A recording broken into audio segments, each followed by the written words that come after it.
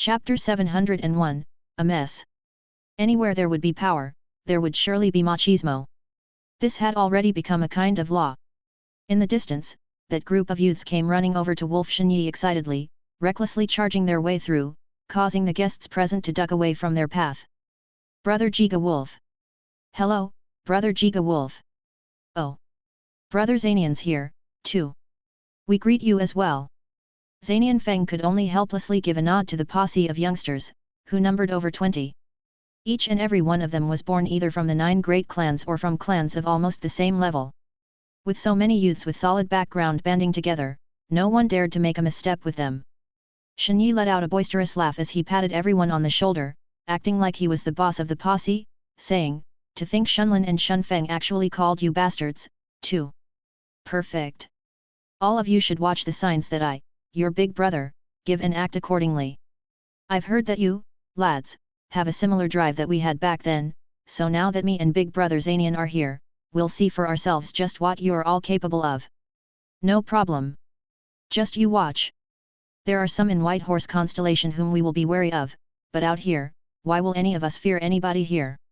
Wolf Shenyi was acting as if he was a big brother of the world, while all these youths were all rubbing their palms and fists eagerly, ready to give a good show in front of Shenyi and Zanian. Back in the day, Zanian and Shenyi had been young as well, and White Horse constellation had been thrown into quite a bit of stir all thanks to them.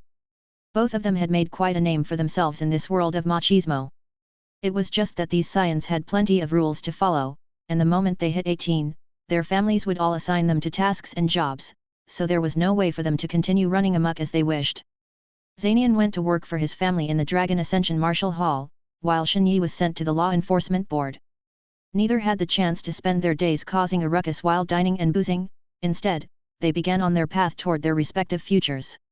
However, there needed to be someone to continue the machismo way, and just like how the back waves would push the front waves, once the waves crashed upon the shore, those youngsters who had not hit 18 years of age became inheritors of machismo, which made Wolf Shenyi and Zanian Feng these lads seniors. When seniors asked juniors to stir some trouble, how could the latter group be unwilling to do just that? After all, these youngsters had grown up hearing the glorious exploits of their big brothers, and now that the seniors had retired from their troublemaking ways, and it was now the juniors' turn to live up to their ways, they were more than eager for their own glorious undertakings to surpass the seniors whom they admired deeply. It was impossible for people not to notice a gathering of old and young troublemakers, and though Shenyi was honest, he was no fool. After some small talk, he quickly got these juniors to disperse into the crowd, disappearing all at once. "So, those brats aren't too shabby, eh?" Seeing them, I immediately recall the time when we and our comrades were causing mayhem. It's too bad that we don't have the chance to relive those days anymore. Shenyi gulped down a mouth of wine as he rued. He was a child at heart, and even though he was no longer the one messing around, he still maintained very good relations with these youngsters, and the lot of them respected him as well. This was different from Zanian, whose attitude suddenly completely changed upon turning 18, devoting himself entirely to establishing his prestige and ascendancy, all in preparation for inheriting the Dragon Ascension Martial Hall in the future. Zanian Feng chuckled bitterly. "You're still saying the same thing. You're a lot more fortunate, not being under as much pressure as I am, Jiga Wolf. If my father learns that I'm messing around with those rascals, I'm going to be in big trouble." Shenyi furrowed his brows. "That's because there's hardly anybody in your Feng family, which resulted in all the pressure to rest upon your shoulders. I heard that your family is raising the question of your marriage. The way I see it, the system of your family, where the man of the family will only have one wife isn't reliable. That's why you ought to go marry a few more wives and get them to give birth to a bunch of children. When you have so many offspring to help you with succession, you'll have a much easier time.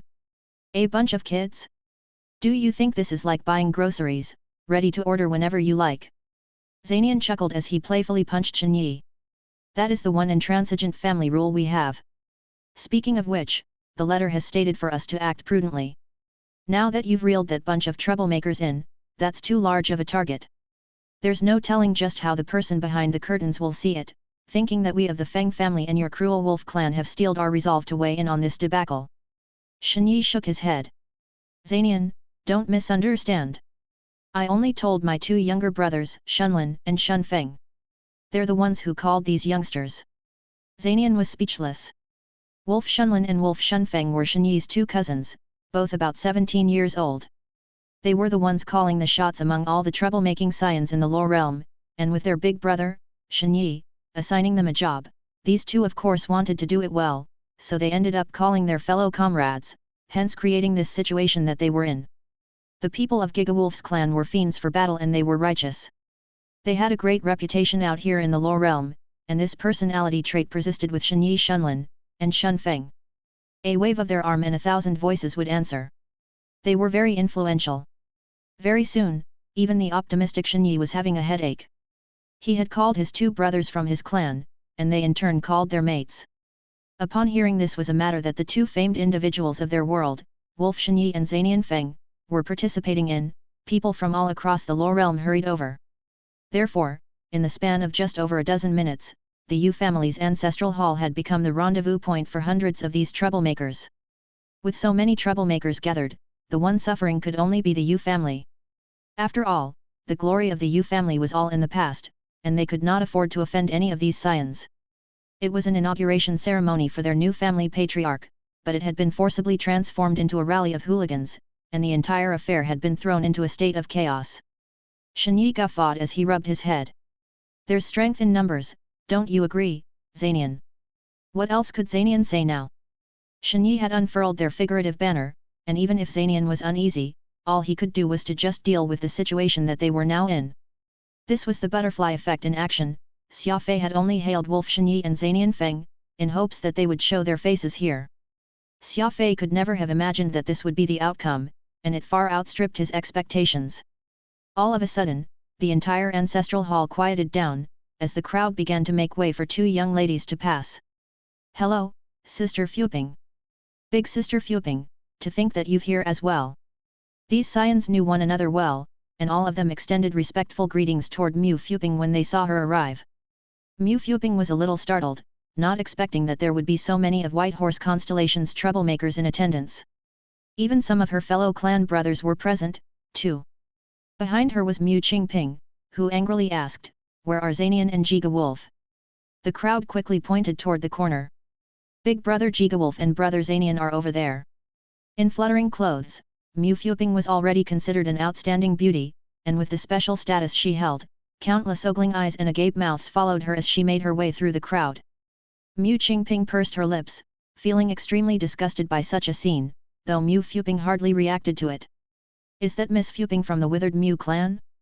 She's the apple of old patriarch Mu's eyes. That's right. Why is she here? I don't recall the Mu clan having any relationship with the Yu family whatsoever. The inauguration ceremony of the Yu family's patriarch was beginning to look more and more interesting. No matter how unruly the troublemakers were, they still represented their various clans, and the guests all wondered whether the major clans in White Horse Constellation were showing any special interest toward the Yu family. Some of the more timid ones could tell that the situation was going sideways and had already sneaked out of the ancestral hall, positioning themselves outside to watch, instead.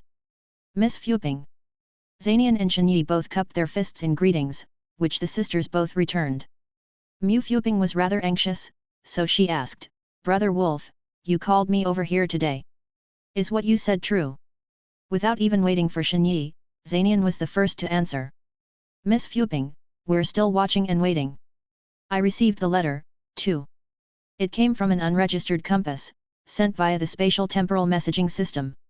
Nobody can confirm if the sender is really Xia Fei or not." Glancing at the time, Zanian continued. "There's still about 5 minutes before the Yu family's patriarch inauguration ceremony begins.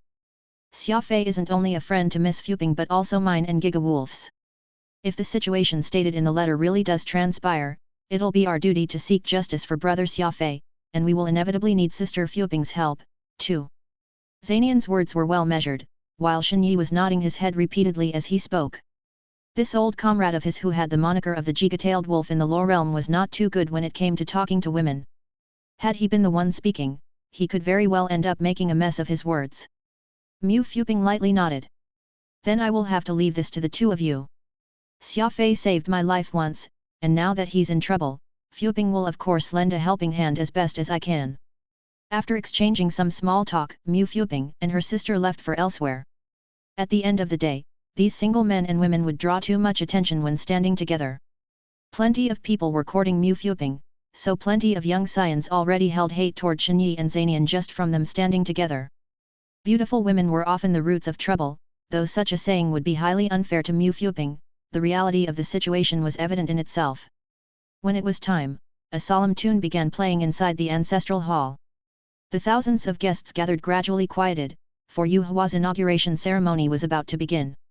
Yu Jin and another elder from the Yu family, Yu Zaiwen, got up on the stage. A representative from the Law Enforcement Board, Mu Jianling, who would be officially recognizing Yu Hua's legal status as the family patriarch, also went up. Clearing his throat, Yu Jin was all smiles as he began. We thank all the distinguished guests who are paying respect to the Yu family.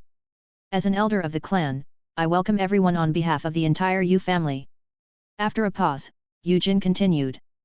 As everyone is well aware of, the old patriarch of the Yu family, Yu Zhang, had recently passed. The young and old across the entire clan mourn this loss and are grateful for everything he did for the clan, but a clan can't go without a patriarch. Our elder court has come to a unanimous decision, for the seat as the family patriarch to be succeeded by the great-great-grandson of Patriarch Yu, the great law emperor Yu Hua. A hearty applause sounded from below the stage, as Yu Jin swept his gaze around the hall in satisfaction. When the applause ended, Yu Jin was about to invite Yu Hua on stage when he heard a mocking remark. The body of your Yu family's patriarch hasn't even turned cold and the killer is still at large, yet you're already letting someone new take up the post. That's a little untimely, don't you think? The entire ancestral hall settled into an awkward silence. Yu Jin's face became livid, but just as he was about to refute this, a loud booing broke out from below the stage. Boo! Everyone in the Yu family is just ingrates. To think they would begin vying for power even before they sought to avenge their previous patriarch. That's right. Just a bunch of heartless ingrates. The voices of displeasure were getting louder. This was when Yu Jin realized that hundreds of people in their late teens were mixed in the crowd of guests, each of them shaking their heads. Anyone could tell that they were unsavory characters at a single glance. Yu Jin was infuriated. These youngsters had all voiced such provocative statements, which clearly showed that they were here to crash the ceremony. Men, escort these scions out for me. The Great Hall of the Yu family won't tolerate your insolence.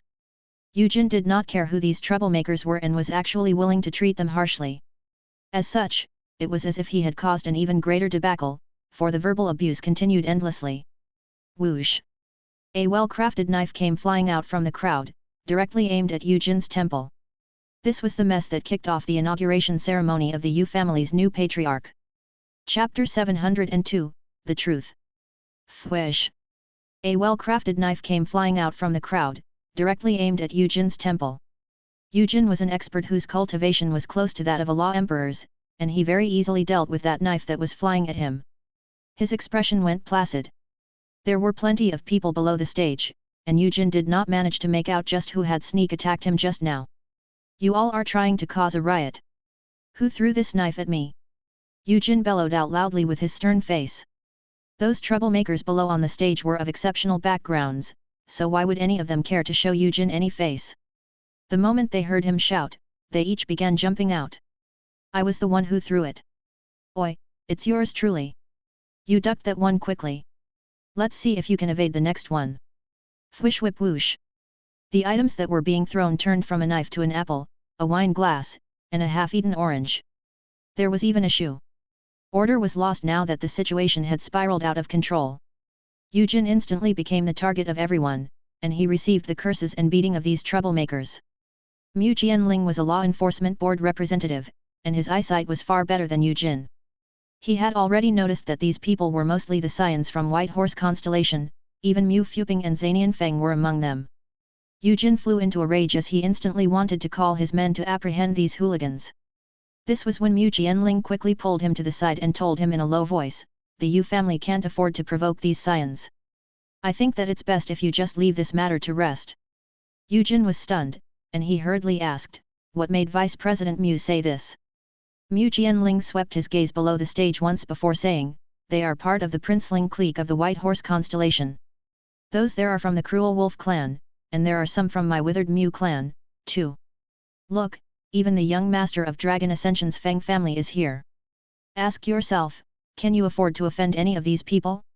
Forget you, even this old man here will have to show them face. Yu Jin was mortified.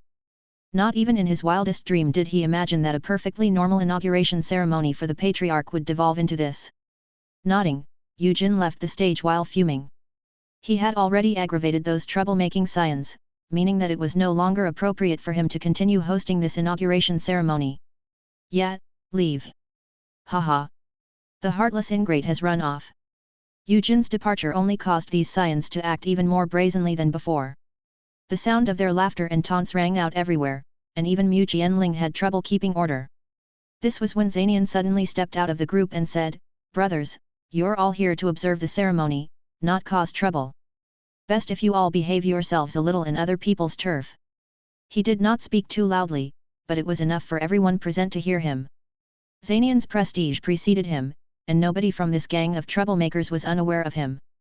Thus, all of them obediently behaved, no longer outwardly causing any more of a din, though they were still softly throwing snide remarks, their faces all smirking. Up on the stage, the other elder of the Yu family, Yu Ziwen, gave a grateful look toward Zanian. Had it not been for the young master of the Feng family stepping forward, there was really no way he would have been able to hold down this rowdy crowd all by himself. "Zanian, you should have let those lads continue with their disturbance, why be bothered about it? It's not like we are here today to join them," Shen Yi somewhat unhappily commented. Zanian shook his head. "We're looking to act as the situation calls for, and right now, the opportunity has yet to present itself. Just bear with it for now. If these people really attempt to frame Xia Fei, then we'll surely show them our true colors." "Okay." Shen Yi burst into laughter, holding a steady gaze at Zanian. The Jiga Wolf felt that the wicked young master of the Feng family had returned. Yu Jin made his way off the stage, furrowing his brows as he hurried over to Yu Hua's side. Yu Hua was in high spirits today. He was wearing a snowy white long robe, dressing himself regally while exuding grace, looking very relaxed with a placid smile on his face. "I have no idea where those little bastards came from. Looks like this inauguration ceremony won't be smooth sailing," Yu Jin said harshly. Yu Hua was unperturbed. "I've already guessed something like what happened outside would transpire. I already knew that Wolf Shenyi and Zanian Feng were up to no good when they came. Then what should we do? We can't possibly let them continue on this debacle, right?" Yu Jin asked with a bitter expression on his face. Xia Fei forged a friendship with Zanian Feng when he attended the Dragon Ascension Conclave, and he later met Wolf Shenyi through him. I already knew about all these, though I did not expect them to actually be willing to speak up on behalf of Xia Fei, even leading all those hooligans here to my turf. A cold glimmer twinkled in Yu Hua's eyes as he said this. "However, none of that matters. They are only mad that I got Xia Fei included in the list of suspects. Let them continue with their racket. Since this is a matter where there are no living witnesses, they can't pin us without any evidence." Yu Jin let out a sigh. "You really shouldn't have let Xia Fei run off back then." Yu Hua could feel his ears hurt when he heard this statement. It was hardly him letting Xia Fei go, but that they were completely incapable of stopping him from escaping. "You don't know what happened then, anyway, so there's no use explaining things to you." Yu Hua rolled his eyes at Yu Jin. Yu Ziwen learned from Yu Jin's lesson and spoke hardly a few lines before he invited Yu Hua to the stage, most likely his attempt at concluding this preposterous fiasco as soon as possible. Yu Hua walked toward the stage with a smile. Unexpectedly, no one actually jeered at him, and all the troublemakers were very quiet. Each of them turned their heads toward Zanian and Shen Yi, and seeing that neither gave any indication whatsoever, they had no choice but to suppress their temper and wait. The two men were considered their forebears, and without their say-so, none of these young hoodlums would dare to create a commotion. Yu Hua did a simple greeting to the distinguished guests as he swiftly began to shower former patriarch Yu Zhong praises, vaunting about how the old man had been the most outstanding representative of the Yu family and how his conscientious and cautiousness had allowed their clan to thrive. He then changed the subject and spoke of the divine beast, Green Dawn, how it had demonstrated admirable loyalty when it passed away alongside the old patriarch while defending the clan. It was evident that Yu Hua had already come prepared, and he knew just what words he needed to say to pull at the audience's heartstrings. Plenty of the disciples and juniors, who had been the recipient of the old patriarch's kindness, were all led by Yu Hua to reminisce about their past, each of them tearing up as the atmosphere turned heavy and morose. Even some of the troublemakers felt that it was inappropriate to be impertinent, so all they could do was glumly fidget in the crowd. Yu Hua said with great vehemence, "I will surely avenge the old patriarch. We, the Yu family, have to pull ourselves together as well. Please, may the ladies and gentlemen gathered here today believe that I, Yu Hua, am stepping up to be the family patriarch, solely for the purpose of seeking redress over the old patriarch's death and to appease his spirit. Once the murderer is caught, I'll immediately step away from the post and let the clan convene again to select a more suitable individual to be the patriarch in my stead. The righteousness of his words was awe-inspiring, but Yu Hua already had his own plans toward this end. Having painstakingly usurped this post from the former family patriarch, Yu Hua was of course not going to really give it up just like that. He had already discussed it with the person backing him. The moment he took the position as the family patriarch, he would immediately make a big show of investigating the cause of Yu Jiang's death, and this person backing him had already prepared the scapegoat and the evidence necessary to make everything convincing. By the time Yu Hua apprehended this scapegoat, he would have immediately identified Xia Fei as an accomplice. The scapegoat would then commit suicide out of fear of the punishment, so Xia Fei would be left to take all the blame. This way, it would be impossible for Xia Fei to even wash himself clean from the sin. Even if he held proof in hand, that mysterious and powerful backer of his had also thought up countermeasures toward such an end. Xia Fei was just a small fry in the law realm, so there was no way he could create enough of a stir that such a powerful individual could not quell. Honestly, Yu Hua had offered that 1 million grade 4 origin crystal bounty for Xia Fei's head precisely because of his fear that the latter would speak out. His disappearance had created this numbing effect, which made Yu Hua think that Xia Fei had decided to flee because he had no evidence at hand. After all, Xia Fei had been quite grievously wounded during that fight, and his war armor was also partially damaged. It was unknown if his video recording module was still functional. It was a pity that Yu Hua did not have a clue about how diabolical Xia Fei was. Evidence was the most effective when it was presented at the most critical juncture. It was an impassioned speech. Yu Hua's face turned red as he described the blueprints of the Yu family's future, causing everyone to get excited. Cheers erupted from both inside and outside the ancestral hall, believing that Yu Hua was indeed an outstanding leader. Suddenly, just when Yu Hua was at his most triumphant, Xia Fei's long-awaited plan of retaliation sprang up. Dozens of screens silently appeared, and even the large projector screen outside the ancestral hall got hijacked. The scene depicted was now the catastrophe on Snake Isle that day. Everyone watched as Xia Fei and old patriarch Yu Zhang fought the enemies, hand in hand. The divine beast Green Dawn's tragic demise caused the people watching to feel an intense heartache that shook their very core. Everyone was stupefied. Nobody had expected that they would receive first-hand information of what had happened that day, on the day of Yu Hua's inauguration ceremony. Mu Fuping could feel her nose sour, and the fair maiden looked like she would cry at any time. Xia Fei had a very important spot in her heart, and seeing how desperately he tried to protect the old patriarch before ultimately becoming framed as an accomplice was heartbreaking. Wolf Shenyi practically lost his temper right there and then, letting out a thunderous bellow, "I told you all, brother Xia Fei has been maligned. The Yu family is far too sinister." Zanian Feng's eyes were filled with shock.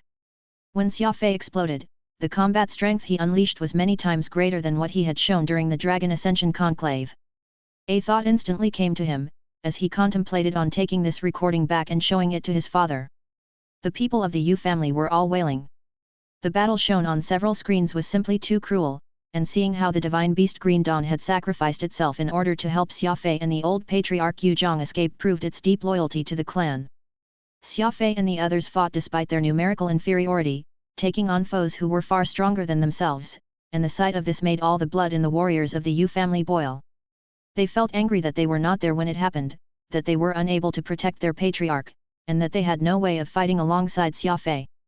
In the end, the entire ancestral hall of the Yu family was in turmoil after this video was aired. It was clear to all that the one who had betrayed the old patriarch was not Xia Fei. Who else could it be then? The footage shown had already been edited, and from the beginning, Xia Fei, Yu Zhang, Yu Guding and the divine beast Green Dawn could only be seen having a tough time fending off the opponents, but they had not seen even a lick of the enemy's shadows. They could occasionally see men who were completely covered in black appear, but they could not make out their faces. Just as everyone was nursing questions in their heads, the scene suddenly changed. They saw Xia Fei wearily crawling out from a crater, his gaze smoldering with great intensity as he spat out half an ear. The young man growled, "Even if I can't kill you, I'll bite you to death."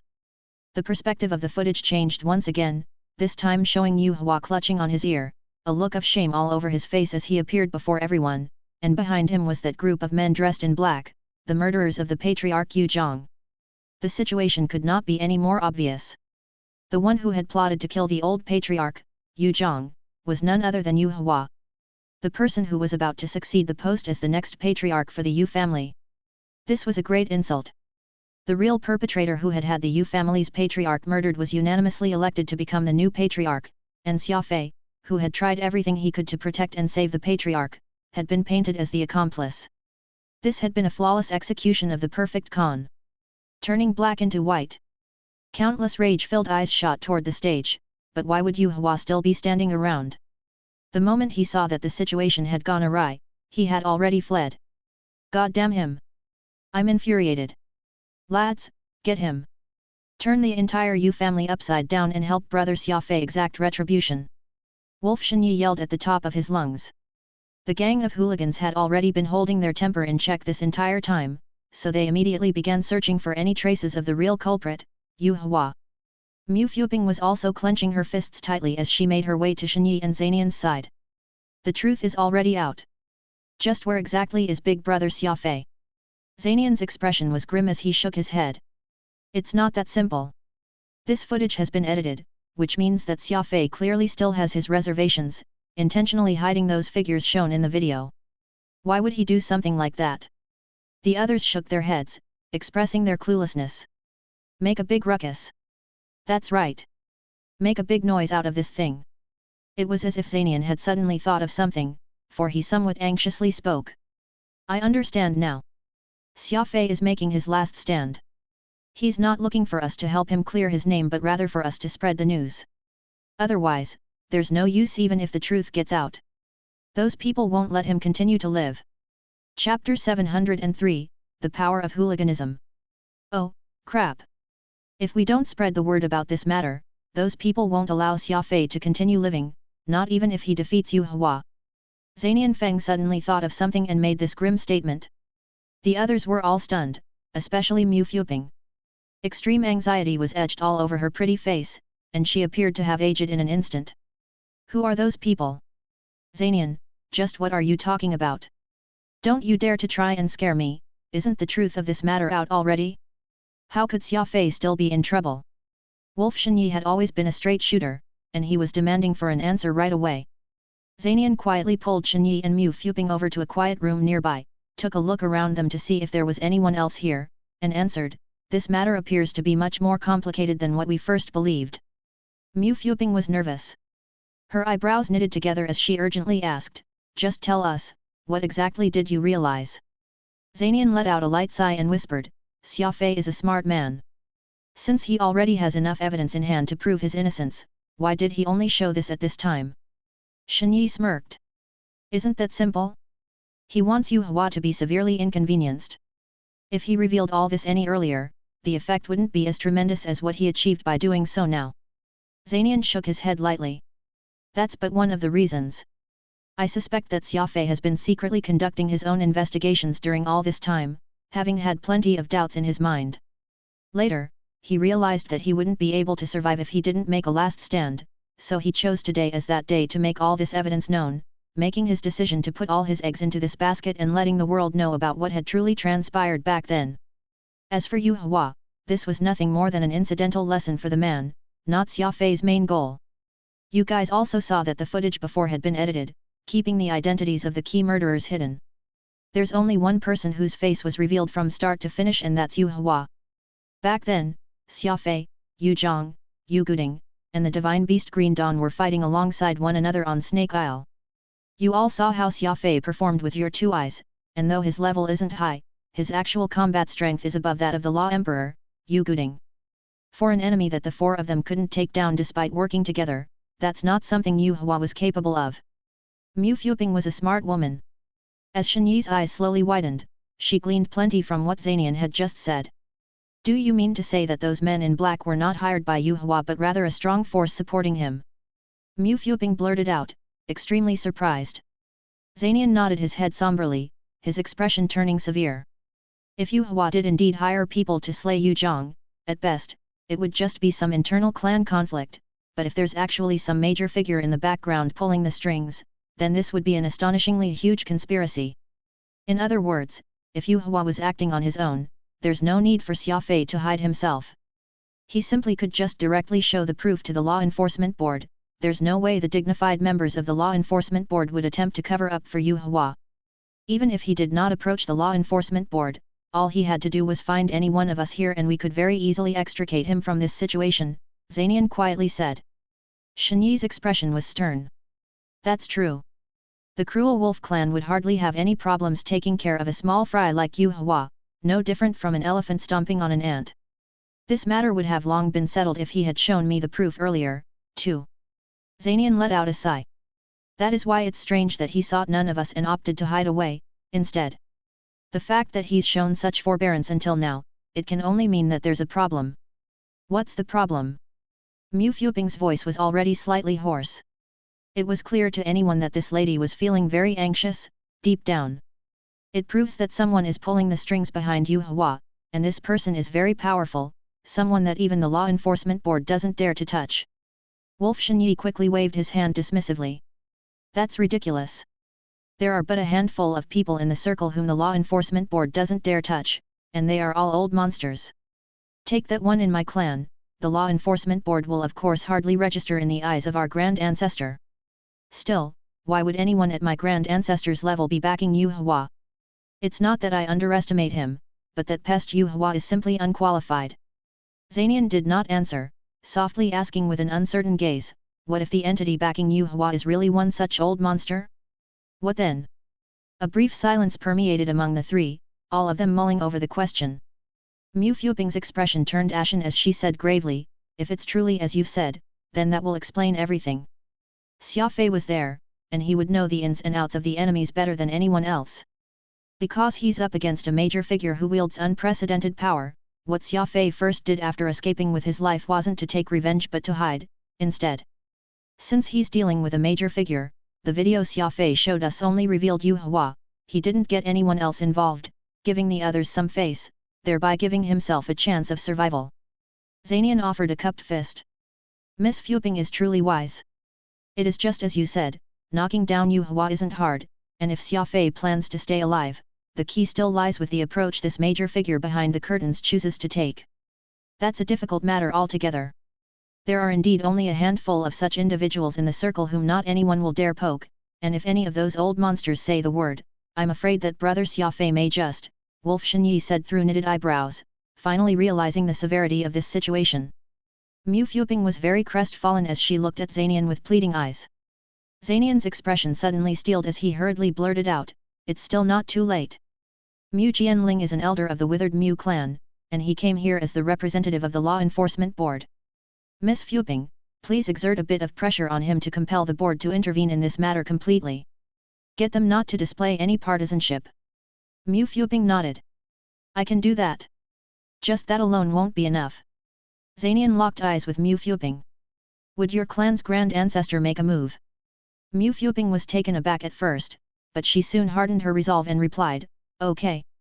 I'll personally seek my grandfather's help. He ought to be willing to help me. If old patriarch Mu Kyun is willing to take action, then I'm about 20% confident that we can settle this matter. Miss Fuping, please have your patriarch personally put pressure on the law enforcement board, and it's best if you spread the word, too, stating that Xia Fei is a person under the withered Mu clan's protection. The point is to make as much of a fuss as possible.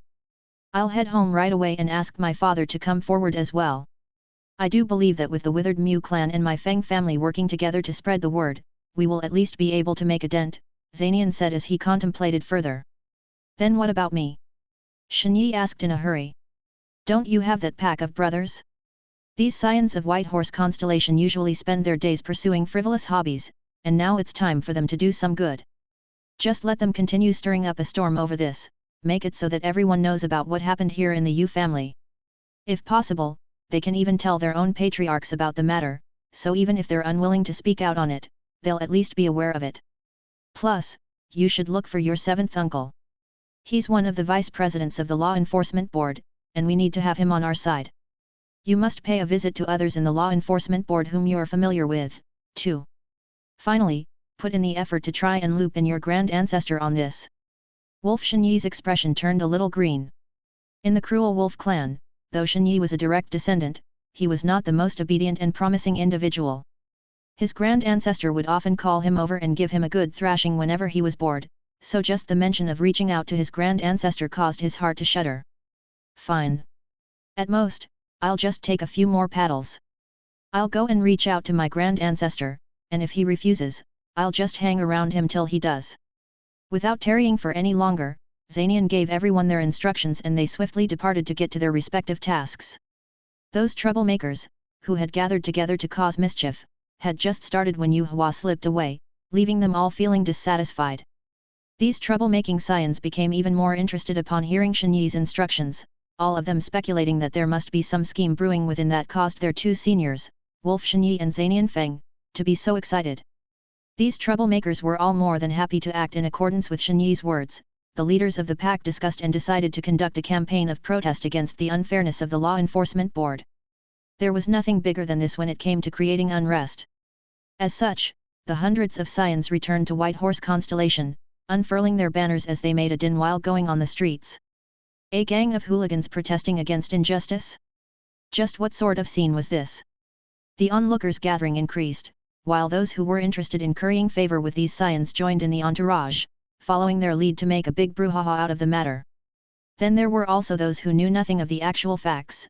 Upon hearing about the injustice that the Yu family had experienced, they took the initiative to join this campaign of protest. In less than an hour's time, this gathering now numbered in the tens of thousands, and the mob continued their way down the streets in this parade, playing the footage as they handed out flyers, airing Xia Fei's grievances by proxy. Actually, none of these people knew who Xia Fei was. They had not even met him at all. However, that did not stop these troublemakers from creating this huge upheaval. None of them even thought of laxing, for the purpose of them all banding together was to have a jolly good time. Feng family, the headquarters of Dragon Ascension Martial Hall.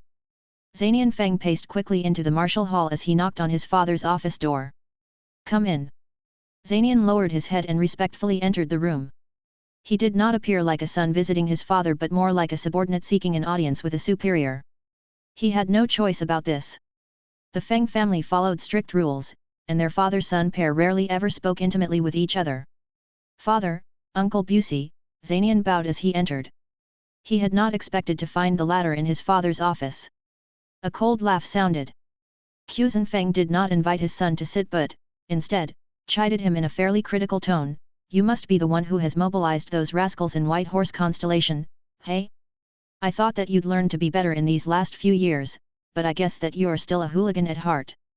These words weighed heavily on Zanian, but he did not refute them and merely calmly answered, this is a situation orchestrated by me, Wolf Shen Yi, and the Withered Mu clan's Miss Fuping. It's our last resort. Busey and Xuzhen both furrowed their brows as the latter skeptically asked, Wolf Shen Yi's a comrade of yours who's always been up to mischief ever since you two were children, but how did Mu Fuping end up joining you both on this as well? Zanian softly replied, for the sake of justice. A future elite of the Dragon Ascension Martial Hall has been treated unjustly, and so I of course wish to speak up for him. As for Wolf Shen Yi and Mu Fuping, they are friends of Xia Fei's so they of course can't just stand by the sidelines, either. Zanian had spoken very cleverly, directly addressing the crux of the matter by framing the tragedy of the Yu family as an issue of principle. Xuzhen was slightly surprised upon hearing all this. If Zanian caused the disturbance because of his personal relationship with Xia Fei, he would be very displeased, perhaps even giving Zanian a scolding for good measure. However, since Zanian stated that it was due to the unfair treatment that a future student was receiving, then it would become an issue of the Dragon Ascension Martial Hall's prestige. As the Hall Master of Dragon Ascension, he could not afford to be careless. Xia Fei again. Xuzhen knitted his eyebrows together as he mumbled to himself. Is there a need for you all to go to such an extent? Chapter 704, Feng Family and the Withered Mu Clan. Is there a need for you all to go to such an extent? Xuzhen Feng shook his head and asked. Behind him was Busey, who appeared as if he wanted to mention something but decided against it after some thought. Zanian Feng solemnly replied, Father, since you know about what's happening in the White Horse Constellation, I assume that you watched the footage shown in the Yu family's ancestral hall. I did. Xuzhen nodded. The Dragon Ascension Martial Hall has deeply rooted connections throughout the Lore realm, and its intelligence network reaches the entire realm. What happened in the Yu family was not something that escaped Xuzhen's eyes. Zanian nodded as he continued speaking. Xia Fei was a finalist of the Dragon Ascension Conclave's second examination and could be considered as a part student. However, because he has been dragged into this matter, there's no way for him to continue participation, and this somewhat tarnished the reputation of the Dragon Ascension. Quzhen bobbed his head. What you said makes sense, but it's not up to the Dragon Ascension to decide whether he's innocent or not. We must wait for the Law Enforcement Board to arbitrate. The reason why we had the Law Enforcement Board set up is for the purpose of settling the various disputes found among clans in the Law Realm, and we aren't an exception to that, either. Zanian said in a grave tone, Father, there are some things that are inconvenient to be stated, but anyone knows that there are a handful of individuals who aren't under the jurisdiction of the Law Enforcement Board. I'm afraid that the board won't be standing on the side of justice this time. If we don't make our move, there are people who will take this chance to stamp out Xia Fei. Quzhen's eyelids twitched. He knew just well how this would end. He had been living in the Law Realm for a long time, after all, and he tacitly understood what his son meant. He had already made the link that there could have been someone powerful pulling the strings to this situation in the Yu family. Busi furrowed his brows, looking very concerned. Seeing that his father had gone silent, Zanian proceeded to speak. We can very clearly tell from the footage shown that Xia Fei has already attained the strength comparable to a Law Emperor. From our investigations, it's barely been a year since he began cultivating Law Force, so that's truly a shocking rate of promotion. Going by the conventional route, Xia Fei should have joined our Martial Hall and become a formidable expert in the circle under the tutelage of Uncle Busi.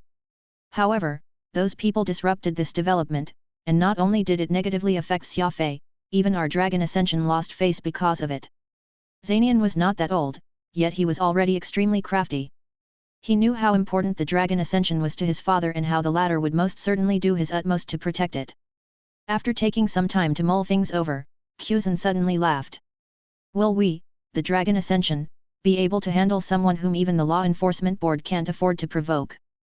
Zanian rebutted, who says we'll be provoking this unknown entity? We're only insisting on justice and fairness, just as you said, it's up to the Law Enforcement Board to judge who is in the right or wrong. Quzhen's eyes twinkled as he looked at Zanian with a measure of admiration. Lightly tapping his finger on the table, Quzhen asked, Mu Fuping is the apple of the old patriarch's, Mu Qun's, eyes. If she wishes, she can surely invite antecessor Mu out, and the outcome may not be disastrous. Zanian knew that his father was probing about the stance the withered Mu clan would be taking, which was why he answered, but of course. Earlier, while I was at Yu family's ancestral hall, Miss Fuping cried quite a few times and promised to convince her patriarch to show his face. Oh, is that so? Quzhen nodded. You may excuse yourself, I'll decide on this matter myself. Zanian backed out from the room, closing the door behind him with a sigh. He felt completely at ease. From what he understood of his father, he knew that his interest had been piqued. After Zanian Feng left the room, Busi remained inside. As Quzhen Feng's confidant, the former knew that the latter would definitely wish to discuss this matter with him. Zanian has grown. Quzhen leaned back in his seat as he chuckled. He now understands the importance of connections, and though it looks like he is helping the Dragon Ascension from the outside, he's actually looking out for his future right-hand man. Busi took a sip of tea and remarked, Hall Master, I don't think that that's anything bad, either. Xia Fei has the condition and the circumstances on his side, and we don't have to intervene directly. All we need to do is exert a little pressure on the Law Enforcement Board, and it's a reasonable appeal to both the cause and the sentiment. As for that individual hiding in the background, we won't be offending him if we insert ourselves in such a way. Besides, the patriarch of the withered Mu clan will also be acting, so the chance of success isn't negligible. Quzhen smiled as he looked at Busi. So what? Are you tempted as well? Busi nodded meaningfully. Xia Fei may not be the strongest candidate out of this batch of recruits, but he's got the greatest potential. It would be quite a waste to give up on such a wonderful sapling. It's not easy for him to have caught your eye, Quzhen casually commented. Plus, we don't have to use too much effort on this matter. After all, we do have justification, and it is indeed worth considering. Then what are you hesitating for? Busi curiously asked. Quzhen let out a sigh. I just don't think that Zanian is capable enough yet. While it's true that Xia Fei might become grateful to the Dragon Ascension if we lend him a hand, most of that gratitude would be attributed to Zanian. I can't stay with the Dragon Ascension forever, and it's only a matter of time before Zanian replaces me. That's why he needs to begin nurturing his own relations now and search for his confidant. Given how Xia Fei, this peer of his, has limitless potential, he'll surely be a very good choice for the role. Even more atypical is the fact that he has no roots in the law realm and should be someone who knows how to reciprocate gratitude, devoting himself to the managing of the martial hall for Zanian. Busey shook his head. Then I'm even more clueless than before. If Zanian will benefit from you lending a hand to Xia Fei, allowing him to gain his own confidant, it won't be an exaggeration to call this a flawless plan. So why would you still say that Zanian's not capable enough? Quzhen's eyes glowed brightly as he solemnly stated, what I'm speaking of is what will conventionally happen. Zanian will have easily won over anyone else, but this won't work on Xia Fei. Neither you are nor I am able to see through the young man, so he's definitely not someone whom Zanian can command. What I'm afraid of is Xia Fei only feeling gratitude towards Zanian but not enough for him to give his life to my son. As the saying goes, a dragon will only temporarily reside in a pool, its ambitions and high self-esteem means that it's destined for greatness. Busey was speechless. Thinking back on Xia Fei's performances during the Dragon Ascension Conclave, he could see that the young man was indeed not someone who would bow down to another. On the contrary, he was a ruthless individual. Does that mean that you don't plan to act? Busey could not help but ask. Deep down, he was unwilling to bury such talent. Will act? Zanian has been under too much pressure from me, so my son having finally sought my help in saving a prospective confidant of his, how could I say no? He's the one who selected that young man. As for whether he can make the man submit or not, that will be up to him. Almost at the same time, old patriarch Mu Qian's abode was ushering in a familiar face, which was none other than the worried Mu Fuping. Different from Zanian Feng's scheming, she had no plans of taking Xia Fei as her confidant, nor was she considering principles of good and evil. She simply believed that Xia Fei should not be wronged by others, nor could she imagine the deep-seated contest behind her back. Old Patriarch Mu Qian seemed to be in a good mood, and he was currently pruning and taking care of his beloved flowers and plants in the garden. Behind him stood a man dressed in black, who was whispering something softly to the old man. That means Fuping is presently coming over to find me, so she can get me to take action on her behalf, he set down his shears and whispered back. At the moment, she ought to have arrived at the courtyard, waiting to speak to you, the man in black replied back quietly. Great clans had plenty of eyes around, not only to monitor their enemies but to take in every action of the people in their clans so that all would be within the grasp of the old monsters. Mu Fuping had not even arrived, yet the spy with her had already reported this matter to the old patriarch. You may leave. Mu Qian waved his hand to dismiss the man, who abruptly disappeared from where he stood, and the silence of the back garden was restored. Sure enough, in less than a minute after, Mu Fuping appeared in the garden. She whined like a pampered child the moment she arrived. Grandfather, you have to help me this time. Mu Qian smiled as he tossed the shears aside, leading his precious granddaughter over to the benches in the garden and personally bringing over a platter of fruits.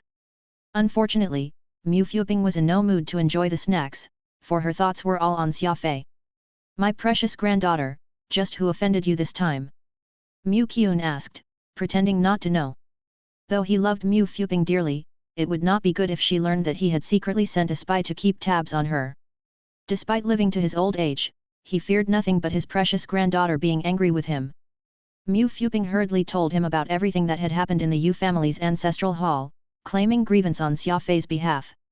She was determined to have her patriarch show up at the law enforcement board so that he could urge them to deal with this matter impartially. Mu Qian's two eyes widened in bewilderment as he slapped his thigh forcefully. How terrible! The law realm is a place with order and rules to follow, and to think someone would dare frame my dear granddaughter's friend. I'll have it out with this person. On the contrary, Mu Fuping was shocked upon seeing her grandfather's reaction. She originally thought that she would have to act spoiled a little and perhaps even offer some flattering words. She had not expected the elderly man to fly off the handle upon hearing her story. Men! Mu Qian bellowed. Whoosh whoosh whoosh. 3 clan guards instantly rushed over, offering fisted salutes as they stood at the side, awaiting their patriarch's orders. I'm making a trip to the law enforcement board. See which of the clan executives are around and get them to join me. Mu Qian ordered. The 3 clans guard immediately backed off. Mu Fuping's eyes were wide in astonishment. Not only would the patriarch himself be going, he would also be bringing the clan executives. As such, the attitude that the withered Mu clan had adopted toward this matter became very evident, and it was even greater than what she had expected. Mu Fuping tugged on Mu Qian's arm as she coquettishly called him grandfather. Mu Qian stroked her long hair and sighed. It's too bad you're not born a male, or else I'd surely bestow you the seat of patriarch. Don't worry. Aside from this one thing that grandfather can't do for you, I'll give you everything else that you ever want. Mu Fuping was deeply touched by this. Having her grandfather act on her behalf was already enough. When Mu Fuping first became obsessed with artificary, it was Mu Qian who had supported her in setting up her own shop against all odds. When it came to this dear granddaughter of his, Mu Qian had always gone in accordance with her wishes. The reason why the elderly man had been so decisive this time was principle, too. After all, reason was on Xia Fei's side, and with Mu Qian's explosive temper and his granddaughter's imploration, Mu Qian was of course more than happy to make a determined effort on this front. He truly intended to go down the law enforcement board and make a scene there. There were rumors that the relationship Miss Mu Fuping shared with the old patriarch was nothing short of extraordinary. It was a first-class level of pampering in the Mu clan.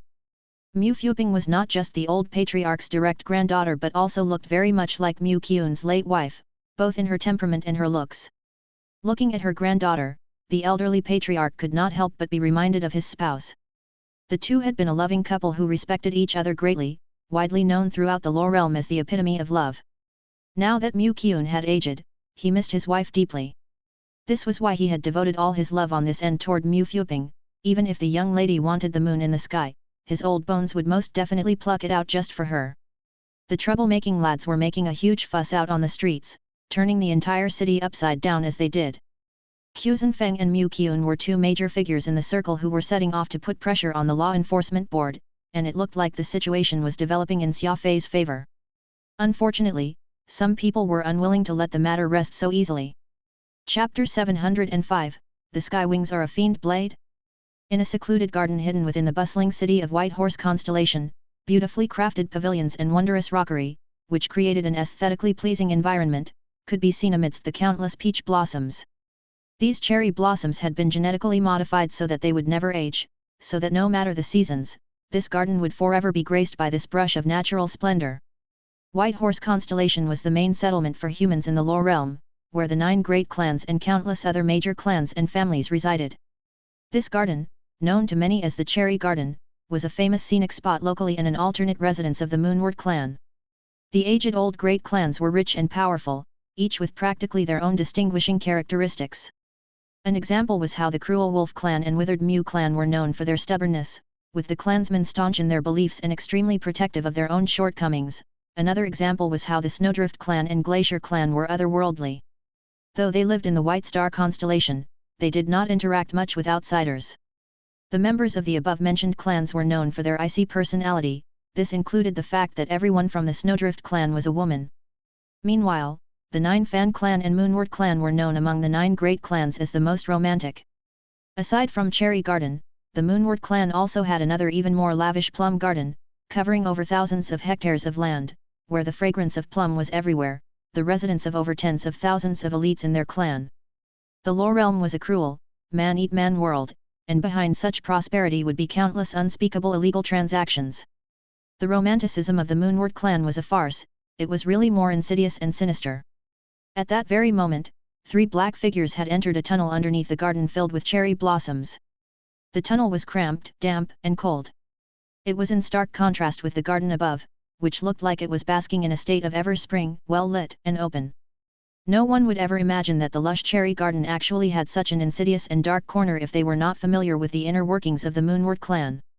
Taking a few turns, the tunnel began angling upward, the light slowly became ample, making it possible to identify one of these men as Yu Hua, who was being sandwiched between 2 guards of the Moonward clan as they led the way, entering an inconspicuous house inside Cherry Garden. 2 elderly individuals were already awaiting his arrival. Both were dressed casually, with one seated on a raised platform at the head of this room and another standing beside him, seemingly like a pair of master and servant. Yu Hua was being extremely respectful, reporting to them about everything that had happened in the Yu family's ancestral hall today after bowing. Neither man said a word, as they intently listened to everything. The more Yu Hua spoke, the more agitated he got. His expression also turned pale over time. This slap Xia Fei had delivered was truly vicious, having sent him from Cloud 9 right down to the bottom of hell. It must be said that Yu Hua had been quite figuratively 0.01 mm away from achieving his dream of sitting on the coveted throne as the new family patriarch. How could he be reconciled with this fact when it got snatched away from him just as he was that close? The look on the faces of the two elderly men on the platform became even more severe as Yu Hua spoke, and by the time he was done with his tale, they had exchanged glances with each other and nodded. The elder seated on that raised platform waved his hand, and the two guards immediately carried Yu Hua away, the same way he entered. Without getting a clear answer, Yu Hua was uneasy. However, he did not dare to go against the wishes of such significant figures. All he could do was sigh and pass through that dark tunnel once again, his mind clouded in thoughts as he departed. There was no one else in that room aside from the two elderly men.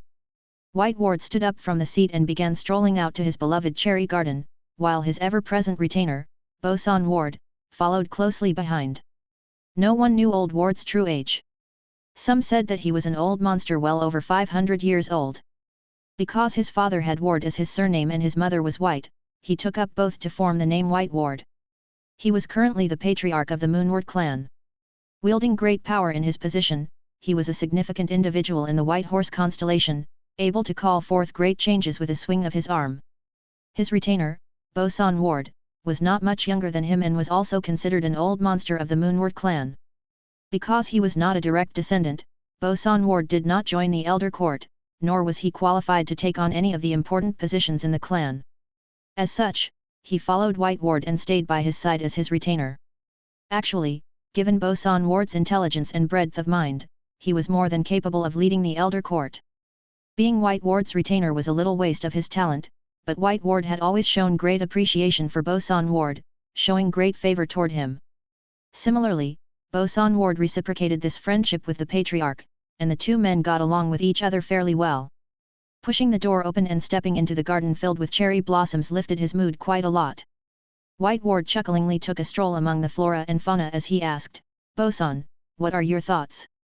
Boson Ward answered, "Yu Hua has been tricked and got set up by that young man called Xia Fei. Looks like he won't be getting out of this one anytime soon, meaning that he's of no use to us anymore." White Ward nodded slightly. He continued along the green cobblestone path toward a pavilion in the middle of a reservoir.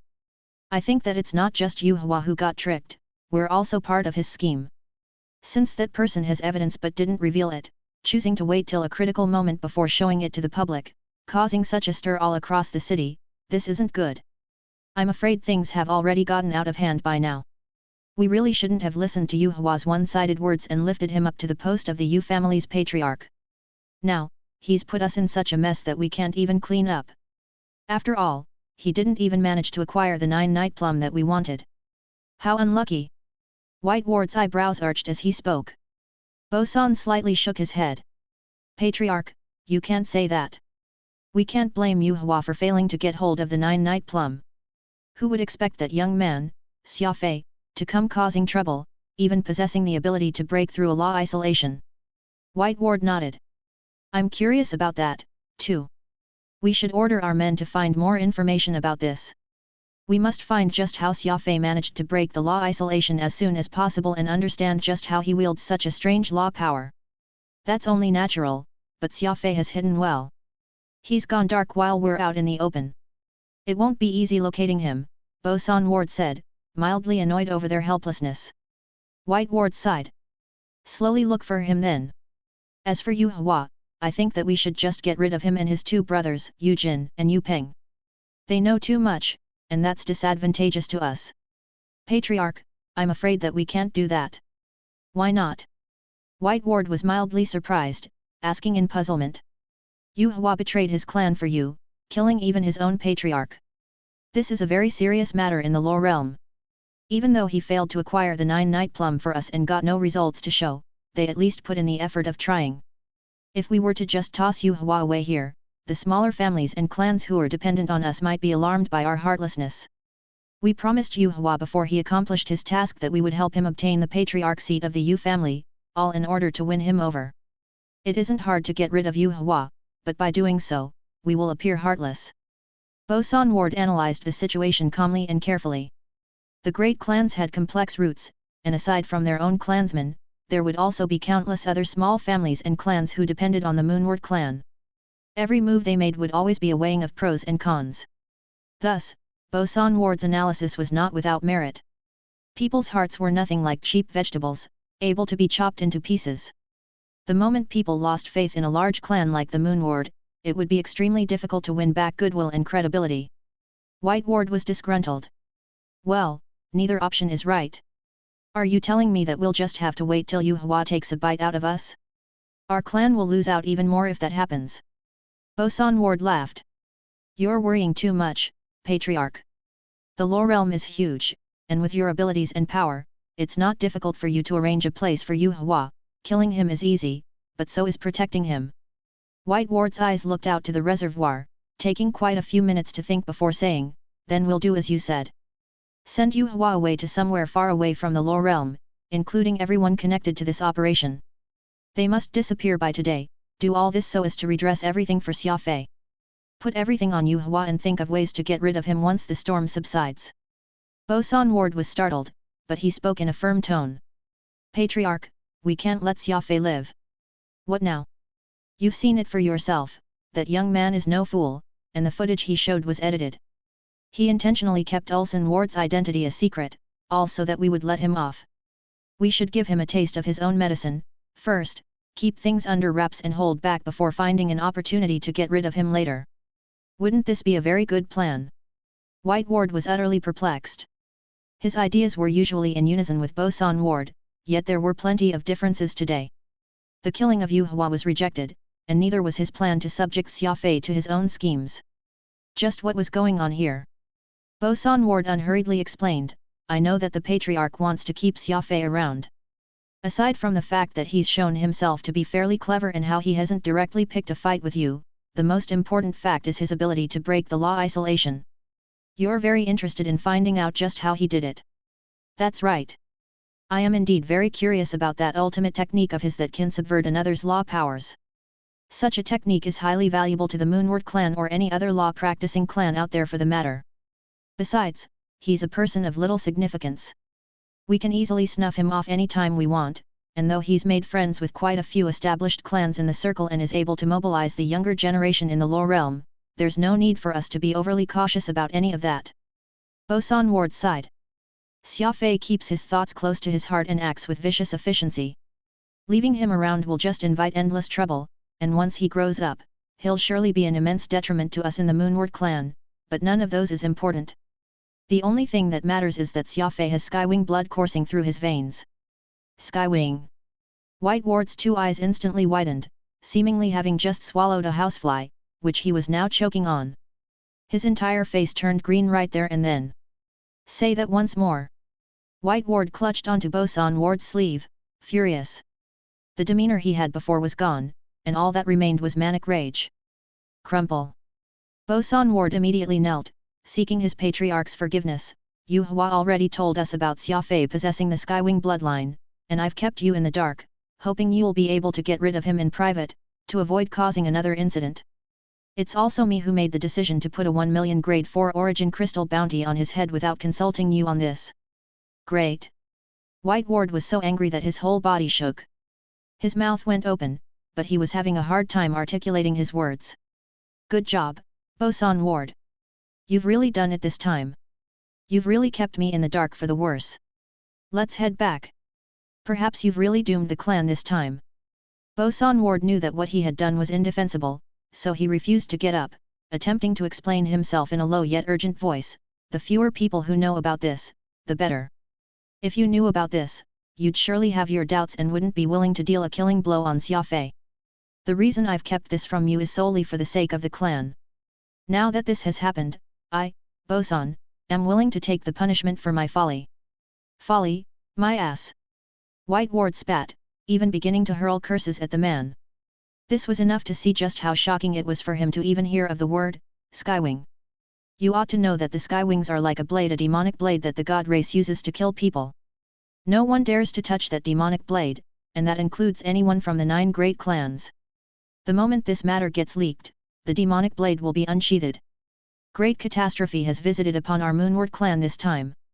White Ward was sweating profusely in his agitation, so much so that his entire back was drenched. Let's go. White Ward turned to leave. using his sleeve to wipe off the sweat from his forehead. "Where are we going?" Bosun Ward asked softly. White Ward glared at him angrily. "Where else are we going? We're off to the god race to ask our grand ancestor for help. Xia Fei has to die, no matter what." Chapter 706, Utilizing the Law of Mental Pursuit at the same time. The two races, God and Demon, were peak existences in the universe. They were known for being those closest to godhood and demonhood respectively, possessing combat power at levels that an average individual could not even imagine, dominating this piece of space.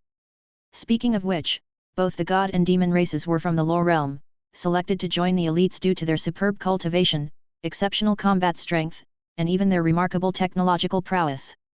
The lower realm and the two peak races were inextricably linked, with plenty of close ties within, which was why some in the White Horse constellation could qualify to enter the two races. White Ward, of course, had such qualifications since he was the patriarch of one of mankind's 9 great clans. Above the Law Warrior tier was Law Sovereign, and above that was the Law Emperor, the one after that was the Law Overlord. Once a Law Adept attained the cultivation level of a Law Overlord, they would then enter the purview of the two peak races and would subsequently be absorbed into either of the two when the opportunity presented itself. Of course, those professionals, such as apothecaries, artificers, etc., who possessed unique technical skills would not be limited by this.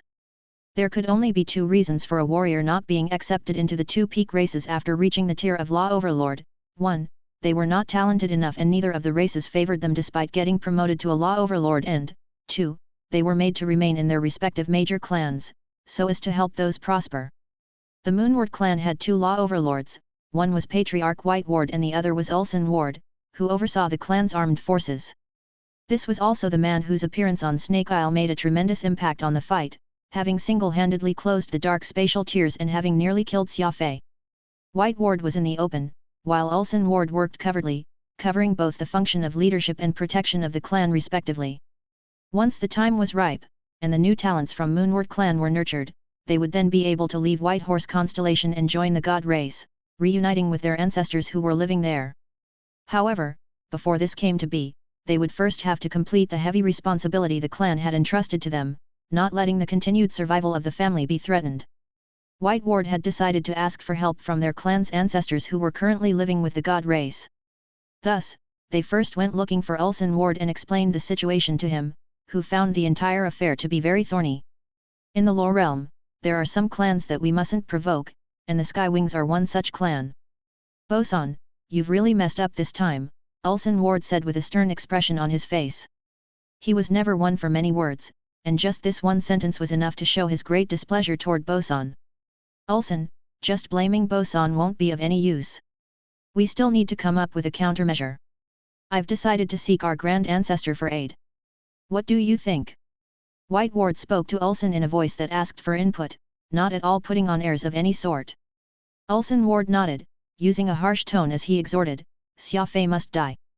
We mustn't drag the Skywings into this. Our grand ancestors have experts who are versed in the law of mental pursuit. Let's beg them for help, and no matter where Xia Fei's hiding, he's going to be found. We must eliminate Xia Fei before the Law Enforcement Board gets him." White Ward and Ulsan Ward's attitude was unexpectedly identical, both believing that Xia Fei must not remain alive. They knew that the moment the unreasonably rude Skywings were implicated, there would be no way for this matter to be easily resolved anymore. The moment their target died, everything would be laid to rest. Killing Xia Fei was the only option the Moonward clan had left. "Let's go, I'll join you. The Grand Ancestors have tasked us to protect the clan, and I am responsible for this incident as well. If our superiors find fault, we'll both bear the responsibility," Ulsan Ward simply answered. White Ward was extremely grateful, offering his fellow clan brother a respectful salute, leaving Bosun Ward as they headed off for a visit to the god race. Aster and the small Yu family had instantly skipped White Horse constellation and gone straight to effect the god race. This was not something anyone would have expected. Just when the 2 law overlords from Moonward clan were preparing to head off, a storm was throwing the Law Enforcement Board into an uproar. The patriarch of Withered Mu clan, Mu Qun, and the Feng's family patriarch, Quzhen Feng, had arrived one after the other, an event that shocked the entire board. Both were welcomed with the utmost priority. The 3 juniors, Zanian Feng, Mu Fuping, and Wolf Shenyi, were of course not admitted into the conference room, so all they could do was wait outside for the news. Shen Yi was rubbing his buttocks with one hand as he moaned, "The two of you managed to invite your ancestors over, but my grand ancestor not only refused to come, he even paddled me. I don't know who went and informed him of all the embarrassing deeds I did while in the Law Enforcement Registration Department." Zanian chuckled as he gestured for them to sit under a scaffolding. Mu Fuping was very nervous, her eyes constantly drifting over in the direction of the conference room. "Jiga Wolf, you've actually done pretty well already. At the very least, your seventh uncle agreed to mediate this, and with both the Mu clan and my Feng family representing, the Law Enforcement Board has no choice but to place importance on this matter. Besides, when haven't you come away with a paddling after seeing your grand ancestor?" "It hardly comes as a shock," Zanian said in amusement. Shen Yi shook his head. "It's different this time. It's all for brother Xia Fei's sake, so who cares if I had to get paddled for it? What matters is that I failed to convince that old coot to step out. I simply can't accept that." Zanian Feng pointed to Shen Yi's lips. The man simply had no idea when to stay silent.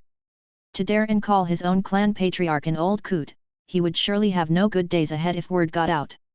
Everyone in the circle knew just how explosive a temper the cruel wolf clan's patriarch had, matching what Mu Qian had. Neither allowed for such insults to go unpunished. Shen Yi's face went pale as he hurriedly covered his mouth. "I wonder what they're discussing inside." Mu Fuping's two palms were clenched, her voice trembling in her nervousness. Zanian consoled her. "No matter what they may be discussing inside, the result is all but certain. The current president, Ming Xin, is a very cautious person, who will definitely not dare to offend the Feng family and the withered Mu clan. I assume that he is now anxiously explaining how he will settle this matter as soon as possible." The president of the Law Enforcement Board was a position which the 9 great clans took turns holding every 5 years. Since it was the Bright Sea clan's turn this time, the other 8 clans were automatically delegated as vice presidents. From what Zanian understood of Ming Xin, there would be no way that the Law Enforcement Board could keep things under wraps further. "I sure hope so," Mu Fuping softly muttered to herself. The talks proceed swiftly. In less than 10 minutes, Ming Xin personally led the 8 vice presidents and ushered Mu Qian and Quzhen Feng out very respectfully. Quzhen gave a slight nod to his son in the distance, and the meaning of this gesture was very obvious. This matter had been settled, and all he needed to do was wait for the good news. Mu Fuping was still uneasy, doing a light jog over as she took Mu Qian's arm and called him grandfather. Mu Qian knew what Mu Fuping was thinking, so he did not deny her the truth as he loudly stated, "Don't worry. President Ming already gave a promise that they will uncover the truth about everything in 3 days' time." Ming Xin bowed to Mu Qian as he said with a smile, "That's right. Miss Fuping can rest easy. The Law Enforcement Board is also on the side of justice, so please be reassured, my lady." Actually, this was a huge headache for Ming Xin. He simply could not make sense of just what relationship Xia Fei shared with Zanian Feng and Mu Fuping, and how that related to these old monsters, so much so that these 2 extraordinary individuals would personally question the board about him. Though Quzhen and Mu Qian treated Ming Xin with respect in front of others right now, showing him plenty of face, the 2 had hardly done that while they were in the conference room before. This was particularly true for the fiery-tempered ancestor Mu. Barely holding himself back from pointing his finger directly at Ming Xin's nose, he gave the man a dressing down. Just thinking back to the scene made Ming Xin break out in a cold sweat. There was no way he could afford to provoke an old monster of that caliber. After gingerly sending off Quzhen Feng and Mu Qian, Ming Xin hurriedly invited back into the office all the 9 vice presidents, and they began discussing just how they would resolve this situation. The 9 sat around the table while Ming Xin wiped the sweat off his brows with a handkerchief and gravely laid things out. Everyone should have more or less understood what Hall Master Feng and Ancestor Mu said earlier, so let's now talk about just how we are going to act. I'm afraid that we won't be done with this if we fail to provide a satisfactory account to the 2 men. Vice President Mu Jianling was immediately displeased upon hearing this. He was from the withered Mu clan, so he would, of course, speak in favor of his clan. "President Ming, our clan's grand ancestor had no intention of forcing you to act. It's the responsibility of the Law Enforcement Board to deal with such situations impartially and with haste.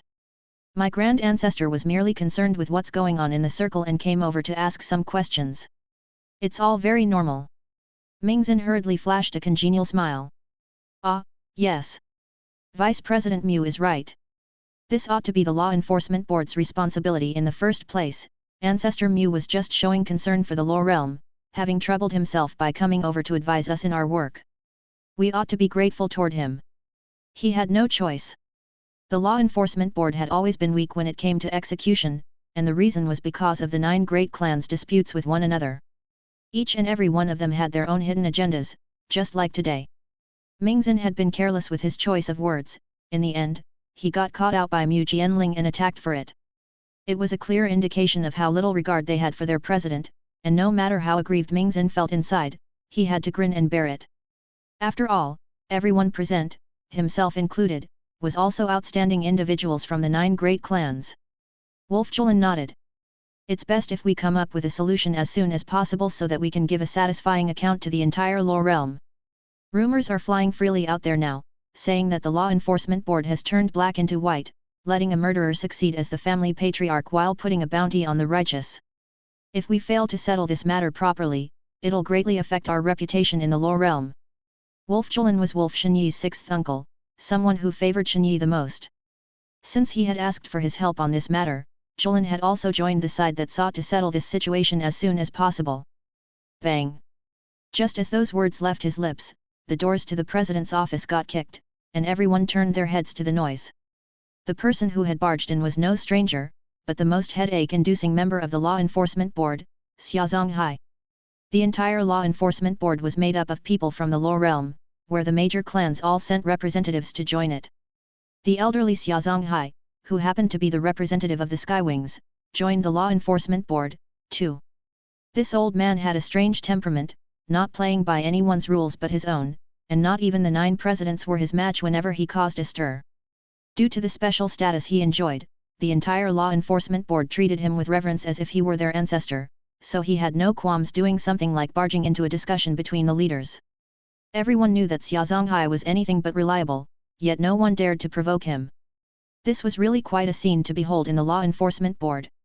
Mingzhen knitted his eyebrows, getting up with a beaming smile on his face. Elder Xia, you came just at the right time. We're currently having trouble coming up with a plan for this. Why don't you take a seat and join us in the discussion? Mingzhen then actually got up and invited Xia Zonghai to take his seat at the head of the table.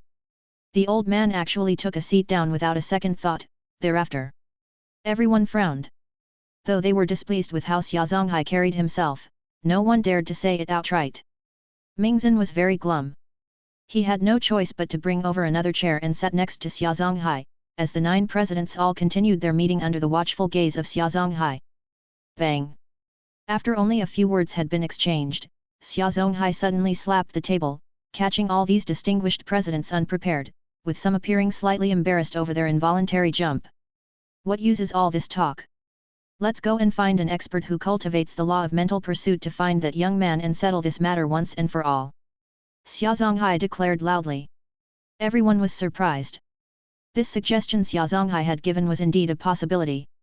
Anyone who cultivated the law of mental pursuit to a high level would be able to track down any life in the entire universe, which was even more powerful than a super radar.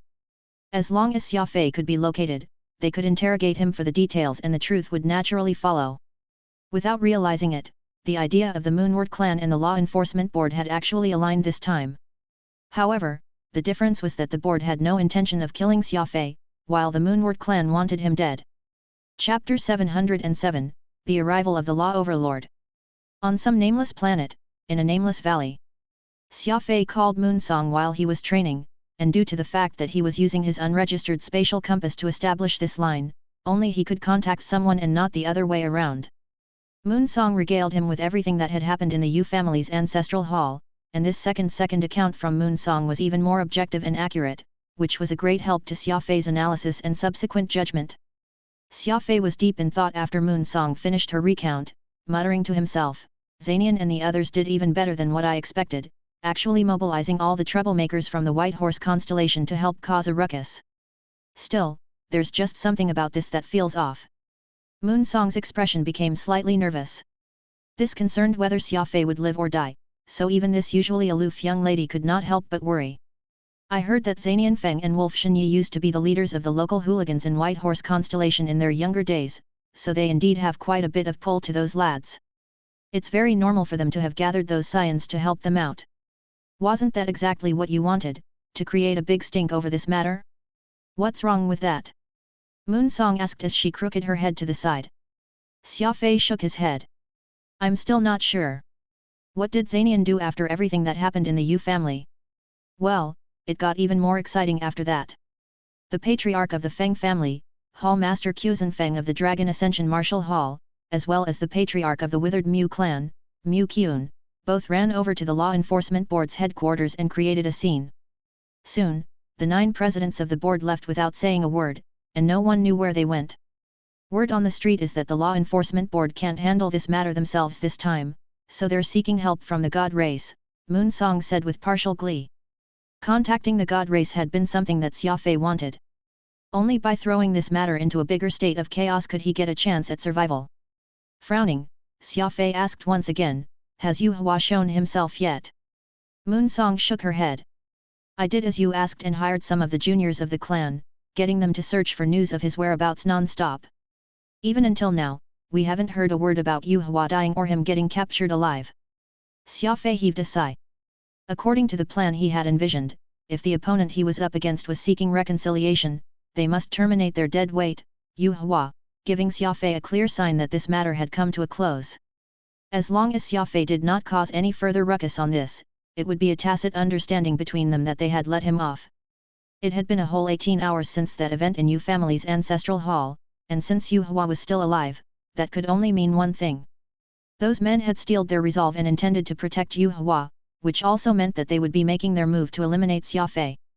Xia Fei was, instead, a lot more at ease upon having this thought. Expecting reconciliation would all depend on luck. Any smart man would never hand over his life to another, and since there was a clearly incongruent message being sent, the next step was to, at most, show the unedited footage to everyone, going for mutually assured destruction as his end game. It was as the saying went, people who are barefoot don't fear wearing shoes. Xia Fei refused to believe that he would be able to shake this big tree with deep and sturdy roots, but he was convinced that he could at least leave them in a terrible fix after he was done. Got it. Continue keeping an eye on things as the situation develops. Take care. Xia Fei casually signed off. Moon Song froze. Xia Fei had said the 2 words take care, and she felt her heart rate increase. She could vaguely see that look of determination on Xia Fei's face. Bleb. Before Moon Song could even react, Xia Fei had already turned off his screen, leaving her shuddering all over. She clawed at the corner of her clothes as she mumbled to herself in a low voice, bastard. An absolute bstrd.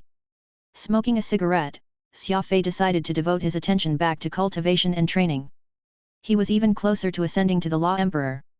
The threshold was right before his eyes. No matter how things unfolded, he would not go wrong seizing every opportunity he got toward this goal.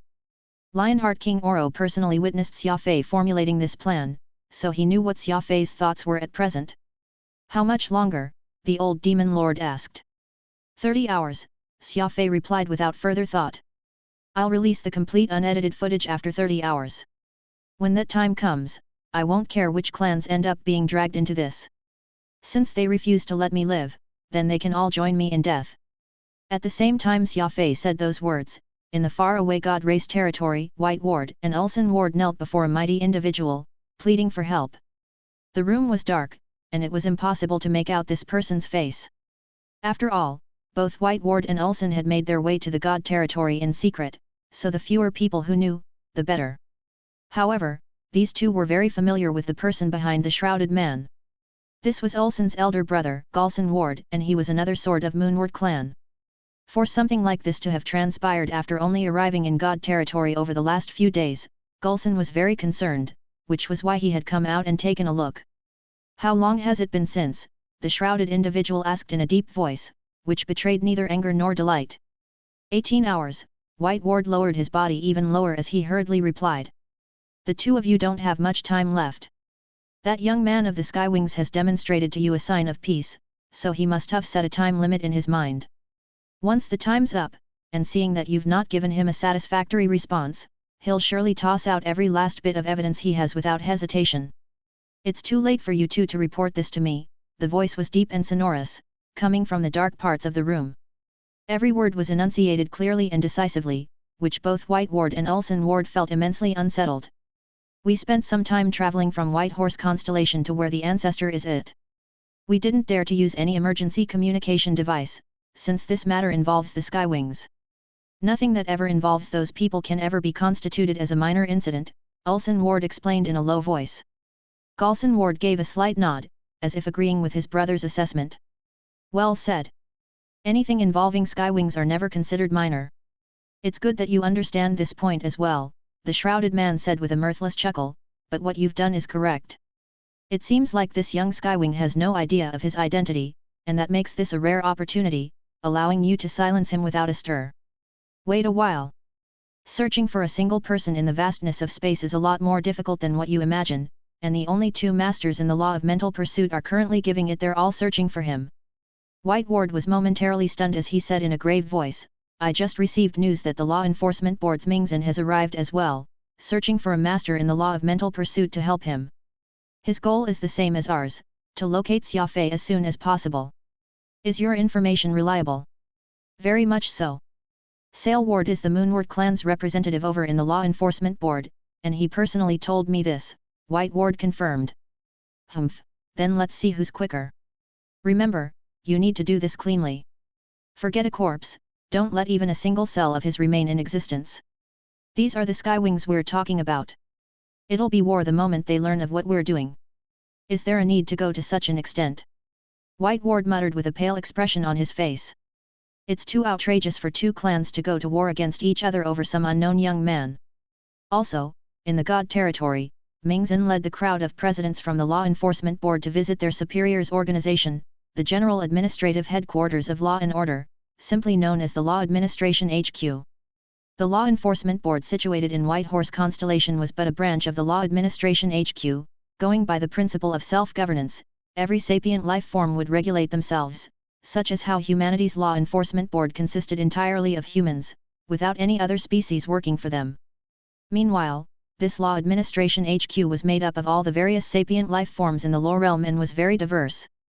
Xia Zonghai, the old man, cheerfully followed these leaders there. He held a very special status, regularly mingling as equals with these representatives from the 9 great clans. His weird personality made it so that no one would dare to provoke him for no reason, so the majority allowed him to do whatever he wanted, pretending not to see him. There were many rules in the Law Administration HQ, and utilizing the masters well versed in the law of mental pursuit required layers after layers of approval and requisition. Thus, the 9 vice presidents had to co-sign together as guarantors. After all, an expert proficient in the law of mentalism was extremely heaven-defying, and if it was a personal revenge wrongfully claimed to be in the public's interest, the Law Administration HQ would severely punish the culprit. Should we wait here for the news or do we head back? Mingzhen handed over the forms and asked. You can wait here. I suggest that none of us head back. We should stay together to prevent anyone from leaking the information. The one who had just spoken was Mu Jianling.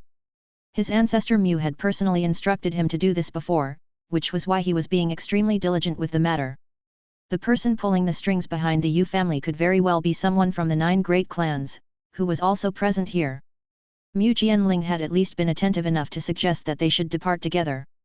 This was to prevent anyone from leaking what information they learned beforehand. Sail Ward was somewhat startled, his brow raising ever so slightly. The person whom Mu Jianling was being on guard against was himself, so he could not help but feel uneasy deep down, and his heart involuntarily hastened its beating. Seeing as no one objected to the suggestion, Mingzhen headed over to a sofa and glumly said, "Let's wait for the news together then." The blood swallow gem attacked the barrier of the brain region again and again. It was like a school of piranha, slowly biting at that obstruction which was preventing Xia Fei from getting promoted. With both the rush of energy and the repeated bombardment of the blood swallow gem, Xia Fei got closer and closer to the threshold of the Law Emperor cultivation. He could even practically reach out and taste the fruits of his labor. He was not too far away, he just had to stretch. However, Xia Fei did not rush himself. He knew very well that the road of cultivation put emphasis on gradual improvement, and the fact that it had taken him less than a year to reach the tier of Law Emperor was already an immensely unbelievable achievement. Right at this moment, he needed to curb himself. If he were to make even the slightest mistake at this point, all the past effort would be for naught. For some reason, ever since Xia Fei heard Moon Song's report, he had started feeling this undercurrent inside him. His powerful instincts, which he had always been proud of, brought upon a strong sense of foreboding today, which was growing in severity as time passed.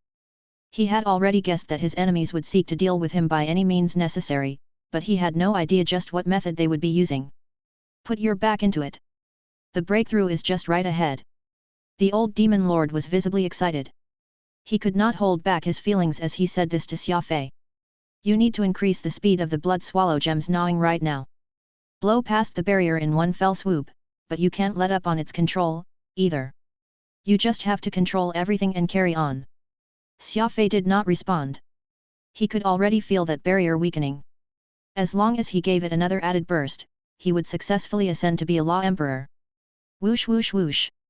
The blood swallow gem was being mixed with his energy, as its gnawing strength began increasing one-fold, two-fold, three-fold. Xia Fei changed from the gradual erosion method he had been doing, and controlled the gem to ready its final charge. All of a sudden, a powerful energy fluctuation not far away from Xia Fei could be felt. It was as if someone was trying to open a spatial channel. Is someone coming? The old demon lord voiced in his puzzlement. Oh, no. This is a law overlord. You're just 1 centimeter away from making it past the threshold of the Law Emperor cultivation, why must it happen now? Mild sadness could be sensed in the old demon lord's voice. Chapter 708, 3 Soaring Dragons, The Ascension of a Law Emperor. A Law Overlord. Xia Fei had been concentrating on cultivation, but he could no longer ignore this new arrival as he felt all the muscles in his body tense up. His brows furrowed deeply. It was at this critical juncture that a Law Overlord had unexpectedly appeared. There could only be one reason to explain this coincidence, and that it must be that the ferocious behemoth, which had been hiding in the shadows this whole time, had finally made the move. Don't get agitated. Xia Fei, what are you doing? The old demon lord asked, flabbergasted. Xia Fei had made his decision in the 0.01 split second. He had completely given up on the chains over the blood swallow gem and made a reckless attempt at forcing a promotion. Boom! Vast like a rushing river. The blood swallow crystal made a sudden and sharp burst under Xia Fei's urging, and the peaceful water surface whipped up into waves. This destructive power within that was being very finely controlled into a trickle, peaceful and calm, got stirred into a frenzy by Xia Fei. It was more than 1,000 or even 10,000 times more intense than a turbulent wave on the Qiantang River 1. Xia Fei had made a desperate decision there and then, either he attained emperorhood immediately or went mad trying. Break for me! Xia Fei bellowed. His voice was extremely tragic, matching that of a tiger or even a dragon's roar. Even Furball felt this astounding burst of madness. He stood up straight and looked at his master with concern-filled eyes. Forced promotion was extremely dangerous, and having his brain region sundered would be the best outcome from it. However, Xia Fei still decisively threw caution to the wind. Whoosh! The originally scarlet blood swallow gem dulled instantly, as all the energy contained in it was directly absorbed by Xia Fei's body. Once inside, the energy unleashed everything it had against the barrier in his brain region. It was like a jolt of electricity, and Xia Fei endured the massive pressure and unprecedented pressure. Forget how he himself was feeling, even the old demon lord could feel an oppressive force exert on his chest, which left him breathless. Throughout this old demon's long life, he had seen all kinds of warriors who were willing to put all their eggs in one basket just to gain greater strength, but he had not heard of any who would willingly resort to such desperate measures like Xia Fei. Boom! Energy. A large amount of energy. Unstoppable and relentless energy came gushing right for the barrier. This threshold, which was preventing Xia Fei from attaining a Law Emperor cultivation, got completely shattered under the overwhelming assault. He had made it past the threshold of the Law Emperor. The old demon lord Oro gulped, muttering to himself, "Oh, my god! That's the most insane way I've seen in my entire life to get promoted." Ulsan Ward stepped out of the spatial channel and looked up in the sky. It was sunny, and a hint of worry hung in the air. So you've been hiding in the exiled grounds. This planet has a pretty good environment. It will be a bit of a waste for it to become your grave, Ulsan Ward mumbled, almost to himself. Kaboom! However, just as he said this, he sensed a powerful burst of energy fluctuation about a dozen or so kilometers away. Gigantic dragons in red, white, and blue ascended into the sky. They intertwined with one another as they flew in the air. A bountiful explosion of light shone across the land. 3 soaring dragons, the ascension of a Law Emperor. Ulsan Ward was stunned. Xia Fei had only been a level 7 Law Sovereign the last they met, yet he had managed to cross the threshold of Law Emperor that many Law Adepts struggled with in the span of 1 month. Just what kind of human was he? How could he be promoted so quickly? The word astonishment could not even describe what Ulsan Ward was feeling right now. The birth of a powerhouse created divine phenomena. This was a steadfast rule in the law realm, and now that he had seen 3 dragons rise, that was without a doubt the symbolic representation of someone breaking the law emperor threshold. Xia Fei was the only one on this planet, so he could be the only person who had successfully made this breakthrough. The master with the law of mental pursuit had been unable to pinpoint Xia Fei's coordinates accurately, so Ulsan was still several dozens of kilometers away from where Xia Fei was situated, but that was already an amazing feat in itself. It must be known that this master had managed to do so with just a personal belonging of Xia Fei's, forcibly uncovering where the young man was hiding just by detecting the mind signature left on the said item. There was plenty of furniture and other items in the Yu family that Xia Fei had used before, so it was not difficult to find one such item. Mingzhen similarly had a tea set that Xia Fei had used before, but it was too bad that the Law Enforcement Board wasted quite a lot of time going through all the rules and regulations. Mingzhen and the others were still late by that one step, allowing Ulsan Ward to reach Xia Fei before them. Zing! Ulsan did not dare to dawdle. He quickly sped over to the valley where Xia Fei had stationed himself for cultivation. In the eyes of a law overlord, the law emperor cultivation that Xia Fei had was nothing scary, but it was his Skywing bloodline that was truly frightening. Every second he stayed alive made him a threat to the Moonward clan. Far away, Ulsan Ward saw a spatial channel opening. It seemed that Xia Fei was trying to use a spatial compass to leave from this place. Trying to escape? Not so easy. Ulsan Ward reached out with one hand and grabbed, extending out his immense and oppressive law force out into the distance. That shimmering spatial channel shrank abruptly, just like a tomato being squashed, shattering as a result of his squeezing.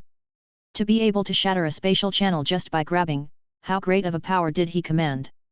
Ulsan Ward sure lived up to his reputation as a war god. His combat strength was impressive and unmatched. Crash! The spatial channel was forcibly shut.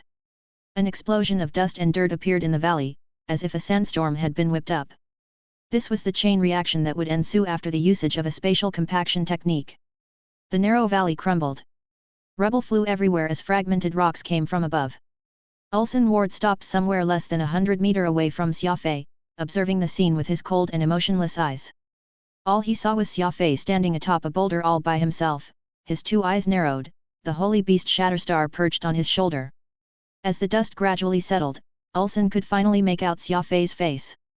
He looked the same as before, his aura was the only thing different about him. He had experienced a qualitative leap from his ascension to Law Emperor. He was like a powerhouse who radiated confidence and ease all over. Sure enough, Xia Fei has already been promoted to a Law Emperor just when I arrived. His combat strength should be much more powerful than before, too, I'll bet, Ulsan Ward thought to himself. He was a little surprised to find that Xia Fei had no intention of fleeing, asking in a deep voice, "Are you not going to run?" Xia Fei chuckled. "You're a law overlord. Since you have the means to track me down even in the exiled grounds, where else can I run off to? The spatial channel was merely to first expend some of your energy, old man." Ulsan Ward secretly clenched his fist. He had been afraid that Xia Fei would run off just now, which was why he had used his spatial compaction technique to forcibly seal the spatial channel. He used up quite a bit of law force in doing so, and his palm was a little sore from the exertion. "You're still as calculative and scheming as ever." Ulsan Ward laughed as he stared down at Xia Fei. Xia Fei was unperturbed. "You're still as strong as you were back on Snake Isle, old man. The might of a law overlord isn't just lip service, I see." Ulsan Ward was slightly pleased, gazing at Xia Fei intensely. "It's good that you know. Now, you can just prepare to die." Xia Fei sighed, seemingly having submitted to his fate. "Old man, you're a law overlord, and dying by your hands will be my honor, but you ought to tell me who I'm going to die to, right? I won't be able to rest in peace if a distinguished law overlord like yourself remains incognito going up against an insignificant person like myself." Ulsan Ward froze. He did not care about his law overlord status, but he had suddenly recalled the mysterious and disruptive law power that Xia Fei possessed, able to subvert others' law powers. If he could get Xia Fei to tell him the truth behind it before he died, it would be of great help to the Moonward clan, and he could even curry favor with the old monsters in the god territory, maybe even making up for his mistake. With this thought in mind, Ulsan returned to a neutral stance. He displayed the unfathomable tolerance of a superior as he mused. Actually, I don't have any grudge toward you. If you wish to find fault, blame it on your bad luck, and your penchant to head wherever there's trouble. Xia Fei pursed his lips. He did not like hearing this, but it was true. His entire life, he had always been bouncing from one trouble to another. I have decided to leave a way out for you. Ulsan Ward's attitude suddenly turned from warm to unfriendly as he threatened Xia Fei. In exchange, you must tell me how you managed to disrupt your opponent's law powers, or else even a god won't be able to save you.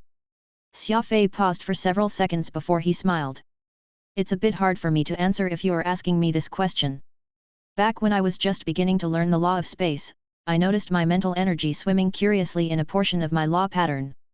I followed it and discovered that the law of space is actually split between yin and yang. And so I began cultivating it backward. Xia Fei was a master storyteller. Ulsan Ward originally did not believe a word he said, but Xia Fei had based everything on sound logic that it did not seem like he was simply making things up as he went. Cultivating the pattern backward? Not only did Ulsan Ward not think of doing that, such a thought had not crossed the mind of anyone in the entire law realm. Ulsan Ward was momentarily captivated by Xia Fei's lie, as he began to ponder over what the young man was saying. All of a sudden, the compass on Ulsan Ward's wrist began to vibrate slightly, which meant that he was receiving a transmission. It was from one of the vice presidents of the Law Enforcement Board, Sale Ward. This signaled that they had already discovered Xia Fei's coordinates. There's no time left. I must act now, Ulsan Ward said to himself. Sale Ward was Ulsan Ward's trusted aide. The former would immediately send a message to notify the latter of any actions being taken, giving him enough time to do what needed to be done.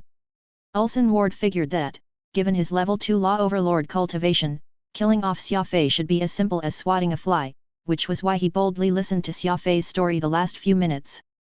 However, once this transmission was received, Ulsan Ward must make his move. The 9 presidents of the Law Enforcement Board, as well as the weirdo Xia Zonghai, were going to arrive at any moment. That would be 10 great law emperors, taking 5 minutes to reach this location at most. No matter how confident Ulsan Ward was, he would not dare to challenge 10 great law emperors. His gaze turned slightly cold. This was an extremely minute change in his expression, but it did not escape Xia Fei's keen eyes. Killing intent. Xia Fei sensed Ulsan Ward's killing intent. Verbal, do it. Xia Fei yelled at the top of his lungs and took the initiative to strike first. Verbal suddenly shot out like a tiny comet, reaching speeds faster than a bolt of lightning. Ulsan was slightly surprised. He saw that Verbal was several sizes smaller than before but had not considered him to be a threat. After all, a still young holy beast would hardly pose a threat to a law overlord. However, what he was unaware of was the fact that the Verbal of today was no longer the same one before, for he had already gotten promoted. He now wielded a super speed which was not much slower than Xia Fei's own. Whoosh! In a split second, Ulsan Ward turned his body and evaded Verbal's attack, rather shocked by the speed the holy beast Shatterstar had just demonstrated. Leaning his body forward, Ulsan Ward immediately went pouncing on Xia Fei after dodging Verbal. His left and right hands grabbed the air, and the space around Xia Fei began to compress. The major clans in the law realm all had avenues of laws that they were specialized and excelled at. The Yu family excelled in spatial tiers and fissures, while the Moonward clan were known for both their spatial compaction and matter reconstruction. Grundle. Seeing that Ulsan Ward was already right in front of him, Peacock Blue finally burst out from the ground. It had been hiding underground for a very long time, waiting for this attack. Just what is this? Ulsan Ward was startled. The super speed that the holy beast Shatterstar gained was one thing, but when did even Peacock Blue turn into such a ferocious organism? Ulsan Ward would not have imagined something like this in a million years. The corners of his mouth twisted into a smirk. Ulsan Ward flicked his right hand lightly, and a huge gash appeared on Peacock Blue's oversized body. I failed. Xia Fei's entire body shuddered. His long-planned offense on Ulsan Ward had been so casually mitigated by him. How could he not be disconcerted by this? At the very moment, they were still a full 5 minutes away from the Law Enforcement Board and Xia Zonghai's arrival. One a location known for its very powerful and large waves. Chapter 709, Law Emperor vs. Law Overlord. Ulsan Ward sure lived up to his name as a level 2 Law Overlord. Such a character ought to belong in the superior god race, and the only reason he remained behind in White Horse Constellation was just to safeguard the Moonward clan, to protect the 3 million members of it. Undoubtedly, this man had an extremely high cultivation, which was greater than the average law warrior in the law realm. Boom! With the palm flattened like a knife, Ulsan Ward did not unleash any law power against Peacock Blue's ambush. Instead, he created a tear on that thorny blade of bluegrass with just his palm. Shing! An over 2-meter long gash split open, and Ulsan Ward actually plunged right into Peacock Blue's huge body, rendering it useless following this assault of his. With his ambush failing, Xia Fei hurriedly channeled his law of primal chaos and blocked Ulsan's rapidly closing hand blade with his falling leaf of autumn's demise. Kaboom! It was palm against palm. With both the force from the law of space and the disruptive force from the law of primal chaos colliding with each other, the two powerful laws clashed and created a keen shriek that tore at the world. Humph! Xia Fei snorted from the exertion as he rapidly retreated, just as a crisp sound was heard. Crack! A breach appeared on the war armor edgeless. Just from that one attack, Xia Fei's shoulder had been injured by the immense law force, and though it was not a serious injury, the well-crafted war armor edgeless nevertheless bore the brunt of the attack. To Xia, this was a clear indicator of the immense gap in strength that he had with Ulsan Ward. This was the Law Emperor grade war armor made by Fig Corporation. Radix, the founder of the Mechs, personally designed and forged this equipment, yet it struggled to withstand a hit from the Law Overlord Ulsan Ward. A wave of pain came from his right shoulder, and his palm immediately started swelling. Xia Fei was sent backward over 100 meters before he came to a stop, leaving 2 deep trenches of dirt on the ground, like an excavator had dug and stirred the soil underneath his feet. It was evident just how much strength was behind this strike. Xia Fei's expression was deathly grim. This was the first time he had felt that he lacked the strength to back his will. The law of primal chaos had always been this invincible and powerful weapon he had in his arsenal, but now, it had finally met its match. Though the law of primal chaos had managed to mitigate a portion of Ulsan Ward's attack, he had still failed to stop Ulsan's law force from nearing him. It was hard to imagine just what that palm would have done to Xia Fei's body without the law of primal chaos. It must be stated that this was a fight between a level 1 Law Emperor and a level 2 Law Overlord. There was a full 11 levels of difference between them.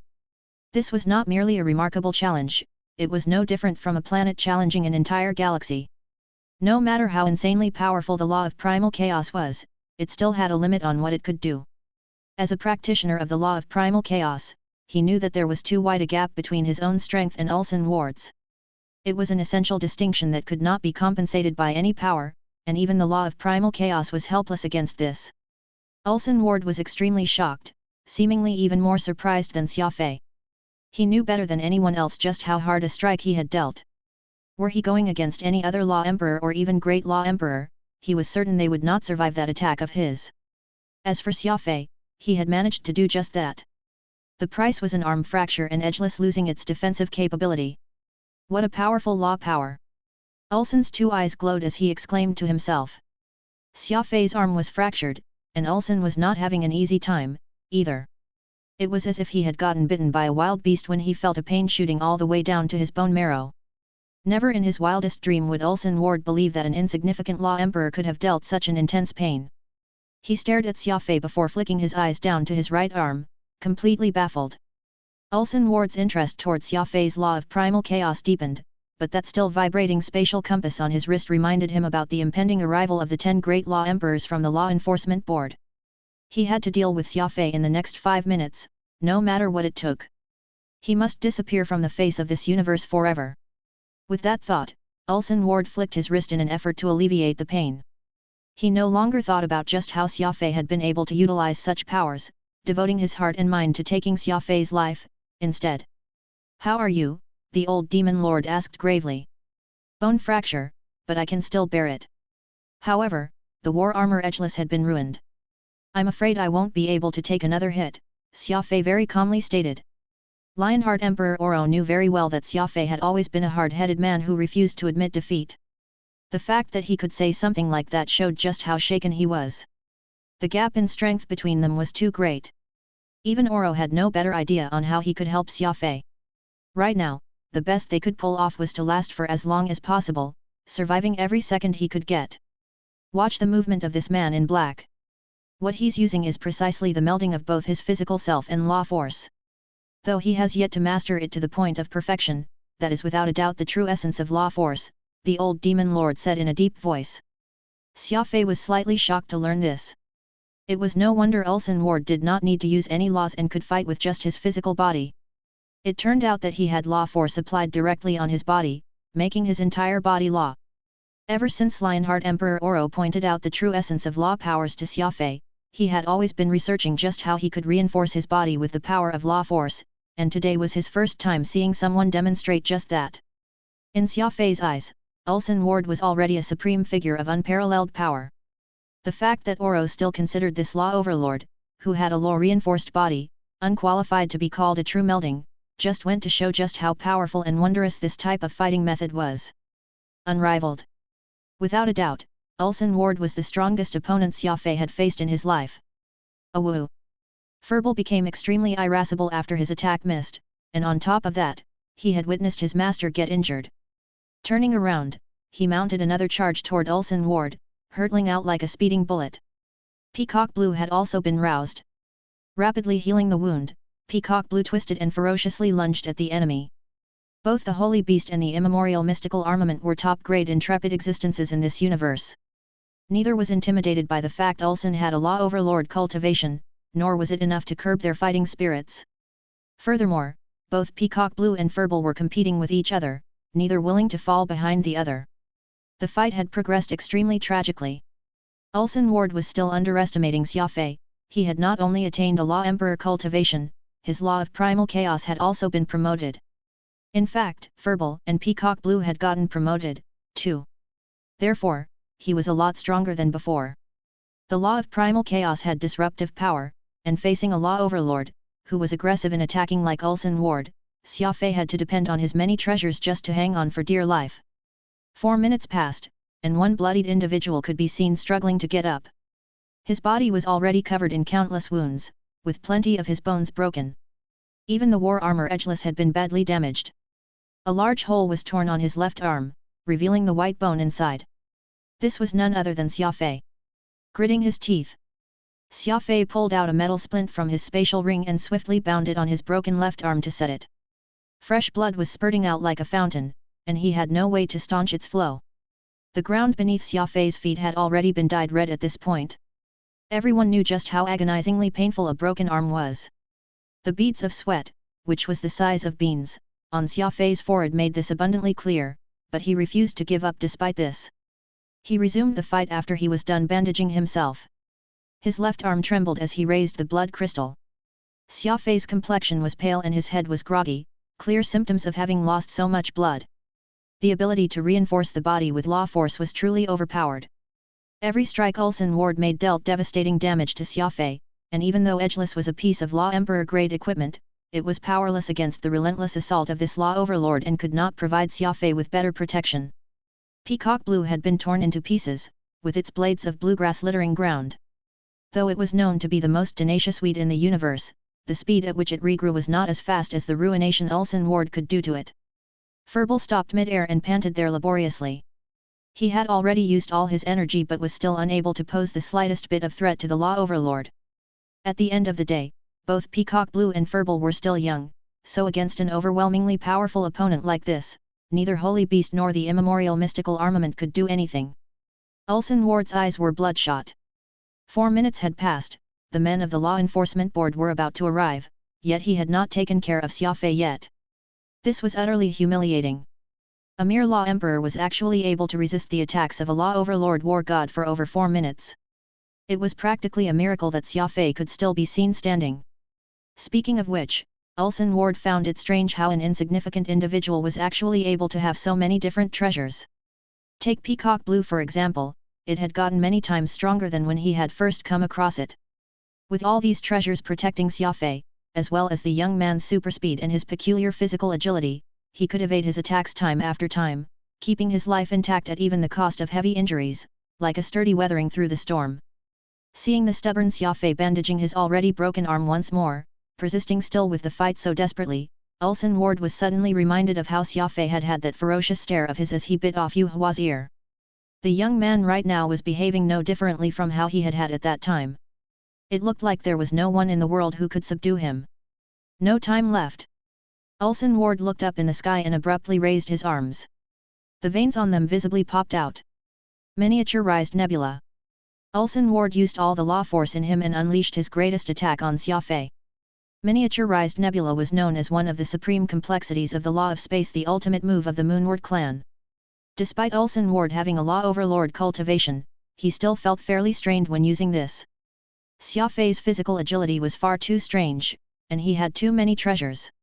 If Ulsan Ward would surely waste quite a lot of time if he tried to kill the young man through conventional means, and time was the one thing he lacked right now. Remember this, my name is Ward, Ulsan Ward.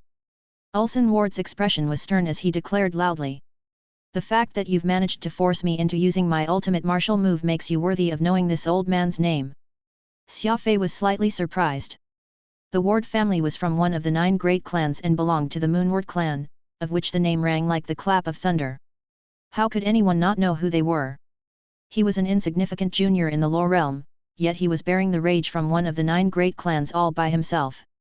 People would think that Xia Fei was insane or at least a fool if word about this got out. A young man who did not know the limits of his own strength.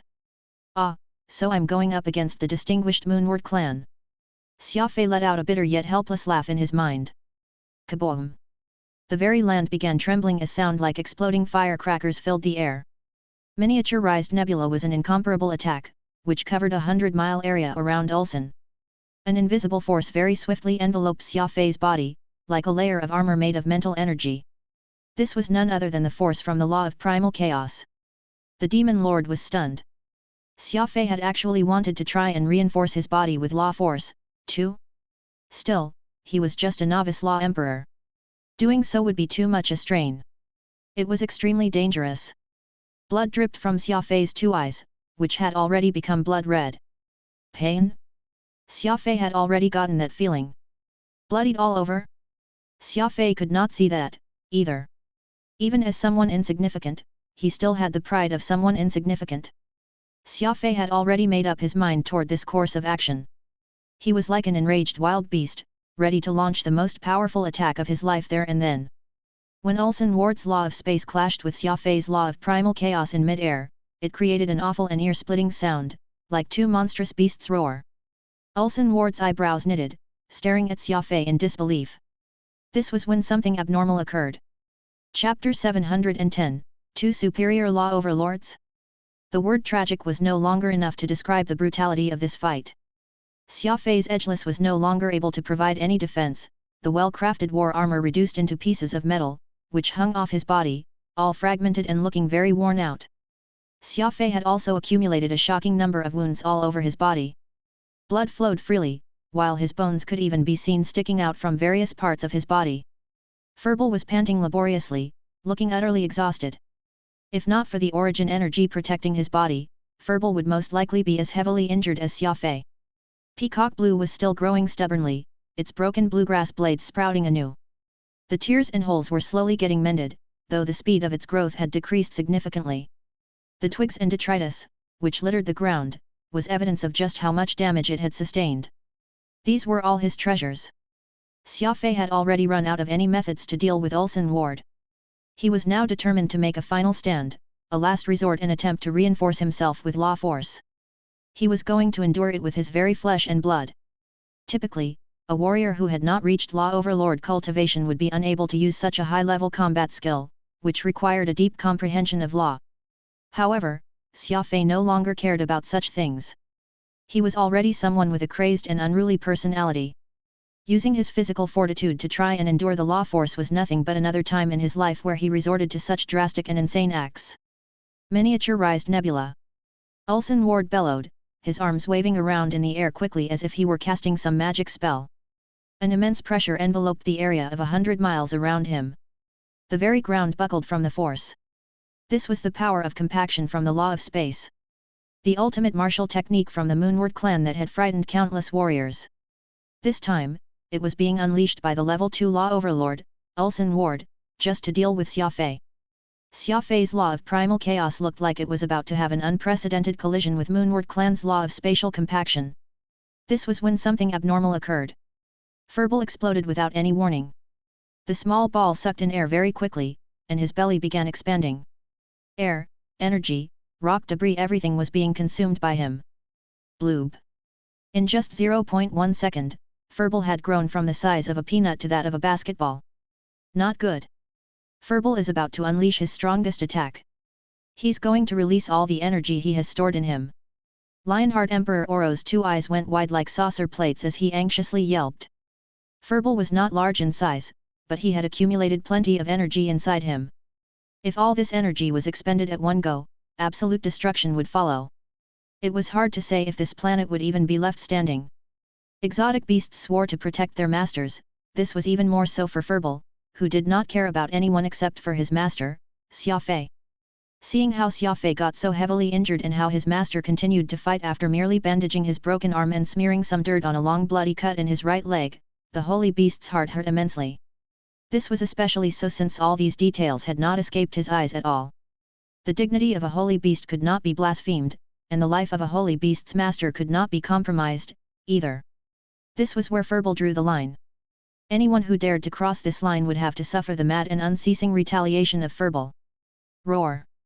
Furball let out a ferocious cry as if he had gone mad, a heart-breaking howl. His pair of small eyes was wide open, completely bloodshot due to the rage he was feeling. This savage gaze from the holy beast stopped even the law overlord Ulsan Ward in his tracks. There was such sheer hatred in the beast's eyes, a burning rage that came from the bottom of Furball's heart, which lit him ablaze. In the next second, the entire galaxy got caught up in the fury of the holy beast. Peacock Blue first froze, and it insidiously burrowed itself deep into the ground. While Ulsan Ward was startled by Furball, his attention was diverted off the plant for that 1 second. As the most tenacious weed across the known universe, hidden behind Peacock Blue's savage appearance was a heart that refused to give up. The bluegrass knew what it ought to be doing at this moment. Furball was earnestly protecting their master, so Peacock Blue was not about to lose to the holy beast when it came to this. Ulsan Ward's shock was fleeting. He understood a simple logic, and that was how he was not just facing off against the Law Emperor Xia Fei but the Law Emperor Xia Fei of the Skywings, too. He needed to kill him even at the cost of his own life. As long as Xia Fei lived, an unimaginable fate awaited the entire Moonward clan. This was no longer 2 law adepts contending against each other. If their respective clans were to be implicated, a great catastrophe would descend on the entire White Horse constellation or even the entire Law realm. A cold glint flashed across his eyes. Ulsan Ward decided to endure the rage from Furball and kill Xia Fei by force. Even if he had to sacrifice his life of cultivation, he needed to ensure that Xia Fei would die here. Neither man was backing off. Both Xia Fei and Ulsan Ward were putting their lives on the line here. His arm suddenly stopped. Ulsan Ward, who had finished gathering law force, was about to unleash the strongest and most stunning martial technique he knew. His target was not just Xia Fei but also the land in 100 miles area around him. Boom! Suddenly, Peacock Blue's 3 grass blades erupted from the ground below, appearing like dragons that had emerged from the soil, and coiled themselves tightly around Ulsan. Ulsan Ward's entire body was enfolded in law force, his body itself a weapon. This move by Peacock Blue was akin to a warrior grasping a sharp blade with their bare hands, clutching onto it tightly without caring about the consequences or harm that this could bring them.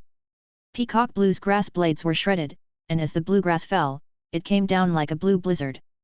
Peacock Blue completely ignored what damage it had taken and did everything it could to repair itself from the damage incurred. If it could speak, anyone would surely be able to hear its agonizing wails. Plants had lives, too, and it required a lot of courage to use their lives just so they could resist a law overlord's destructive might. However, in order for Furball to succeed in using its strongest attack and in order to protect their master, Peacock Blue had no other choice, nor did it have any intention of choosing. The Furball in the air was stunned. This one attack from Furball would use up all the energy he had accumulated his entire life, thus, Peacock Blue used its body to bind Ulsan Ward and ensure that the man would be unable to dodge this attack, thereby helping ensure that the hit landed. However, doing so meant that Furball's devastating attack would strike Peacock Blue as well, taking collateral damage as a result. The blades trembled greatly as this bluegrass endured the destructive power of law force. It seemed to be saying, "Don't hesitate. For Master's sake, unleash your strongest attack. Don't worry about me."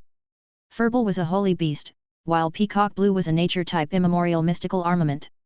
They were both superior species that had come from the universe, but right at this moment, the two had actually formed a kind of understanding between them. Sure enough, they were Xia Fei's most loyal companions. Both Peacock Blue and Furball's selflessness would have moved even the heavens. Even the most stoic man would be touched by this ball and weed. One had selflessly wrapped itself around the enemy, ready to die along with him, while the other was prepared to use up all the energy it had gathered in his life, devoting everything to this attack in exchange. Their true colors shone brilliantly in the face of danger. The weed and ball each demonstrated a level of resoluteness that would make heroes feel ashamed. Xia Fei's eyes moistened as his expression grew fierce. Seeing how Peacock Blue and Furball were so faithfully protecting him, how could he, as the master, lag behind? Whiz! Xia Fei pushed off the ground with his 2 legs and went charging at Ulsan Ward with the disruptive force of the law of primal chaos at 30,000 m/s. His left arm was already broken, and so he could no longer wield the blood crystal effectively. His right arm was still providing energy to Peacock Blue, so he opted to hold the dagger in his mouth. He was a madman. A madman who had never once followed the norm. Since his arm was broken, he would just use his mouth. Who knew how Xia Fei thought of such a strange style from? His teeth imprint and blood were left on the hilt of blood crystal. This was due to how hard Xia Fei was clenching his jaws on it that even his gums had popped from the pressure. Everything was simply too insane and brutal that even the old demon lord could not help but stare in bewilderment. He had never experienced such savagery in his life. Indomitable. Far too indomitable. If Xia Fei doesn't die from this, I must do whatever it takes to get him to join the Lionhearts. Even if I have to impart everything that I've learned in my life. Demon Lord Oro was secretly wiping tears away as he thought to himself. Furball and Peacock were doing everything in their power to protect their master, regardless of the cost. Even the hard-hearted Oro could not help but be moved by their display of loyalty. There was also the burst of dogged determination when Xia Fei tethered on the edge of crisis, which Oro deeply admired. Talent was very important to a warrior, but so was determination. Having the courage to risk one's life against fate itself, this was the heart of a warrior that refused to submit until the very end. At that very moment, a contention of law force, enough to ruin a planet, unfolded. The Law Overlord Ulsan Ward, Holy Beast Shatterstar, Immemorial Mystical Armament Peacock Blue, and Law Emperor Xia Fei, these 4 entities unleashed their strongest attacks at the same time. Kaboom! Just like a nuclear explosion, the entire planet was engulfed in an intense light, which was akin to a solar flare. No one could see anything because the glare of the light had already surpassed the limit of visibility to human eyes. No one could hear anything because the immense sound wave was loud enough to burst eardrums. It was impossible to find the words to describe the explosive might these 4 powerhouses wielded in unison. The light, the sound, and the ensuing shockwave lasted for several minutes. A quarter of the entire planet had been purged as a result of the destructive force expended in this fight. Whoosh whoosh whoosh. Just when the gigantic explosion was nearing its end, 10 spatial channels opened simultaneously. The 10 great law emperors of the Law Enforcement Board had finally arrived. They came, but none of them reacted, for the scene in front of these great law emperors' eyes shook them immensely. Law of spatial compaction. Seemingly endless origin energy. The law of primal chaos that disrupted all. These 3 powerful energies combined created this unprecedented calamity before them. Oh, my God! Oh, my God! Oh, my God! The 10 great law emperors were at a loss for words. All they kept muttering was the words "oh, my God," as they stared with wide eyes and mouths agape. They were all men, who had outstanding backgrounds and who had seen plenty of the realm, yet never had they ever witnessed such a tremendous scene. The devastation they saw looked to be even more terrifying than what a nuclear bomb could create. It's a good thing that our location isn't too close, or else we may very well have been buffeted by this huge explosion. Wolf Julian said after a good while. Just who could have done this? Looking around, it seems like there's a lingering scent of spatial compaction from the Moonward clan. Sail Ward, do you recognize this technique? Mu Jianling crooked his head and asked. Sail Ward hurriedly denied the allegation. He, of course, recognized this to be the aftermath of the ultimate technique from his clan, but he did not recognize the opposing law force that had been unleashed. I see someone. Xia Zonghai suddenly growled. He had very deftly identified a black figure, which was plummeting down fast from the sky. Whiz! Before President Mingzhen could even give the order, Xia Zonghai had already disappeared, dashing right over to where that individual was falling. Skywings were proficient with the law of speed in the lower realm, and when they moved, it would seem like they grew a pair of wings on their backs, as if they could fly. The old man, Xia Zonghai, was very, very fast. Much faster than Xia Fei's 30,000 m/s. Zing!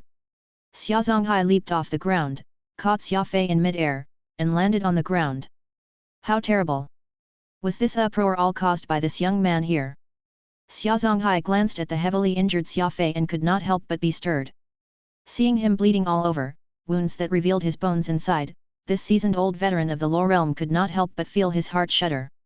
It was hard to imagine just how gruesome the fight had been. Whoosh whoosh whoosh. The other 9 great Law Emperors soon arrived by Xia Zonghai's side. Their eyes were trained on the already unconscious Xia Fei, blood crystal still firmly lodged in his mouth, as if he had used that weapon to slash someone, looking very terrifying with his entire face covered in fresh blood. Don't act rashly. We're going up against 2 Law overlords. Mingzhen's eyes glowed as he gave a stern instruction. The Bright Sea clan's ultimate technique was Eagle Eye, which gave him vision over extremely faraway places. 2 Law overlords. The colors on the faces of these people drained once more. Chapter 711, On the Precipice of Life and Death. Several minutes ago, if a spectator had been standing in the void of space beyond the planet, they would have been able to witness clearly the moment when all 4 entities unleashed their most powerful attacks at the same time. First, there was a dazzling flash of light, which cut across the galaxy, akin to a giant cosmic knife carving out a quarter of the planet's surface. The sharpness of this knife did not dissipate after, instead continuing to penetrate the vast expanse of space. It only stopped after it had slashed 3 other planets, which were in its path. What were once round celestial bodies had turned into sliced planets that resembled apples someone had taken a sizable bite out of. A large chunk was missing from each. An attack that destroyed planets. The only entity that could achieve such a great impact was none other than the holy beast Shatterstar. This was Firbolg's all-out power. Without a doubt, if Firbolg's angle of attack had been a little more accurate, the attack would have devastated the entire galaxy. Firbolg's full power attack was like an enormous flash of light, which rapidly shot toward the distant galaxy, disappearing without a trace just as quickly as it appeared. With this planet they were on severed, scorched earth across its surface was all that was left in the attack's wake. What followed after was a gigantic mushroom cloud. Just like what would be seen in a major nuclear explosion. This mushroom cloud, which was split into black and white, was glaring. This was the result of 2 powerful law forces clashing with each other. The white portion was Ulsan Ward's law of spatial compaction, while the black portion was the disruptive force from Xia Fei's law of primal chaos. The white washed over the entire planet, while the black stubbornly resisted. Right in the middle was a wail imperceptible to human hearing. That was the immemorial mystical armament Peacock Blue desperately trying to grow. It relied on its tenacious will to keep living so that it could protect Xia Fei from the interference of the spatial compaction. A wheat and a ball, both had given it their all, even at the cost of their own lives. Seeing as this unfair contest intensified, suddenly, a 5th power joined into the fray and attempted to separate Xia Fei from Ulsan Ward. It was akin to an overly ample balloon. When a needle suddenly poked it, this created a chain reaction that popped the balloon. The 4 were sent flying by this powerful force. Xia Fei was thrown into the air. Peacock Blue had been utterly ruined, and all that remained of it was its rhizome, which was still stubbornly clinging onto Xia Fei's arm. Meanwhile, Firbolg was tightly secured in Xia Fei's palm as he fell from some 10,000 meters height. The Law Overlord Ulsan Ward was encapsulated in a mass of black, disappearing to some place unknown there and then. It was hard to imagine that, in this match that had a difference of 11 levels between both parties, this gruesome fight ultimately ended in a stalemate. It was a tragic resolution. The holy beast Shatterstar, severely injured. Immemorial mystical armament Peacock Blue, severely injured. Law Emperor Xia Fei, severely injured. Law Overlord Ulsan Ward, severely injured. Actually, the 10 great Law Emperors of the Law Enforcement Board only bore witness to the final moment in that cataclysmic battle. Despite this, it was enough to leave each and every one of them shocked. Had they actually witnessed the entire fight, it would have most likely become a dark and unforgettable memory to them. Mingzhen looked at the dimming afterglow of the explosion and solemnly stated, "Don't act rashly. There are 2 Law Overlords over there." Everyone was stunned. Their eyes all left the bloodied Xia Fei and stared ahead. Several seconds later, after the light dissipated, they saw 2 elders standing side by side, protecting themselves from the explosion with a powerful law of space isolation. One was kneeling on the ground, with 2 hands raised, holding up the 2-meter-wide spatial isolation bubble, while the other had collapsed in his bosom, his right arm severed right in the joints with blood spurting out from it. The 10 great law emperors from the Law Enforcement Board were all stunned. They looked at the two and then back at Xia Fei on the ground. They were speechless. Xia Fei was biting onto a bloody red dagger, his face covered in a thick layer of fresh blood. The situation was as clear as day. The one who had managed to chop off the right arm of that law overlord was none other than Xia Fei. The difference in levels between the two were like heaven and earth. Forget Xia Fei, even these distinguished elites born of powerful clans, who were proficient in law powers, were not confident that they could achieve that themselves. Even ignoring the explosion, which had torn asunder the land, Xia Fei also managed to remove an arm off a law overlord. This was an unbelievable feat in itself. It must have been an absolutely brutal fight. Shock. Sheer shock. There was nothing else to add. Mingzhen furtively nodded, and the 9 great law emperors tacitly understood the motion. Wordlessly, they surrounded the 2 law overlords. The fact that those two had disregarded everything and attempted to kill Xia Fei was proof that they were the real culprits behind the tragedy of the Yu family. The Feng family of Dragon Ascension and the Withered Mu clan were urging the Law Enforcement Board to crack the case and apprehend the culprit, so even though they felt fear in their hearts, they still had to try and remand these 2 significant characters.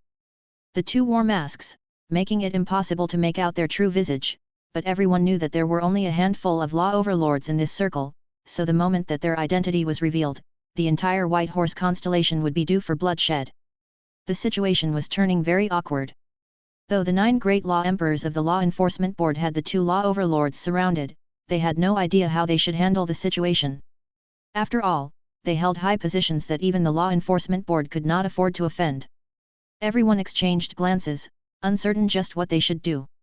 Eventually, they turned their gazes on their president, Mingzhen. Mingzhen was conflicted deep down. Normally, no one cared about him, yet now that they were facing a big conundrum like this, they instead wanted to have their president step out and act. They had reaped all the benefits, so now Mingzhen had to be the scapegoat for this? What sort of logic was this? "Brother, are you okay?" White Ward asked in a grave voice. At the final moment, it was of course the patriarch of the Moonward clan White Ward that had rushed into the battlefield and rescued Ulsan Ward. In order to kill Xia Fei, the Moonward clan had sent their 2 law overlords. When Xia Fei's blood crystal was thrusting toward Ulsan Ward's heart, if not for White Ward's sudden appearance, the one lying on the ground would not have been just Xia Fei alone, the 2 law overlords would have been as well. Xia Fei had staked his life on that final strike of his, all in order to inflict the greatest damage and generate the greatest loss on both sides. Ulsan Ward gritted his teeth fitfully, his eyes glaring right at the unconscious Xia Fei in the distance. The meaning in them was clear: forget about me. Kill Xia Fei first. That moment before, Ulsan Ward's heart turned hollow as he felt his body being emptied out. That dagger Xia Fei had wedged between his jaws was practically a vampire. Even a law overlord like him could have been drained clean by it. White Ward was slightly taken aback, his right hand balling up into a fist. The Skywing Xia Zonghai was in the middle of examining Xia Fei's wounds. This was an opportunity. While Xia Zonghai had yet to figure out Xia Fei's true identity, he could eliminate the young man right now, saving themselves from a future disaster. Proudly lifting his head, White Ward addressed the 9 great law emperors present: "Kill Xia Fei and we can all leave this place, never saying a word about whatever happens here. It's not that this old man is unwilling to show you all my face, but I'm afraid that none of you will know how to act after seeing it. You all have 3 seconds to decide if you wish to make enemies out of me." Anyone invested in this matter could already guess White Ward and Ulsan Ward's true identity. Sale Ward, the representative from the Moonward clan on the Law Enforcement Board, could feel his heart in his throat right now. Even though the 9 great law emperors from the Law Enforcement Board were nothing compared to his grand ancestors, behind them nevertheless stood the 9 great clans of White Horse Constellation. The moment they decided to investigate this matter until the truth came out, it would likely cause the other 8 great clans to be at odds with the Moonward clan. This was when they heard a series of coughing sounds coming from the side. Xia Fei's eyes then fluttered open as he spat out blood. His face was paler than ever. Still alive. The corners of Xia Fei's bloody mouth curled as he grimaced unwillingly. "Well done, young lad." Having lopped off a law overlord's arm like that, Xia Zonghai burst into laughter, saying, "This old man admires you. Don't say a word, let me look at your wounds first." The lot present became annoyed. The 2 law overlords were still alive, yet Xia Zonghai dared to crack a joke at their expense while in their presence. It could not be helped, every member of the Skywings was known for their eccentric nature, their personality stranger than the next. While the representatives of the 9 great clans felt dismay over this, Xia Zonghai acted as if none of this was his business, chatting and laughing as he pleased. One representative of the 9 Fan clan, 9 Smiles, was the first to turn his head around, implying that he did not wish to be an enemy to the 2 law overlords. He was willing to turn a blind eye to this and let them kill whoever they wanted. The 9 Fan clan had always maintained a good relationship with the Moonward clan, and 9 Smiles was no less shocked than Sail Ward, for he had already identified the true identity of these 2 law overlords. Never had he imagined that the ones responsible for the series of events in the Yu family were the Moonwards. Next was the representative from the Snowdrift clan, Diao Qi. He turned around, meaning that he was unwilling to be involved in this mess. Diao Qi was not actually someone from the Snowdrift clan, but the Diaos were an affiliated family to the aforementioned clan. Because the clan members comprised only women, they very rarely showed their faces, hardly having any regard for the realm at large. However, since the Law Enforcement Board needed one of them as a representative, the Diao family had been directed by the Snowdrift clan to act in their stead, joining the Law Enforcement Board to become a vice president.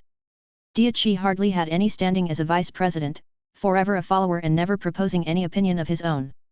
Though it was stated that the 9 great clans took turns occupying the seat as president, it had never once been the Diao family's turn. Every time they were up, they would immediately decline, and everyone did not care to trouble this family. It was because everyone knew that the Diao family was just a figurehead, and they did not have the qualifications to become the president. Therefore, now that he was faced with this conflict among the major clans, Diao Qi played it safe and kept to his creed. Not participating was a very normal choice for him. Actually, it was not hard making this choice. On one side was the esteemed Moonward clan, while on the other was just Xia Fei, a mere nobody in the Law realm. Only a fool would stand at Xia Fei's side. Fairness and justice? In the Law realm, only material gains mattered. Very quickly, the 9 great law emperors from the Law Enforcement Board backed off, indicating that they had no wish to become enemies with the Moonward clan. They were more than happy to let them kill Xia Fei and would all pretend to have not seen this happen. Even Mu Jianling and Wolf Julan did not voice their objections. Patriarch Mu Qian's instructions and Wolf Shenyi's pleas were just that, hardly having any effect in their final decision. Mu Jianling believed that, even if his grand ancestor was present, he too would not make an enemy out of the Moonward clan. Sacrificing the small Xia Fei in exchange for peace between the 9 great clans, no matter how anyone saw it, this was a very worthwhile exchange. I'm afraid that you are really doomed this time, the old demon lord's expression was filled with sorrow.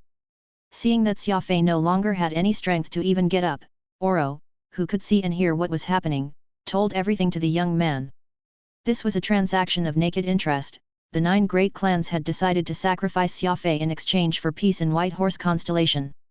Sometimes, this was how the cookie crumbled. Xia Fei, Furball, and Peacock Blue had agonizingly lasted for 5 minutes, bearing the insurmountable pressure of fending off a law overlord, and after the various tribulation they faced, they had finally managed to last until the great law emperors from the Law Enforcement Board arrived to enact justice on his behalf. Unfortunately, what they had waited for was still a catastrophe. Now, it was not just the Moonward clan that wanted Xia Fei dead, even the other 9 great clans had decided that Xia Fei should not live. This was no more than the misfortune of the insignificant. Peacock Blue squirmed effortfully. Immemorial mystical armaments had a soul, and it could sense danger. It kept trying to regrow in an effort to protect its master, but the injuries it had sustained were too severe. What was once a 500-meter tall, 3-blade grass was now just a short root, which was weaker than a bean sprout. This grueling and impossible merciless battle had left Peacock Blue in its throes of death. It kept trying to grow, slowly forming 3 emerald green shoots about the size of a palm. It was evident that this little weed was unable to protect Xia Fei in its current state. In fact, it could hardly even protect itself. This was when Furball, who was nestled in Xia Fei's palm this entire time, suddenly let out a soft whimper. It was so soft, like that of an extremely ill child. He was still resisting even in his unconscious state, his 2 small eyes closed. He kept wanting to crawl up to Xia Fei's side, taking up on his usual spot to extend his small tongue and lick Xia Fei's neck, ingratiating himself to his master. Unfortunately, Furball was too weak, and no matter how much he crawled, he was still unable to leave Xia Fei's palm. If Xia Fei could see Furball right now, he would notice that he was vomiting blood repeatedly. However, unlike humans, his blood was golden. It was a very tragic sight. Exotic beasts would protect their masters to the death. Chapter 712, Crushing the Demonic Wing Token. This was not over yet. Upon learning that the 9 law emperors of the Law Enforcement Board had acquiesced to his elimination, Xia Fei suddenly felt this undeniable rage well up in his heart. Give up? That had never been his style. A very surprising scene was about to unfold. Everyone watched as Xia Fei, who had collapsed into his own pool of blood, got up with much difficulty. The corner of his lips curled up into a smirk commonly seen in a villain, a mirthless smile that made people's hearts shudder. He was still able to get up despite his heavy injuries. No one could imagine just how intense a pain Xia Fei must be enduring and just how unyielding his spirit must be. Tap! Xia Fei leaped to his feet from his pool of blood, his 2 eyes ablaze with intensity. Besides Xia Fei, Peacock Blue, who had also been inspired by his struggle, used his powerful life force to induce growth in himself. Furball growled even as he coughed up blood. Grrrrrr. His 2 small eyes were bloodshot. A man, a weed, and a ball, each and every one of them was crazed. Perhaps it was because they grew up beside Xia Fei, but Peacock Blue and Furball had already surpassed the mentality of a holy beast and an immemorial mystical armament. Influenced by Xia Fei's undying fortitude, they would rather die standing than keeled over. Facing such immense pressure, they chose not to give up but to continue their desperate fight, instead.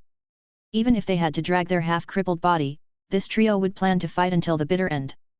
Lionheart Emperor Oral lowered his head. He hated that he was too weak right now, unable to lend Xia Fei a helping hand. Anyone would be moved after seeing such a scene play out. Across stood the 2 law overlords from Moonward Clan and the 9 great law emperors of the Law Enforcement Board. They were all dumbfounded.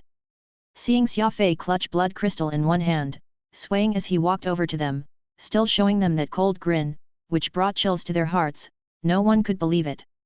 Was he a human or a demon? Xia Fei's life force was perhaps too iron-willed. Ulsan Ward panicked. With a hoarse voice, he stuttered a shout, "KKK, kill him!" He was a dignified law overlord, a major figure who could prop up the skies with one hand, yet he had lost his arm to an insignificant speck like Xia Fei and had even been forced into such a desperate state. How could he ever reconcile with this? White Ward gritted his teeth, his pupils filled with ferocity. Whoosh! When a law overlord made their move, earth shook and the heavens stirred. White Ward would definitely not let Xia Fei have a chance to get away, and it was even more unlikely that he would let the insidious skywings get hold of them. Boom! A lethal blow. White Ward immediately unleashed a lethal blow. Everyone merely saw as a white light suddenly erupted, almost like a silvery dragon plunging out from water, roaring as it flew straight at Xia Fei. Silver Sea of Radiance. That's the Ward family's secret move. Isn't that overkill? To think he'd actually use such a powerful technique against someone as insignificant as Xia Fei. The crowd was in shock as they thought of this. At this point, even the biggest fool could tell that these 2 law overlords were from the Moonward Clan, White Ward and Ulsan Ward. They were the ones seeking to end Xia Fei's life. Silver Sea of Radiance was the precious secret move of the Moonward Clan. Many had seen it in action, and if Xia Fei was struck by it, even his corpse would be obliterated.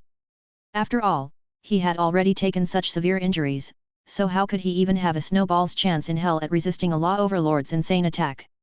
To use their clan's secret technique on someone as trivial as Xia Fei, White Ward's action was simply too peculiar. Everyone was only paying attention to White Ward releasing his powerful martial technique, so they had completely failed to see Xia Zonghai's expression changing. If they were, they would notice that the old monster of the Skywing was now showing a mixture of shock and rage on his face. Boom! The Silver Sea of Radiance instantly arrived, and Xia Fei could not evade the move, looking like he was about to die to the powerful law of spatial compaction. The situation was extremely dire. It was right at this moment when the Skywing's Law Emperor Xia Zonghai, who had been watching from the sidelines this entire time, suddenly moved. His figure merely blurred from where he was standing, and like a beam of light, before White Ward's law power even struck Xia Fei, the old man forcibly snatched the young man from certain death. Skywings were proficient with the law of speed, and when they moved, it was like a pair of wings grew on their backs. Each and every member of the race was a speed expert, and Xia Zonghai was no exception. Zip! Xia Zonghai grabbed Xia Fei with one hand and brought him to somewhere about a whole mile away. His two eyes were locked onto Xia Fei, his gaze filled with complex emotions. Ah! What is old Xia doing? Is he perhaps planning to burn bridges with the Moonward clan? All for Xia Fei? Is there a need to go to such lengths? The law emperors of the Law Enforcement Board were all shocked. They had no idea why Xia Zonghai would suddenly rush in at this critical juncture, though White Ward and Ulsan Ward were so nervous that their hearts thumped madly. Though Xia Zonghai was just a law emperor, he was a representative of the entire Skywing clan, the most demonic blade of the Law realm. Xia Fei had met Xia Zonghai before, but they were not particularly familiar with each other. He was rather grateful to Xia Zonghai when he saved him from White Ward's attack. Waving his hand, Xia Fei smiled. Xia Fei is grateful to your intervention, elder, but you should leave, lest you get injured incidentally. Xia Zonghai did not move. He stared at Xia Fei sternly as he gripped the latter's shoulders tightly with two hands. Suddenly, Xia Zonghai did something completely unexpected. He reached out a finger, dabbed at a trace of blood on Xia Fei's shoulder wound, and stuck it into his mouth. Xia Fei's brows furrowed. He did not understand why Xia Zonghai had done such an odd act, but he did not comment on it. After all, he had already lost plenty of blood, so he was not going to miss losing that bit more. He saw Xia Zonghai become startled, his body shuddering violently as his expression turned from pale to green before finally a maddening purple. It was as if his two eyes were spitting out fire, a dark and overcast cloud shrouded his head. Argh! Xia Zonghai let out a bestial roar, as if a demonic beast had descended. Rage. Absolute rage lit up Xia Zonghai's mind. Hellfire rapidly engulfed the entire sea of stars. Everyone present could not help but be internally conflicted. Everyone knew just how peculiar Xia Zonghai's temper was, but what he was showing now was not something that could be interpreted as peculiar. It was savage. In so many years, no one had ever seen Xia Zonghai show such fury like today. Just what could be the reason for this? Just as the whole lot of them was having the foggiest idea, they heard a wizen and hoarse voice let out a furious bellow. You're a Skywing. It was a sentence that changed everything. Everyone's mouth hung agape. They could not believe their own ears. Xia Fei is a Skywing. How could that be possible? Xia Zonghai turned even more savage than the most frenzied wild beast, his two hands tearing at his own hair. He had gone mad. The old demon from Skywing had gone stark raving mad. Looking at Xia Fei with blood all over his body once more, Xia Zonghai then turned his head and regarded White Ward and Ulsan Ward with murderous eyes. No, it was not just the two law overlords. He was glaring at everyone. You all dared to touch a member of Skywing. Xia Zonghai's tone was a lot colder and sinister than before. All of them felt cold sweat running down their backs. None of them dared to return the killer glare that Xia Zonghai was throwing in their direction. Even White Ward and Ulsan Ward could not help but spit to the side, their emotions heavy. We've been discovered. The Skywings still found out in the end. Ulsan Ward moaned to himself as he struggled to get up from the ground. Old Xia, don't be impulsive. That's right. Let's talk this matter over. How could Xia Fei be part of your clan? I've got nothing to do with this. The most timid among them, Diao Qi, tried to wash his hands in his panic. Everyone knew that the Skywings were a blade. The most demonic blade in the Law realm. Even the 9 great clans did not dare to be the recipient of Skywing's fury. It was practically hellfire. Once unleashed, this fire could never be extinguished. All of you, shut up! Xia Zonghai yelled arrogantly. Whoever dares to say another word shall be treated as an enemy of the Skywings. Several mouths, which had just flown open in shock, quickly snapped shut. Against the anger of this old monster Xia Zonghai, none of them dared to even breathe too loudly, and the expressions on their faces were uglier than the other. Xia Fei was very amused by this. When did he become a Skywing? However, it was quite enjoyable seeing this elderly Xia Zonghai alone able to make the 2 law overlords and 9 great law emperors keep their mouths sealed. Daring to bark at people from the 9 great clans, elderly Xia Zonghai sure was domineering. I'm an earthling, not a Skywing.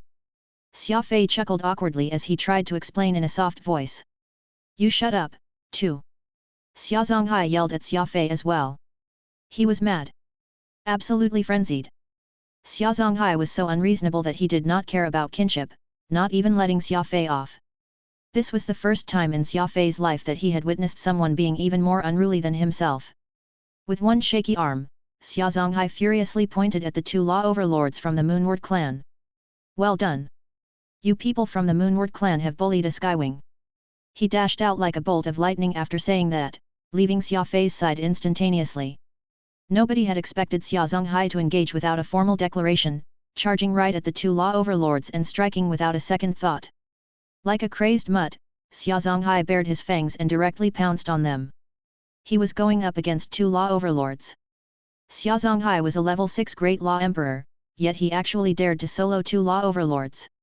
Who else would make such an attempt aside from a crazed mutt? Such arrogance and imperious behavior was simply unheard of. What made people even more clueless was the fact that the one who had caused Xia Zonghai's monstrous anger was Xia Fei. Someone whom nobody had even given a second look, deemed as an insignificant soul in the lore realm. Thwomp! A loud sound rang out. Xia Zonghai had been repelled back to Xia Fei's side due to the powerful force from a law of space. Meanwhile, White Ward's face had sustained a bloody 5-finger wound from someone's attempt to grab him. The entire left side of his face was almost torn apart. Ah! The crowd's eyes widened, revealing expressions of disbelief. That was the Skywing, all right. To actually claw and wound the face of a law overlord, it was a level of brutality that no one could match. Xia Zonghai's right hand was now stained in fresh blood, and in it was a pitch-black token. He eyed White Ward and Ulsan Ward sinisterly. That's the demonic wing token. Old Xia, please think this through carefully. Calamity will ensue once you take out the demonic wing token. The most staid among the 9 great law emperors of the Law Enforcement Board, Ice Bear of Glacier Clan, identified the item at a single glance. That token was a command that would call all the members of the Skywings together, which was why he had shouted so. The moment the demonic wing token was crushed, it meant that a Skywing was in trouble. Every member would immediately rush back and begin a mad, fierce, and relentless execution of revenge.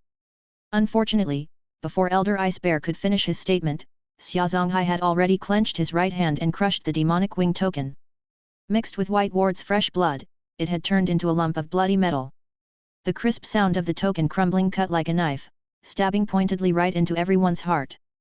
Skywings will never give up on any member of the clan, no matter how weak or insignificant they are. This is a creed that will never change among us, Skywings. Since the Moonward clan dared to make a move against a Skywing, from here on out, the lore realm will have either you or us. Xia Zonghai was like an enraged lion, roaring madly. The savagery of the Skywings was written clearly on his face. Everyone was stupefied. The Skywing's token had been crushed. The keen demonic blade was now unsheathed. The war between the Moonward clan and the Skywings was on. From here on, the lore realm would never know peace. Chapter 713, Cherish Life, Stay Away from Skywing. That's right. I, Xia Zonghai, can't kill you two law overlords today, but the two of you had better remember me. Anyone who dares to provoke the Skywings will have to pay the blood price. From here onward, the lore realm will either have the Skywings without the Moonwards or the Moonwards without Skywings. Xia Zonghai glared ferociously. Each and every word of his was like a steel nail that drove into the hearts of everyone present. Wish! Xia Zonghai waved his knife. He abruptly chopped off his own left pinky. Fresh blood spurted out immediately. I have severed my finger today as proof. I won't rest until I've trampled the Moonward clan. Xia Zonghai yelled out like a mad dog, his 2 eyes almost dripping blood. Xia Fei was stunned. Mu Jianling was stunned. Wolf Julan was stunned. Everyone was stunned. The cold wind cut like knives. They could all feel a cold sensation creeping over them, which penetrated their skin and chilled their very bones. This was the Moonward clan, one of the 9 great clans, an unparalleled existence in the lore realm. The Skywings actually stated that they would move against them, all because they had injured a junior. This was not madness. It was absolute insanity. Skywings, the most demonic blade in the lore realm, had finally been unsheathed, and their target was the Moonward clan. Gulp! Xia Fei gulped audibly. He suddenly realized that this old man, Xia Zonghai, was simply too cool. People had always thought Xia Fei to be mad, yet today those people had finally realized that Xia Fei was not the only one who was like that. There was also another group of madmen out here in the lore realm. A group of lunatics that was even more insane than Xia Fei. This group was known as the Skywings. They were extremely protective toward their shortcomings, very overbearing and absolutely unreasonable. The atmosphere around them turned heavy and stifling, suffocating, even. A whole minute passed, and the representative of the Snowdrift clan, Diao Qi, flusteredly pulled out a spatial compass and entered a series of numbers. Panic was evident in his eyes, and his heart thumped so wildly that it seemed like it would give way any time. The moment a screen appeared, Diao Qi did not even care who he was speaking to and just howled, "There's been a huge incident. War. War is about to begin." A middle-aged woman was on the screen, whose features were hidden behind a green shawl. She was very unimpressed by Diao Qi's fuss, knitting her eyebrows together as she said in a steady voice, "What are you panicking so much about? Speak properly. Speak properly." The Great Law Emperor Diao Qi's heart beat so wildly that it had practically gone numb. How could he still speak properly? Xia Fei. Sky Wings. The demonic wing token. War. Moonward clan. It's over. He's a madman. We're doomed. They've all gone insane. Diao Qi's face was as pale as snow, and all he managed to utter was disjointed speech. That just showed how panicked he was. The demonic wing token. The woman on the screen was startled upon hearing those words. She quickly sat up straight, and that green shawl covering her face trembled slightly. Anyone with a bit of strength and influence in the lore realm would know about the existence of the demonic wing token. That was the major gathering command of the Skywings. The moment the token was used, the entire lore realm would most certainly be embroiled in bloodshed. Seeing how alarmed Diao Qi looked, the woman on the screen screamed, "Get back here immediately! I want to know what happened.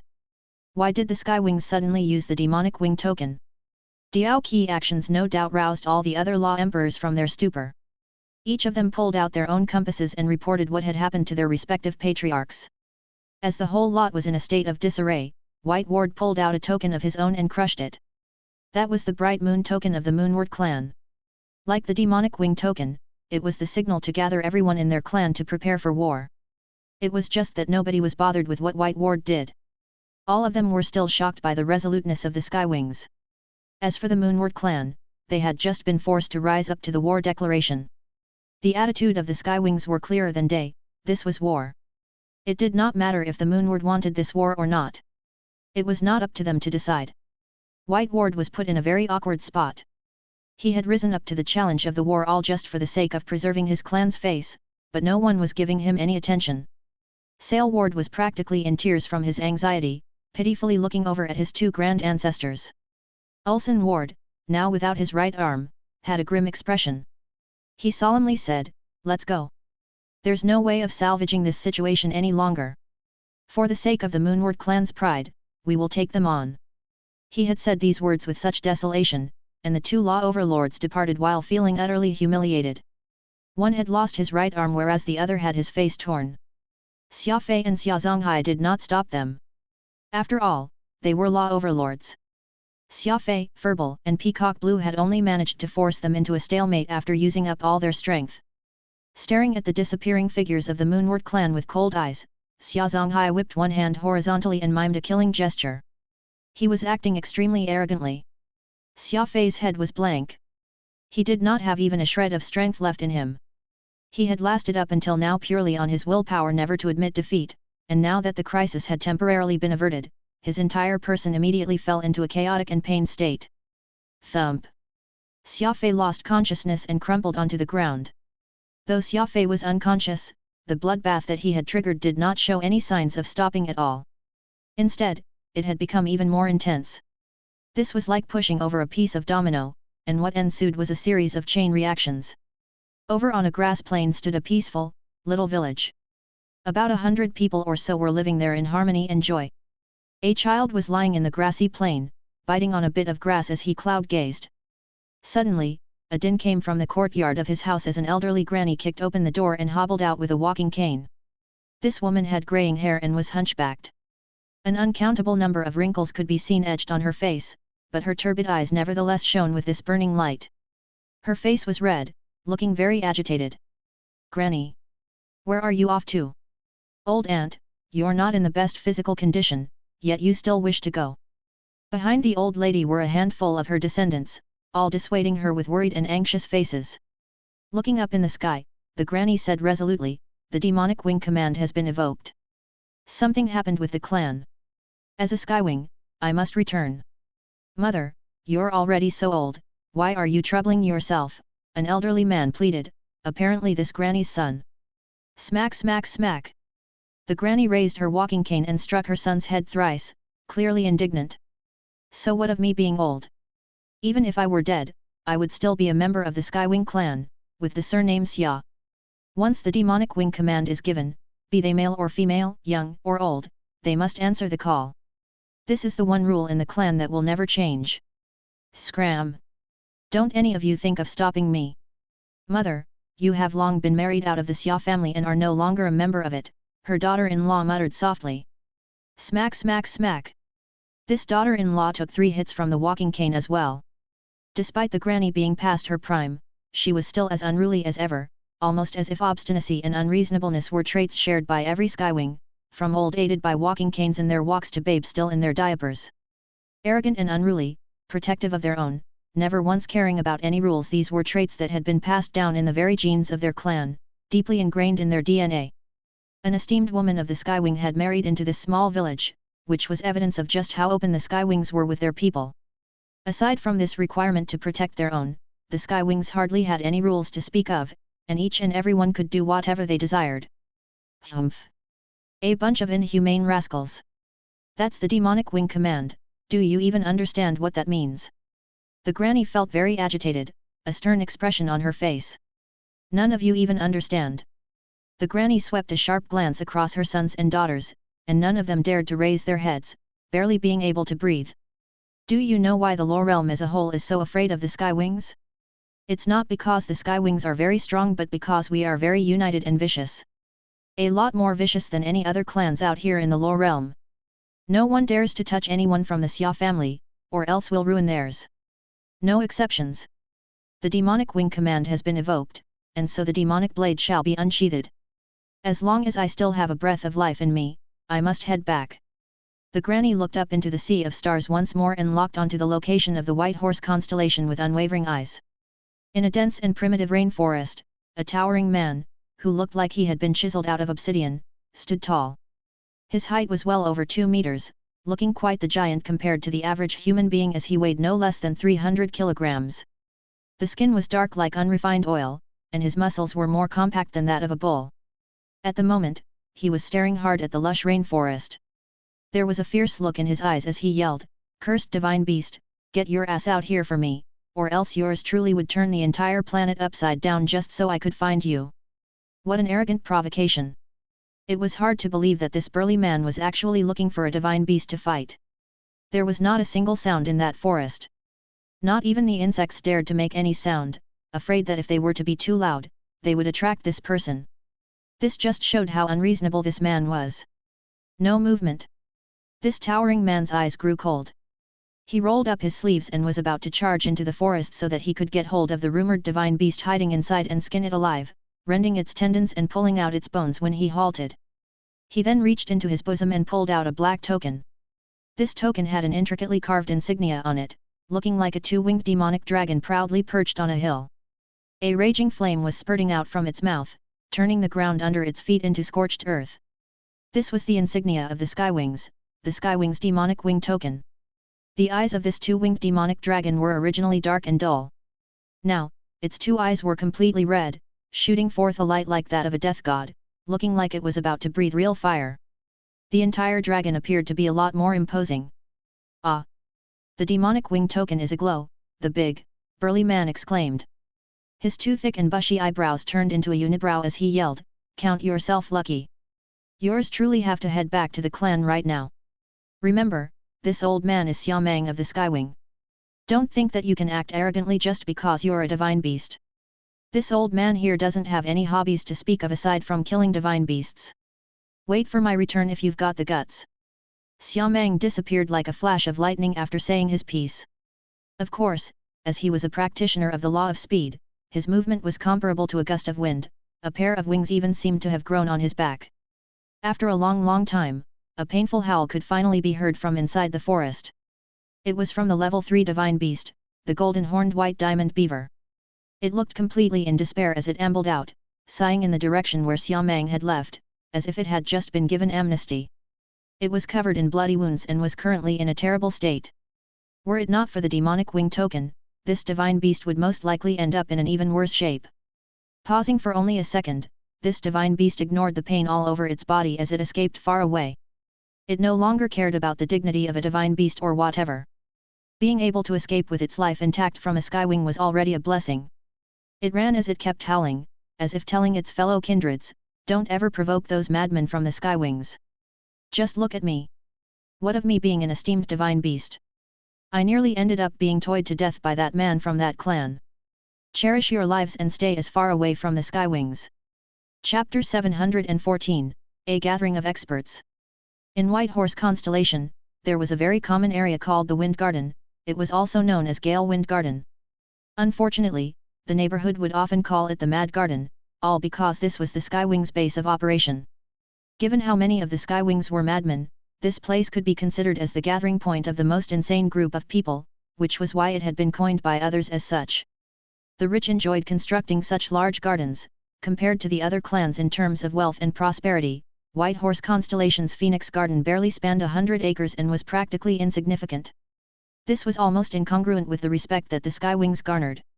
However, no one would belittle this garden, for the owner was really far too outrageous, where just the mention of the word Skywing would cause people's hearts to palpitate. In less than a minute after Xia Zonghai crushed his demonic wing token, that garden of which the gates were usually shut to the public began opening from the inside. Creak. The quaint and black pearwood gates creaked loudly as they opened to the sides. An elder with a white beard then came strolling out from within. Lifting his head to take in the weather, the elder looked like he was just some nobody as he picked up a broom and began sweeping the fallen leaves, which piled along the street, mumbling to himself, "Best to tidy the place up a little. It's not good if the masters return and see the home in a mess." This street, which Phoenix Garden was on, was quite cramped. Also, commoners lived around the place, frequenting dark taverns and small shops. The elder behaved as if everything was normal, but his arrival had instantly caused fear among those living in this alley, and hushed discussions began to erupt everywhere. Many began to spread the news. "Oh, dear! Phoenix Garden has opened their gates. Are you telling the truth? Why would I lie to you? I've seen with my own eyes the old caretaker of the Skywings, Xia Fei. He opened the gates. He's even tidying up the place.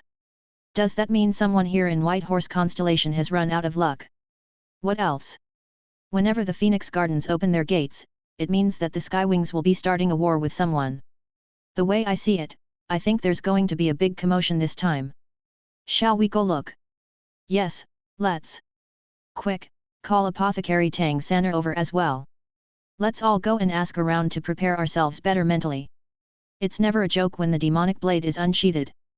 The word on the street spread along exponentially, and pretty soon, hundreds were gathered outside the Phoenix Garden. Practically, all the citizens living within 10 miles of the place had all come.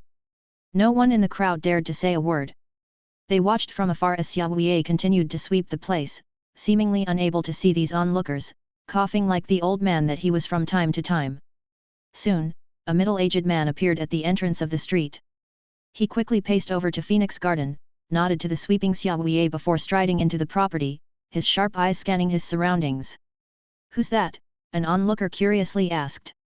"Xia Lanshan. I heard that he had gone to study drama, and it's been over 20 years since he last showed his face around here. I often saw him when he was younger, though." An elderly man stroked his beard and answered in a soft voice. Some young man, who knew nothing about the matter, asked out of his curiosity, "An esteemed Skywing learning drama? Isn't he being a bit worthless?" That old man glared at him before sternly chiding, "Then you're the fool here. The Xia family is the most open clan out here in the Law Realm.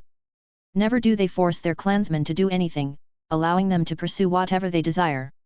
They are unlike other clans that force their own people to learn law powers or else be disowned." The young man found this to be inconceivable, asking again, "Since the people of their clan can do whatever they want, it means that their combat strength isn't comparable to other clans. Why would the people of White Horse Constellation remain very afraid of the Skywings then?" The elderly man smiled as he calmly explained, "You're lacking in foresight. Though the Skywings are naturally predisposed to freedom, their combat strength isn't weak. Take Xia Lanshan for example, though he enjoys drama, his cultivation isn't lacking. When he left home 20 years ago, he had already reached the Law Emperor tier, so he should at least have a great Law Emperor cultivation today. Whoa! A great law emperor, the crowd exclaimed. Sure enough, those people were skywings, randomly producing a great law emperor just like that. If this were some small family, it would simply be unimaginable. The elderly man was somewhat pleased as he continued speaking. Besides, that's not the only reason the circle is so afraid of the skywings. The reason is that this clan is really vicious and crazy. Do you know why everyone calls the skywings the sharpened demonic blade? No clue, the young man shook his head and answered. If you don't know, then head back home and ask your grandfather. The crowd guffawed, which somewhat eased the fear they all felt from opening the gates of Phoenix Garden. Unfortunately, this laughter was short-lived. 1, 2, 3. It was as if the people of the Xia family had received some secret call, for they appeared one after another. In 5 minutes, 6 others had stepped into Phoenix Garden. The skywings were unorganized by nature, and usually, only the old caretaker and the law enforcement board Xia Zonghai hung around Phoenix Garden while all the other members of the clan were scattered all over, busy with their own businesses. There were those who did drama, some who sang, some who devoted to pharmacology, some who worked on toxicology. In any case, it was as if the people of the Xia family had plenty of interests and hobbies, and enjoyed traveling the stars, going all over the vast expanse of space. This was actually the first time for many of these onlookers seeing so many skywing appear together. They moved very quickly, their faces all wearing unconcealed grumpiness. Their gazes, like knives, were akin to the glares of savage wolves that would eat humans, bones and all, as they gradually gathered in the midst of the nature around them. Each of them knew that today in Phoenix Garden would be unlike those that they had had in the past. The scent of a coming storm made the atmosphere oppressive. Xia Niu. That's another skywing law emperor. What is the Xia family planning on doing by calling so many experts back home? Is unrest about to break out in the law realm? Is a war between the god race and the demon race perhaps on the brink of breaking out? The hearts of the onlookers beat faster and faster. Several had even started to sweat profusely. At this point, even a fool could tell that the skywings were about to get into a big fight. In about 15 minutes after the demonic wing command had been evoked, 23 skywings had entered the Phoenix Garden, and they all had Law Emperor or even Great Law Emperor cultivation. No way! Even the Law Overlord Xia Tian has come home. The crowd was reeling when a bespectacled and gentlemanly elder appeared in that narrow alley outside Phoenix Garden. Xia Tian looked very cultured, even smiling at these neighbors before he passed through the gates. Unfortunately, this smile to the masses looked more like a nuclear warhead in the eyes of these citizens, igniting the pressure that had been cooking in them. That's it. It's all over. This time, the skywings are surely going to go wild. The demonic blade is unsheathed. Even that very composed elderly man could not help but begin shouting, saying a whole load of nonsense, getting extremely agitated. That person just now is a law overlord? His temperament doesn't seem to match, the chatty young man whispered. That man, Xia Tian, practices meditation. How could his temperament be lacking? Remember, no matter how these skywings look on the outside or whatever hobbies they have, they are all just a facade. Once anyone provokes them, even a god will regret their actions, for these people are all insane. The most insane madmen in the law realm. The veins on the forehead of that elderly man twitched as he said this in a low voice. The young man gulped. A law overlord who meditated? It was indeed impossible to understand the skywings with conventional logic. Not only were they the sharpest blades in the law realm, they were also the most eccentric. However, that made them somewhat alike to Xia Fei. Aside from cultivation, Xia Fei dabbled in machinery and pharmacology. He could be considered a man of many talents. Furthermore, he would always have a genial smile on his face whenever he was not fighting, not looking in the least bit like the crazed lunatic that he was when fighting. Everything was just the surface in the end. Actual lunatics never openly wore their insanity on their faces, rather, it was carved deep in their bones, something that could never be gone. Anyone familiar with Xia Fei would know that, while he was someone who appeared reasonable, he was actually a madman at heart. These people could no longer bear it and pushed forward He Gang, the oldest among them, to ask in greater detail about what was happening. They were hoping to learn just what the skywings were up to and if the neighborhood would be implicated. Old He arrived outside Phoenix Garden with a big smile. Bowing to the still sweeping Xia Wuye, he asked, Wuye, look at how anxious the entire neighborhood is something major about to go down? Xia Wuye was the caretaker of Phoenix Garden. He was not originally a member of the Skywing, but because he had no kin of his own and had spent many years in servitude of the clan, he had eventually changed his surname to Xia. Everyone treated him as one of their own, never once seeing him as an outsider. Xia Wei straightened his back and chuckled. It's nothing much. It's just that someone in the clan evoked the demonic wing command, so everyone all came. The moment he heard the 3 words demonic wing command, old He Gang's face turned ashen. It was no wonder the Skywing experts had gathered here today, arriving one after another. It turned out that the demonic wing command had been evoked. It was only expected that all the members of the clan would make their way back in the first instance. Xia Wei looked at these nervous people and softly sighed. The enemy seems to be one of the 9 great clans, so it's best if you all seek shelter temporarily elsewhere. With that, Xia Wei resumed sweeping the floor. He made it sound as if the mention of the 9 great clans in a war erupting were casual occurrences. The 9 great clans. It was as if someone had stabbed He Gang's back with a knife, for he sputtered those words effortfully. The Dragon Ascension Martial Hall, Xia Fei's office. Experts had gathered. The 4 heavenly kings of Dragon Ascension, Busi, Salem, Karani, and Dotzel and Hall Master Xia Fei. These 5 superior law overlords were all present. No clan in the Law Realm had 5 law overlord war gods counted among their numbers. Not even the 9 great clans could do this. This was the strength of Dragon Ascension. The number 1 martial hall across the Law Realm lived up to its name. The news that the Moonward and the Skywing clans had declared war on each other had of course reached the Dragon Ascension's ears. Aside from being a martial hall, Dragon Ascension bore the responsibility of reporting directly to the god race. The atmosphere was heavy, and the faces of these law overlords were stern. With the demonic blade, Skywings, going against one of the 9 great clans, these people knew just how grave the consequences of this huge war would bring. It would definitely result in a flurry of bloodshed, which was rarely witnessed in the Law Realm. Beep beep beep. The secret communication device on Xia table suddenly rang, and everyone lifted their heads, prepared to hear the first-hand report. Speak. Xia was terse, his expression grim. Understood. The man in black on that screen gave a bow as he reported the situation. The Moonward clan has already begun evacuating Cherry Garden and Plum Garden, leaving just their strongest fighters behind. Meanwhile, the warriors of Skywings have begun gathering at Phoenix Garden. How's the strength of either force? Xia urgently asked with a frown. The Moonward clan's 3 law overlords are all present, namely White Ward, Ulsan Ward, and Galsan Ward. They also have close to 40 warriors who have Law Emperor cultivation and above. 3 Law Overlords and 40 Law Emperors. The Moonward clan had quite the strength, indeed, being one of the 9 great clans. It must be stated that the entire Yu family only had 3 Law Emperors, with both Yu Zhong and Yu Guding already dead, yet in just half an hour, Moonward clan had managed to gather such a powerful force, which just went to show how much strength they had. Galsan Ward? Hasn't he been called to join the god race already? Xia asked even as he recalled this fact. He came back, the scouts said. According to our investigations, Galsan Ward has only been recruited by the god race last week and hasn't yet officially registered. Going by the rules, he can't be considered as part of the god race, so he's eligible to return home and join in this war. This isn't going against the rules. Everyone nodded their heads repeatedly, agreeing with the analysis their scout had made. The god race was a super war band and it was only natural that they would not join in on the going-ons in White Horse Constellation.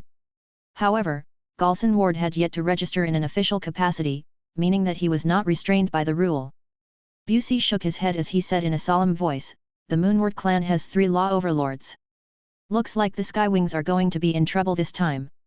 Chapter 715, Flattening the Plum Garden. Zing. When Xia Fei woke up, the first thing he did was jump out of the bed and nervously look around. What powerful killing intent! What is this place? Xia Fei took up a defensive posture and grimly asked.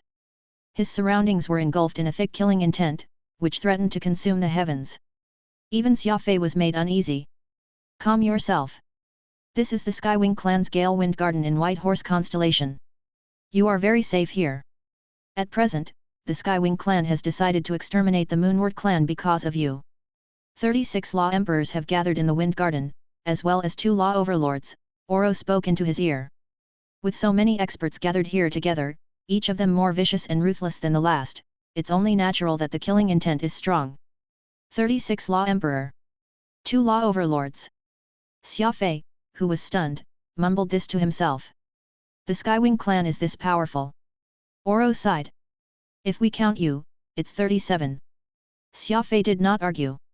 He nervously pulled away the blankets, only to find Furball snoring away under these. His whole body was wrapped in bandages and he smelled of medicine. It seemed that someone had already treated his injuries.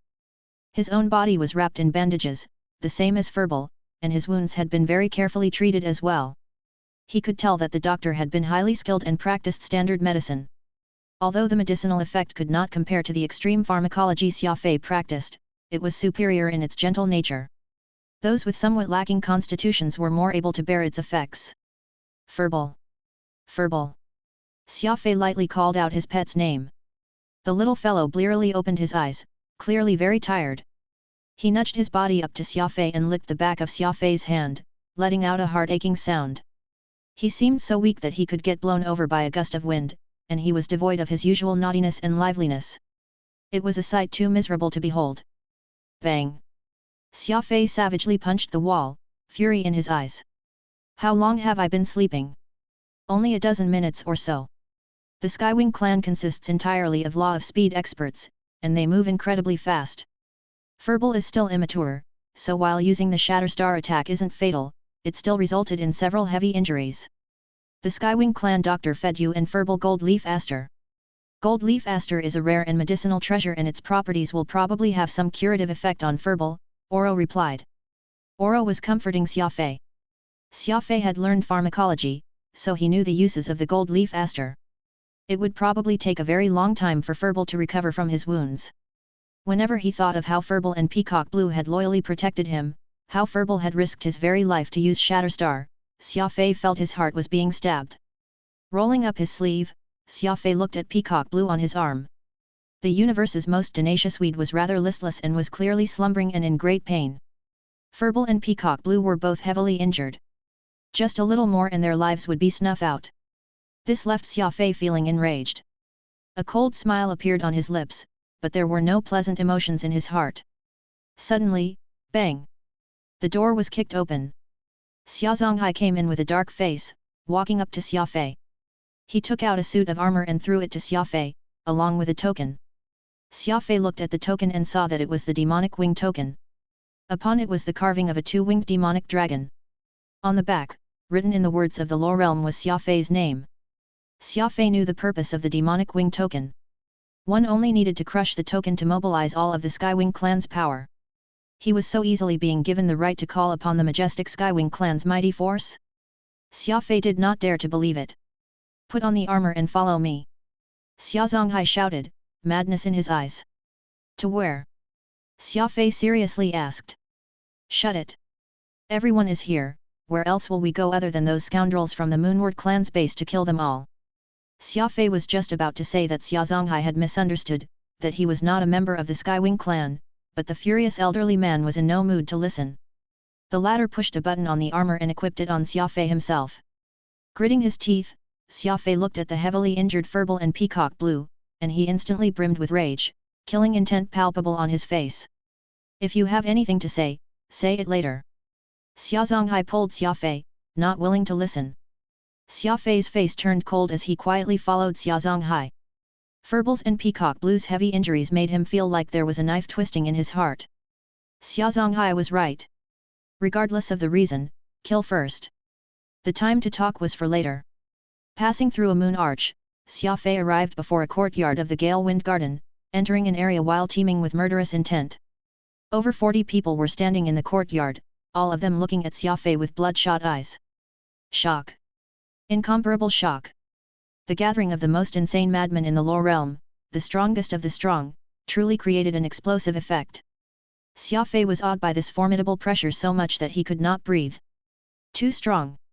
Simply too strong. Xia Fei inwardly said. Distinct from the group of fearsome Xia warriors was the small team of 9 women, carrying medicine chests. It seemed that they were responsible for medical treatment. The main gate was open, with 2 people standing at the entrance.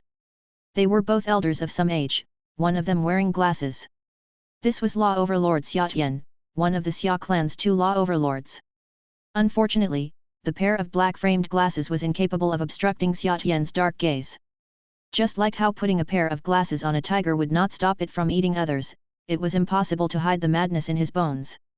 Patriarch, the 37 law emperors of the Skywing clan are all here. Xia Zonghai put his fist in his hand and bowed to the two elders.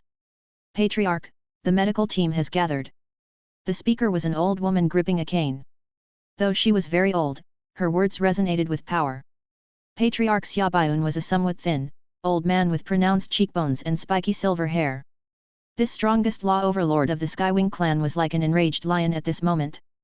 Coldly sweeping his gaze across the law emperors of the Skywing clan, Xia Baiyun grimly said, 30 minutes ago, the Moonward clan almost killed a Skywing. As such, they must pay a blood price. Of course. Anyone who dares to touch a Xia family member, even the King of Heaven, won't get away with it. Patriarch. Let's exterminate the Moonward clan. Protecting our descendants has always been the foremost rule of the clan. The Xia family's law emperors rubbed their fists and palms, their faces twisting in savagery. Raising his arm and pointing it at the sky, Xia Baiyun loudly said, just now, a big shot up there asked me if there's any way I can let the Moonward clan off. Xia Fei was stunned. Xia Baiyun was referring to one of the two supreme races, the God race. One of the strongest powers of the universe. The God race is worried about losing strength due to internal conflict and is applying pressure on the Skywings. Still, I wonder if the Skywings are really as crazy as the legends say? Do they really dare to oppose the God race? Oro commented. At this time, Skywing Patriarch Xia Baiyun began to laugh as he disdainfully said, I replied to him, the only thing that will make me let off the Moonward clan is the sudden collapse of the universe or if all that remain in that clan were the old and the young. After all, we Skywings never kill people who can't fight. The Wind Garden erupted in laughter. Brazen laughter. Crazed laughter. Oro's eyes went wide and he licked his lips as murmured in shock, he dared to speak to an elder from the God race in such a way. Does he not care for his life? However, at this point, Oro had not yet realized that the story was far from over. Xia Baiyun solemnly continued speaking. After that, our grand ancestor there sought me. He wanted me to pass this message on to all of you. Pa. Xia Baiyun pressed a button to play a recording. At the same time, an invisible law seal emerged to prevent anyone outside of the courtyard from eavesdropping. After all, this was their grand ancestor's voice, and it was not proper for outsiders to hear it. All of the Skywing members became nervous, their expressions turning solemn as they attentively listened. This was an admonishment from the grand ancestor of their Skywing clan. He lived in the God race and was a legendary figure. The vast majority of the clan members had never even seen him before. A scratchy and deep voice soon began to speak. Children, I know that those scoundrels from the God race are pressuring you, wanting us to let the Moonward clan go. Your grand ancestor is very worried. Suddenly, his tone changed, becoming like thunder booming in the heavens, becoming crazy and insane, each word penetrating deeply into the hearts of all those present. In the face of this pressure, you currently need to do 3 things. First, flatten the Moonward clan. Second, flatten the Moonward clan. Third, flatten the Moonward clan. If 1 day won't do, then take a year.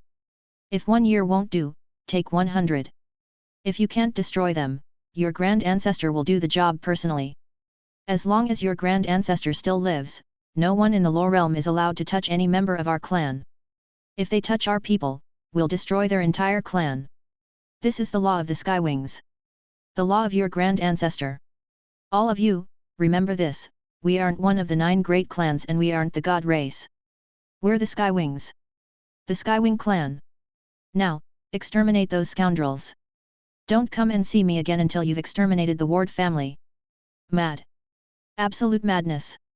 Xia Fei did not dare to believe that this was an admonishment from the Skywing grand ancestor. Admonishment? This was clearly a declaration to exterminate a clan. Oro had been rendered speechless. He thought that the Skywing grand ancestor would try to reason out and say that his clan members were going overboard. However, to his shock and surprise, the Skywing grand ancestor was worried that these madmen would be too merciful. No wonder the Skywing clan is called a bunch of madmen. With this old madman leading them, how can they not be crazy? Oro muttered. The Plum Garden was the Moonward clan's largest gathering ground in the White Horse constellation. The Ward family knew that the Skywings were powerful and had already called back all of the warriors and residents living in the Plum Garden, gathering all of their fighting power at the Patriarch's residence, the Cherry Garden. Zing! A raging flame rose, painting the entire White Horse constellation red. The Plum Garden, the symbol of the supreme glory of one of the 9 great clans, had immediately been turned into ruins. This was naturally the work of the Skywings. 2 law overlords and 37 law emperors immediately charged over to the residence of the Moonward clan's patriarch. This is Skywings' business. Unconcerned people should stay away, someone shouted, and the bustling streets of the White Horse constellation were instantly emptied. Everyone fled this trouble zone as soon as they could. All of them knew that the Skywing clan had already started its battle with the Moonward clan, and not even the gods knew how it would turn out. At 11:15 am, White Horse constellation time, Xia Fei had been heavily injured. At 11:20 am, the demonic wing token had been shattered and the Skywing clan formally declared war against the Moonward clan. At 11:45 am, the Skywing clan's 2 law overlords and 37 law emperors had assembled. At 11:55 am, 35 minutes after the activation of the demonic wing token, the residents of the Moonward clan, the Plum Garden, had been flattened. Chapter 716, Flattening Cherry Garden. The vast Plum Garden of the Moonward clan being turned into ruins caused a heroic feeling to swell up in Xia Fei's mind. In this world, the strong truly were king. Even the incomparably illustrious Moonward clan was nothing. In the end, it only took minutes for the pack of wolves from the Skywing clan to flatten their home. The words of the Skywing clan's grand ancestor that Xia Fei had not yet met still rang out in Xia Fei's ears. What 9 great clans? What god race? Understand that this old man is a member of the Skywing clan. Only someone with an extremely arrogant personality would be able to say such things, and the Skywing clan had the strength to back it up. Pa! As he was thinking, a hand heavily patted his shoulder. Turning his head, Xia Fei saw the red-eyed Xia Baiun and became a little nervous. After all, he was from Earth and not some member of the Skywing clan. He still had not had the time to explain this misunderstanding. You're called Xia Fei. Xia Fei nodded. He was just about to say something else when Xia Baiun stopped him. Keep anything else you have to say for later. What's your current speed per second? 30,000. Zing. Xia Baiun's eyes pierced like blades into Xia Fei's body as he frowned. How could you be this slow? Xia Fei was rendered speechless. This was the first time someone had ever criticized him for being too slow. It must be understood that this was the speed ability. The hardest among all abilities to train. Moreover, he was still wounded. Xia Fei had relied on his 30,000 meter per second speed to win countless battles, but in the Skywing clan, this speed was not remarkable at all. Just now, Xia Fei had been rushing but still had been unable to keep up with the group. By the time he arrived at Plum Garden, the fire had already started. Xia Baiun's group had flattened the Plum Garden in the blink of an eye. That's too shameful. It dishonors the Skywing name. No wonder you couldn't keep up with the group. Who taught you this law of speed? They're too irresponsible. Once this matter is over, you'll first have to undergo law of speed enhancement training. Xia Baiun scowled. Xia Fei was just about to say that he had no intention of learning the speed law when Xia Baiun stopped him again. There's no need to explain. Save it for later. Xia Fei's eyes rolled over, and he felt like he was suffocating to death. Save it for later again? The Skywings were truly impatient people, not even giving him a chance to speak. When destroying a clan, they would at least have to discuss tactics, right? Where to attack first, where to attack later, and what the hard points and weak points were. However, the Skywing clan had only 2 steps: 1. Gather everyone together, 2. Go over and destroy the enemies. Xia Baiun turned around, a sharp light erupting from his eyes. This is only the beginning. Skywings, listen up. We're flattening the Cherry Garden next. Yes, the wolf pack howled, their flames of fury rising to the heavens. Report. Xia Baiun's group has already flattened the Plum Garden. So fast? Mu Qiun asked in shock. This was Mu clan's grand ancestor, who had not involved himself in family affairs for many years, was now wearing white combat armor and had a solemn expression. The war between the Skywing clan and the Moonward clan didn't just put these 2 clans in danger. It put the White Horse constellation, perhaps even the entire Lore realm, in danger. Everyone's nerves were on edge from this war, and there were many more old monsters like Mu Qiun watching from the shadows, observing the plum garden and this battle. Even the two peak races were watching. We're too slow. The Skywings are probably already at the Moonward Clan Patriarch's home, the Cherry Garden. They move too quickly. Far too quickly. We simply can't keep up, the spy somewhat dejectedly said. Even if you can't, you must. I have to know what stage the battle is at. I need a report every minute. Mu Qian unreasonably demanded.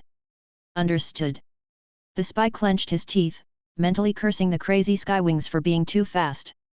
This was a clan that had wings growing out their backs, coming and going without a trace, much like ghosts. Father, Cherry Garden is the residence of the Moonward Clan's patriarch.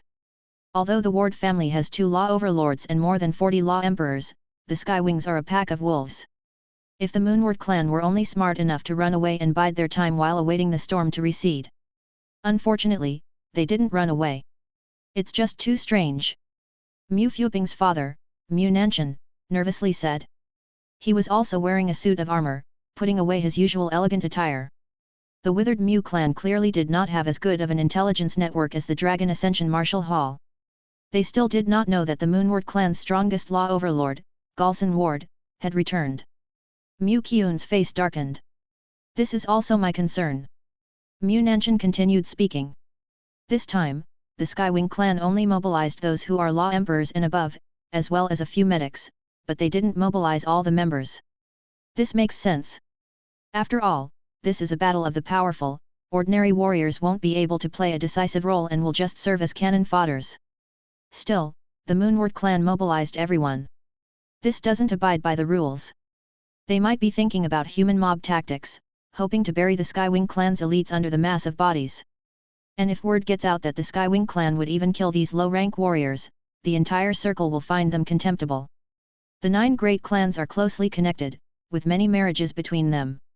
Everyone is family, so once the Skywing clan starts killing, the ultimate result will be the 9 great clans against the demon blade that is the Skywings. Our Mu clan will also be forced into a war against those crazies. The Moonward clan is too sinister, even dragging the rest of us into their fight. Even if the Aloof and Transcendent Snowdrift and Glacier clans refuse to enter these muddy waters, that's still 6 clans. Tens of millions of people. Mu Fuping, who was eavesdropping outside, felt herself getting dizzy. Her father was telling the truth. The clans were vast, and they were all related to each other in some way. Once the Skywings began their frenzied slaughter, it would trigger a powerful reaction from the entire Law realm. And that was when things got dangerous. But while Mu Nanshan was worried that the Mu clan would be forced into fighting the crazy Skywings, Mu Fuping was worried about Xia Fei. The Moonward clan has truly gone crazy. Trying to bring us down with them. No matter what, if our Mu clan is able to not provoke those madmen of the Skywing clan, then we won't. Even if the other clans join together to deal with the Skywings, it will come at a tragic cost. These people are all monsters that can't be reasoned with. Mu Qian said as he turned to Mu Nanshan.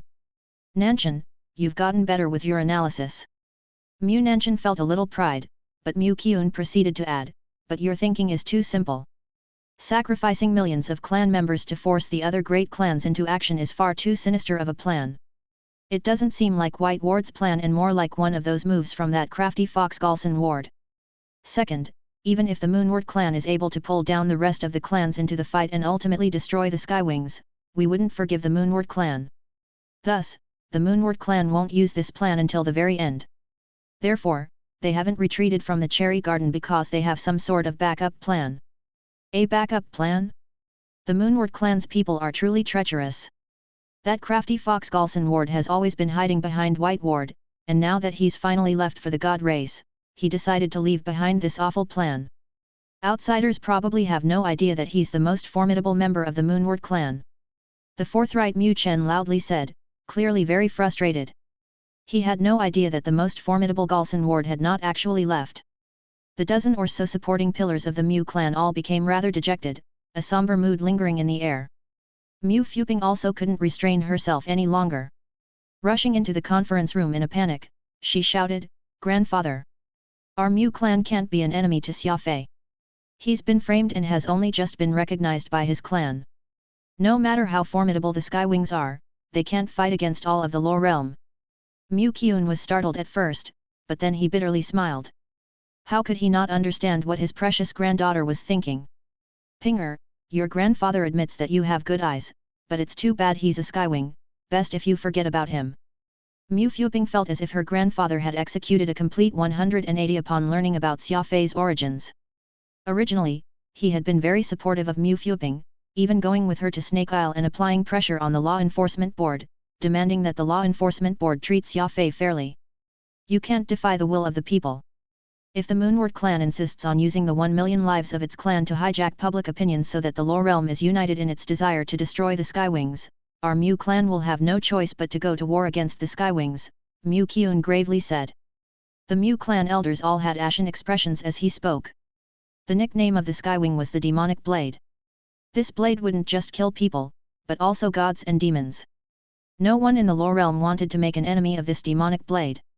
Go back. Your grandfather can't agree to this request of yours no matter, Mu Kyun said to his granddaughter with a grimace. Mu Fuping was astonished. She had asked a lot of things of her grandfather, but this was the first time she had been rejected. And when she needed him the most. Men. Have Miss Fuping locked away. No one is allowed to meet her without my order. Mu Kyun turned away as he painfully ordered. He knew Mu Fuping's personality. If she was allowed to, she would definitely go over to Xia Fei and tell him what was going on, and Mu Kyun could no longer stand it. For the sake of the massive withered Mu clan, he had no other choice. Mu Fuping's eyes widened as she stared in a daze at her grandfather, not understanding why he was treating her like this. At this moment, the spy from the Mu clan returned. And he was even more nervous than last time. Report. The Skywings have arrived at the Cherry Garden. They're currently assaulting the Sky Curtain. Thump.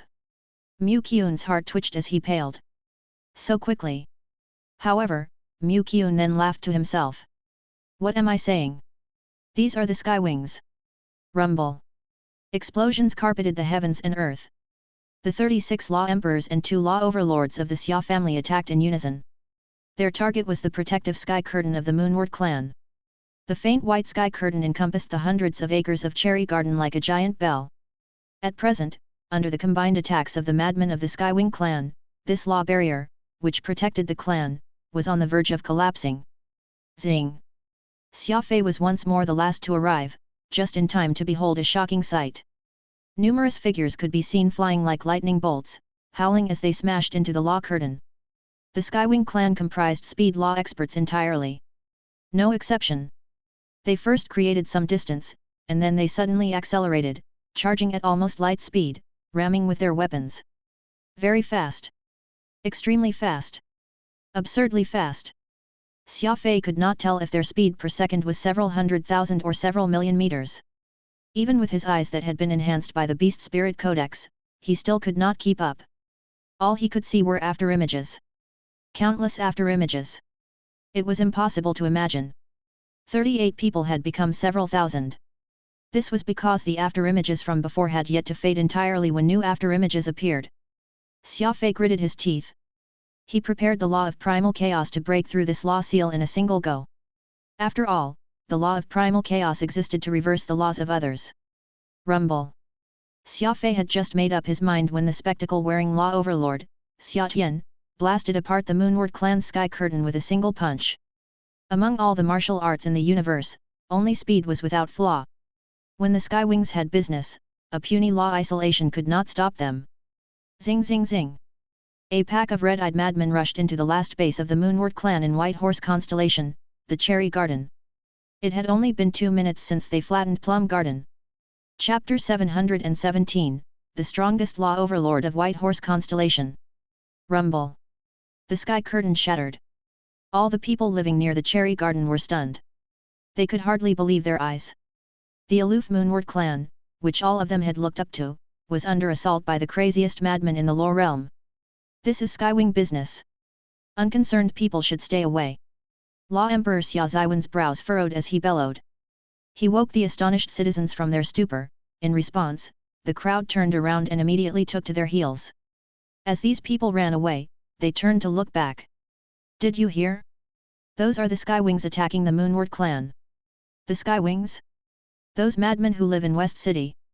Who else could they be? There are no other Skywing clan in the Law Realm. Run!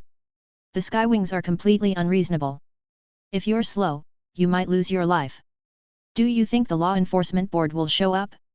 Aren't they responsible for the White Horse Constellation's public safety? Are you dumb or just naive? The Skywings even dared to openly attack the Moonward clan, so how could the Law Enforcement Board control them? If they provoke the Skywings, they'll also be attacked. Do you believe me? I believe you. Of course.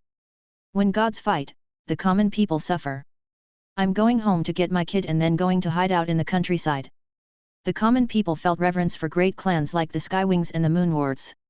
While the Skywings were infamous, they had never slaughtered the common people. Thus, while this conflict had initially inspired terror and fear, it had not drawn public outrage. Whoosh! Whoosh! Whoosh! No stopping. The Skywings' 39 wicked wolves charged into the cherry garden like bolts of lightning. Their faces were savage and terrifying to behold. Protect the clan. Push back these crazy Skywings. Even if I die, the dignity of the Moonward clan must be protected. The waiting Moonward clan warriors saw the law curtain fall, and fear appeared on their faces. They shouted out war cries in an attempt to raise their morale. Alas, a few slogans were not enough to gain victory. Otherwise, what would the point of warriors existing? Everyone would just need to gather together and shout slogans. These Moonward clan warriors were no match for the Law Emperors and Law Overlords of the Skywing clan, and the battle became a one-sided massacre in a flash. The Skywings had killed several hundred of them in the blink of an eye. Patriarch, these are all low-rank Moonward clan warriors. Something's not right. The enemies have yet to show any of their actual fighting power. The number 2 man in the Skywing clan, the bespectacled Xia Tian, stopped and spoke to Xia Baiun. Xia Baiun looked around with his red eyes and coldly said, "Let this cannon fodder go and turn the moon-reaching house upside down." Understood, the Skywing Law Emperors shouted in unison. The moon-reaching house had been the residence for generations of Moonward clan's patriarchs. If flattening the plum garden signaled the start of war between the Skywings and the Moonwards, then turning the moon-reaching house upside down was a challenge to the entire Moonward clan. After all, most of the former residents of the moon-reaching house had already gone to the god race, becoming members of the peak race that looked down upon all living beings. It certainly did not feel good to see one's former residents being flattened by the Skywings, and even for ordinary members of the clan, the moon-reaching house was only second in stature to the ancestral shrine, a second holy ground. However, this was no holy ground to the Skywing. Whether it was a holy ground or not, it would all be flattened. Whoosh! Whoosh! Whoosh! The speed was far too fast. The cherry garden, which covered 330 hectares, was like the Skywings' back garden. They moved freely around it without the slightest opposition. Their vigorous bodies moved as quickly as ghosts. Speed! Speed! Speed! Invincible speed! Unstoppable speed! Whoosh! Skywing Law Emperor Xia Wu accidentally cut his arm on a hidden weapon. His body swayed for a moment and then he disappeared. 3 seconds later, Xia Wu was back.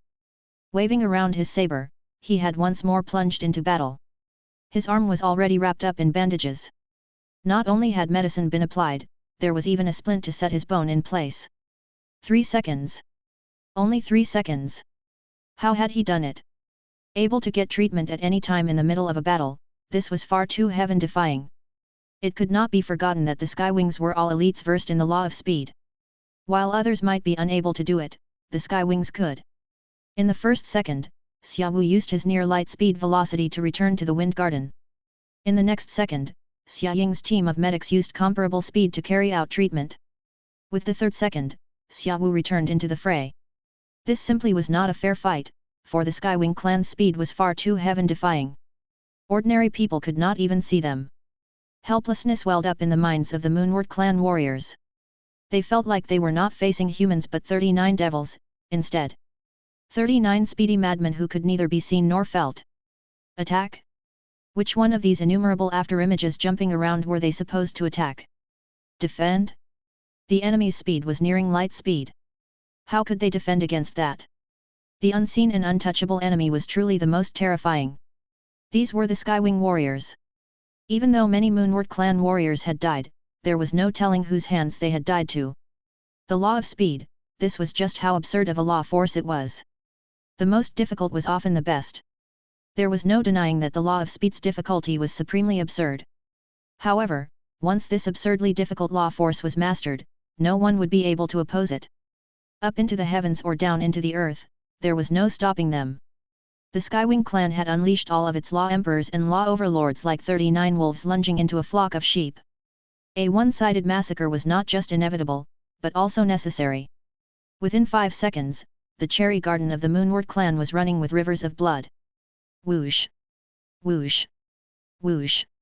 39 black figures stood on the roof of a very beautiful building within Cherry Garden, on rainbow glass tiles. In front of them was a serene courtyard and a simple and old house, the pavilions and fountains lacking any sort of elegance. This was the Moon-reaching house, the home of the Moonward clan's patriarch.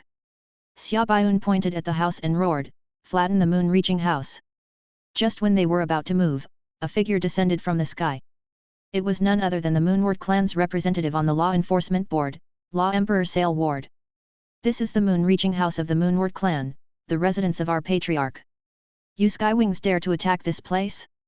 Don't you fear the Law Enforcement Board?" Sail Ward demanded, his face pale as he gathered up his courage to confront these madmen. Faces reddened from excitement looked at Sail Ward, carrying the characteristically wicked smiles of the Skywing clan. Sail Ward broke out in a cold sweat, feeling like he was being stared at by several dozen wolves. "What are you thinking about? I'm the vice chair of the Law Enforcement Board. I represent the interests of this government body." He had barely spoken when 5 Skywing Great Law Emperors lunged out. 2 of them pulled on Sail Ward's arms, 1 person got his head, and the remaining 2 pulled on his legs. Bang! Dismembered. The 5 Great Law Emperors of the Skywing clan had torn apart Law Emperor Sail Ward within the space of a single second. "Pa!" Xia Zonghai viciously threw a severed arm to the ground and madly laughed. "Screw your Law Enforcement Board. I'm also part of the Law Enforcement Board." The vice chair of the Law Enforcement Board and a Law Emperor of a generation had died just like that. The Skywings did not give him even a moment to argue. This was the Skywing clan that despised all order and rules, the heaven-defying practitioners of the law of speed. It had taken them only a second to kill Sail Ward, and a second later, the Skywing Law Emperors moved together to flatten the Moon-reaching house. Rumble! With a great booming, a force jumped out from the Moon-reaching house. Xia Baiun made a gesture, and the Skywings silently returned to their patriarch's side. Going and returning took only the blink of an eye. 3 Law Overlords and 46 Law Emperors. This should be all of the fighting force of the Moonward clan. Oro was stunned as he used his mental energy to scan this powerful force. A lethal fervor flashed in Xia Fei's eyes. It was here. The strongest fighting force of the Moonward clan had finally appeared. Xia Baiun's gaze chilled, and a surprised smile appeared on his lips. "Galson Ward? Here I thought you had already gone up." A tall and muscular man proudly stood between White Ward and Ulsan Ward, his body brimming with energy and a hint of cunning on his face. His sharp and pointy chin made him particularly easy to remember. This was Galson Ward, Ulsan Ward's older brother and the Moonward clan's strongest fighter on the White Horse constellation, a level 5 Law Overlord. He was just 1 step away from becoming a superior Law Overlord. At the superior Law Overlord level, even if he did not want to go to the God race, those above would forcefully recruit him. After all, superior Law Overlord warriors had heaven-defying strength, and remaining in the White Horse constellation would upset the balance of power, allowing the clan with the superior Law Overlord to bully around others with their cultivation. Galson Ward, who was on the verge of reaching the superior Law Overlord level, was not merely the number 1 man in the Moonward clan but was also the strongest existence in the White Horse constellation. He was the strongest human in the Lore realm. Galson Ward had mostly spent his days hiding in the shadows of White Ward and Ulsan Ward, secretly controlling the situation from the background, so the ordinary people did not understand him and did not know that he was actually the true master of the Moonward clan. However, Xia Baiun and the other Law Overlords of similar status knew. Not long after the tragedy on Snake Isle, Galson Ward had been recruited by the God race, but to everyone's surprise, this strongest Law Overlord of the Moonward clan had still not been registered in the books of the God race. Today, the Skywings had declared war against the Moonwards, and Galson Ward had returned to his clan to take the reins of control. This was naturally wonderful news to the Moonward clan. Originally, the clan had only 2 Law Overlords, of which Ulsan Ward had been seriously injured by Xia Fei, making him much weaker. Alas, no one except the Dragon Ascension knew that Galson Ward had already returned. The strongest law overlord of the White Horse constellation had returned to Moonward. A single top-class expert was enough to tip the scale of this battle. For the first time in this clash between these two great clans, the balance began to tip in the Moonward clan's favor. Moreover, in this short time, Galson Ward had managed to come up with the most gruesome, cruelest, and most vicious plan, one that was extremely disadvantageous to the Skywings and ensured that neither side would come out unscathed. Xia Baiun had instantly spotted Galson Ward, which was why he had waved his hand and recalled his Law Emperor warriors. He was a level 2 Law Overlord, while Xia Tian was a level 1 Law Overlord. It was clear that when it came to the number and quality of Law Overlords, the Skywings were on the back foot. Galson Ward heartily laughed, displaying the arrogance only the strong could possess. Yes, I went up there, but then I came back down. The Moonward clan elites were reinvigorated. After all, Galson Ward was currently the strongest Law Overlord in the White Horse constellation, capable of going up against 100 all by himself. He was also quite the strategist. Moonward clan with him and without him were not on the same level. Ulsan Ward and White Ward viciously stared at Xia Fei. Ulsan Ward had regrown his severed arm and the scar on White Ward's face was no more, healed through some mysterious method. After all, this was one of the 9 great clans. It had reigned over the universe for tens of thousands of years. It had a sturdy and deep foundation and had stored away numerous treasures. It was very normal to be able to heal such injuries. What? You seem surprised, Galson Ward disdainfully stated. Xia Baiun smiled. I am very surprised. I'm surprised that I can't just trample on Moonward clan today, but will also be flattening you. This will save me a lot of trouble in the future. Ha ha ha ha. Xia Baiun was unafraid of the strongest Law Overlord in the White Horse constellation at present. The wolves of the Skywing clan all burst into laughter. A super battle involving nearly 100 fighters of the Law Emperor and above cultivation. It was about to begin. Chapter 718, Law Overlord killed in battle. Dragon Ascension Martial Hall, an organization directly subordinate to the God race, Superior Law Overlord Qiuzhenfeng's office. Report. The Skywings have already pushed their way into the Cherry Garden and are now surrounding the Moon-reaching house. Sail Ward was eliminated. Galson Ward showed up. We also confirmed that all 3 Law Overlords and 46 Law Emperors of the Moonward clan had been mobilized. Moreover, for some reason, millions of ordinary members of that clan have been placed in the riverbank garden behind Moon-reaching house, the Dragon Ascension spy on the screen urgently reported. Pursuing the Skywing experts had run these elite spies ragged, for the Skywing warriors moved far too fast. They were in the Plum Garden moments ago, now, they were attacking Cherry Garden. It had only been a little more than half an hour since the triggering of the demonic wing token, yet the Skywings had already finished assembling and begun their frenzied and fearless revenge. The spies had the spirit, but lacked the strength to back it up, yet their master demanded that they ought to deliver reports from the front line as soon as possible, leaving these well-trained spies troubled and worried.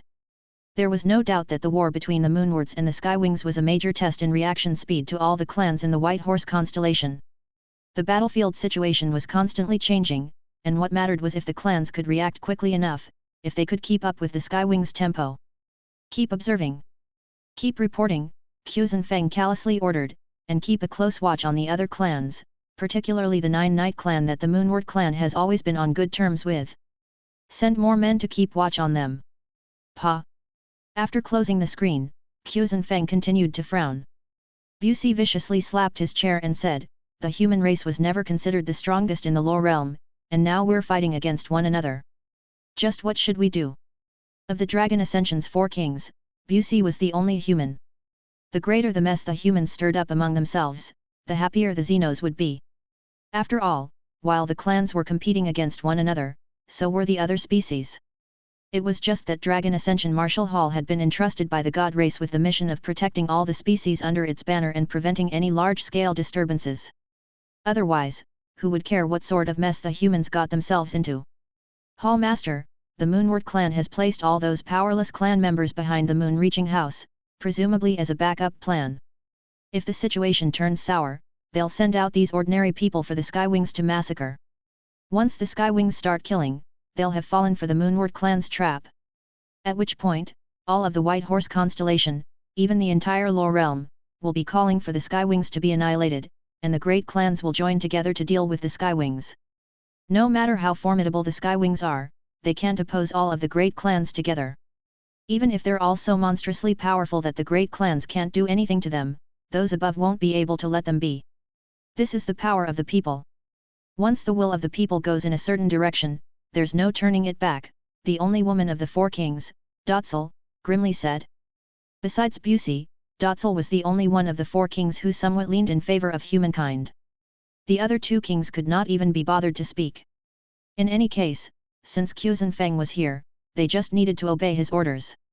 If something went wrong, the Feng clan would be the one taking the blame.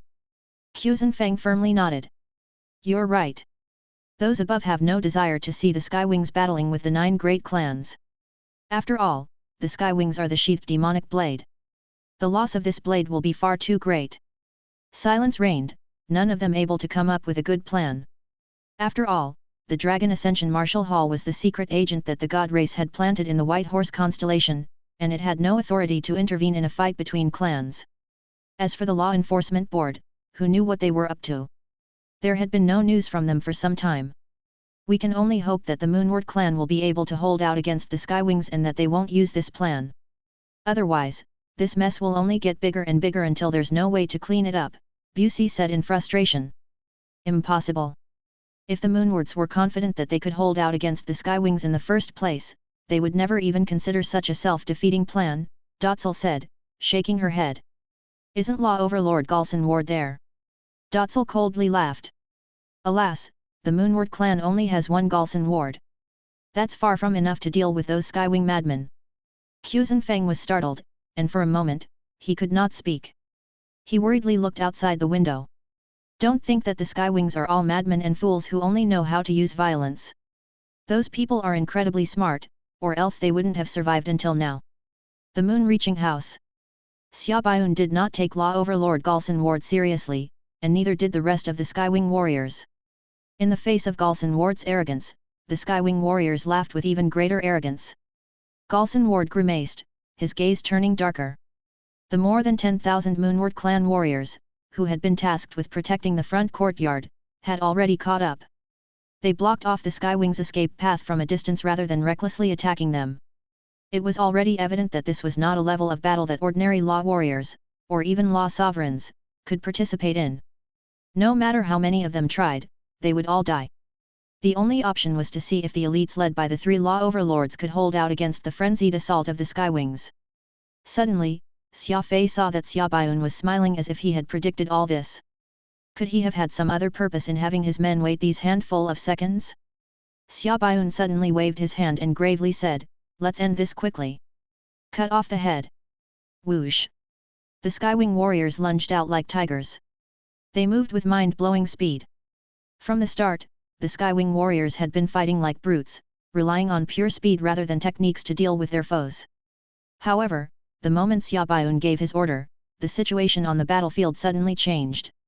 The over 30 Skywing elites formed into small teams ranging from 2 to 5 people, all of them working in sync as they attacked. So the Skywings don't just know how to fight like brutes, they also have tactics. Xia Fei was astonished.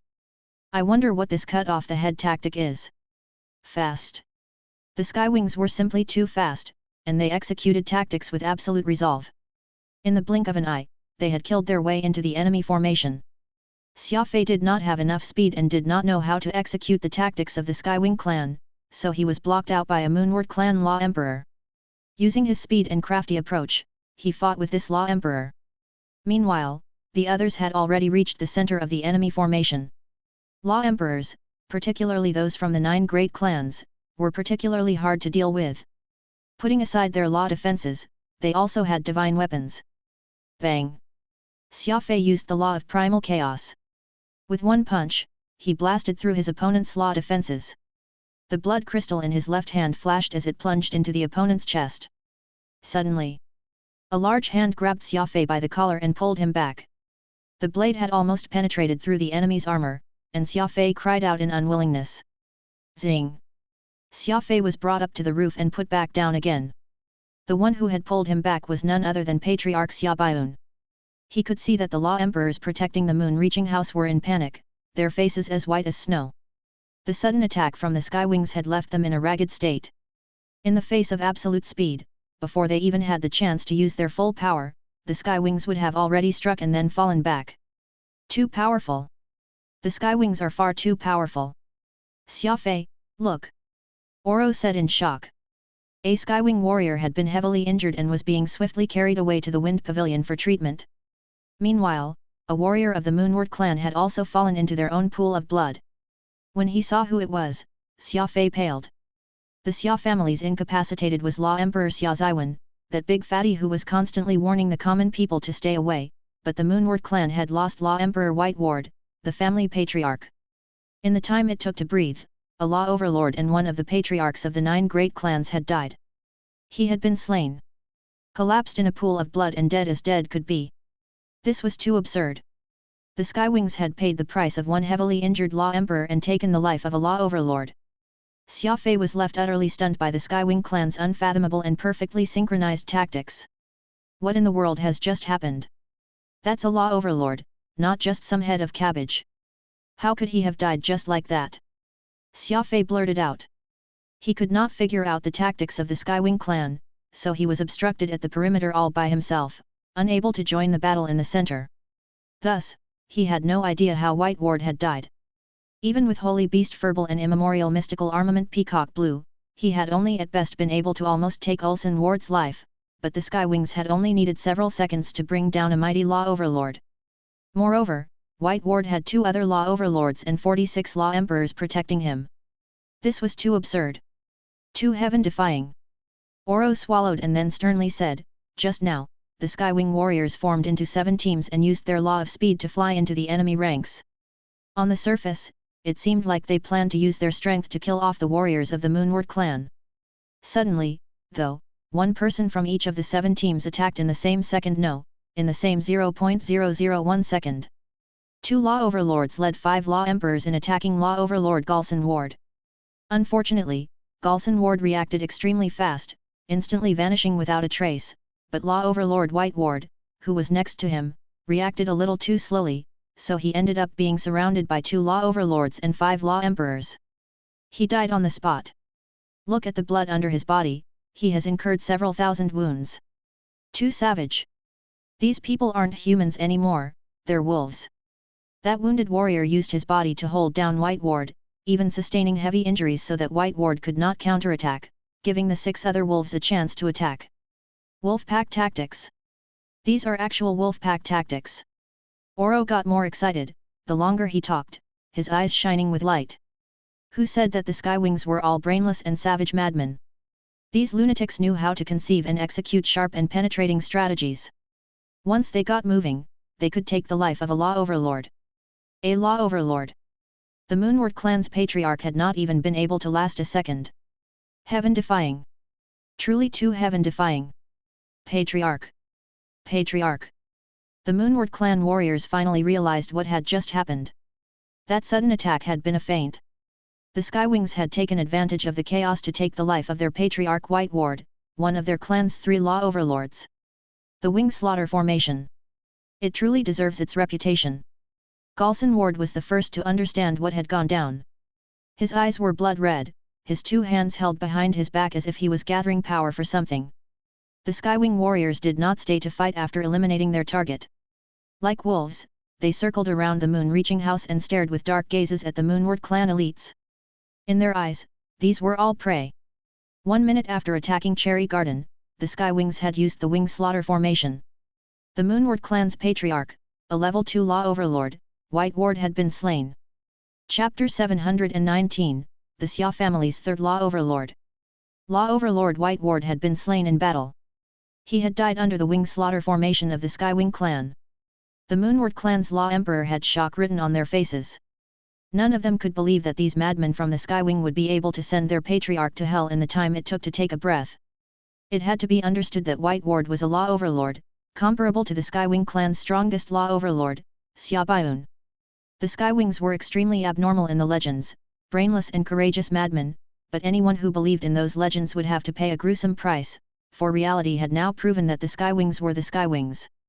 They were not only skilled in battle but also in utilizing the power of teamwork. Never abandon. Never give up, was the creed that the Skywing clan had once more displayed through its incomparable power. At this moment, they were like savage wolves, circling around the Moonward clan elites and staring at them with sharp eyes.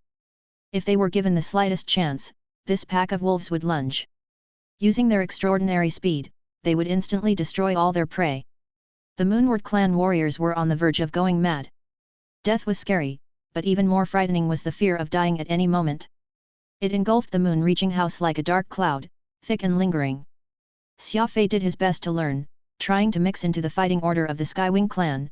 Alas, he had spent too little time with these infamous madmen of the Law Realm and could not develop that level of tacit coordination.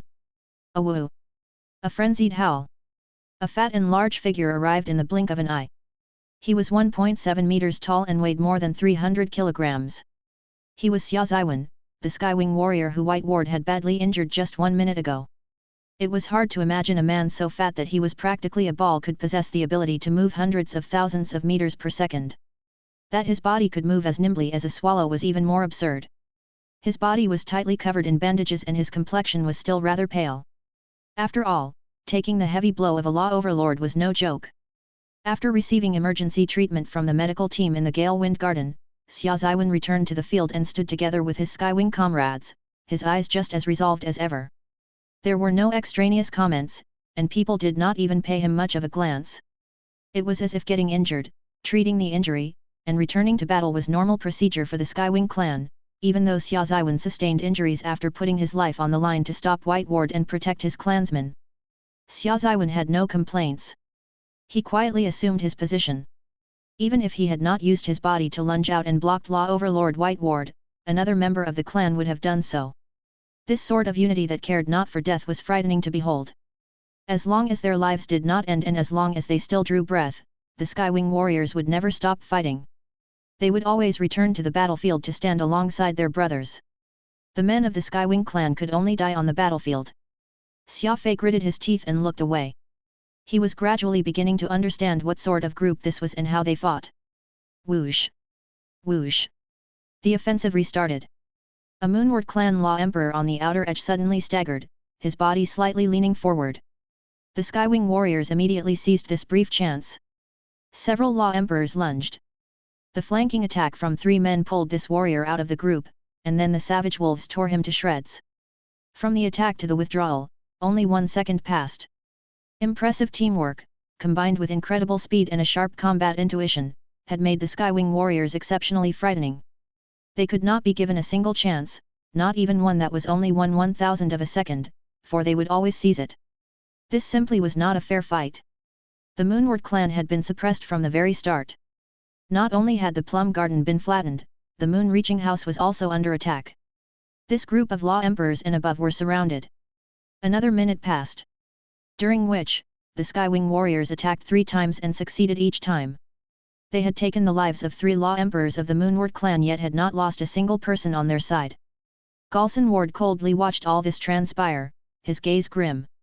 He held his hands behind his back, his fingers constantly playing around with a small machine. It seemed like he was communicating with someone. Galson Ward seemed not to see his clan warriors being slain, but his insidious eyes grew colder and colder. Xia Fei was stunned, muttering, "The Moonward clan shouldn't have just this strength. This situation is very clear.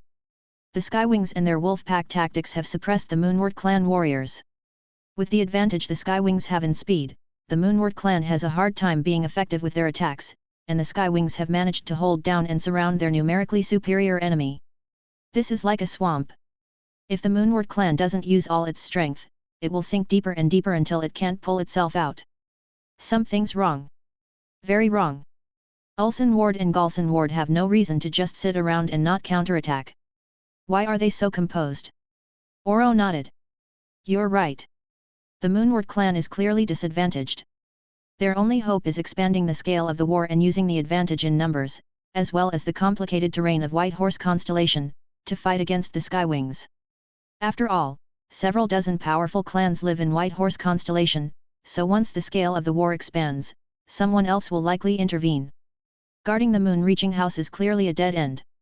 Xia Fei's brows furrowed. Xia Baiun, the current Skywing Patriarch, was standing next to Xia Fei.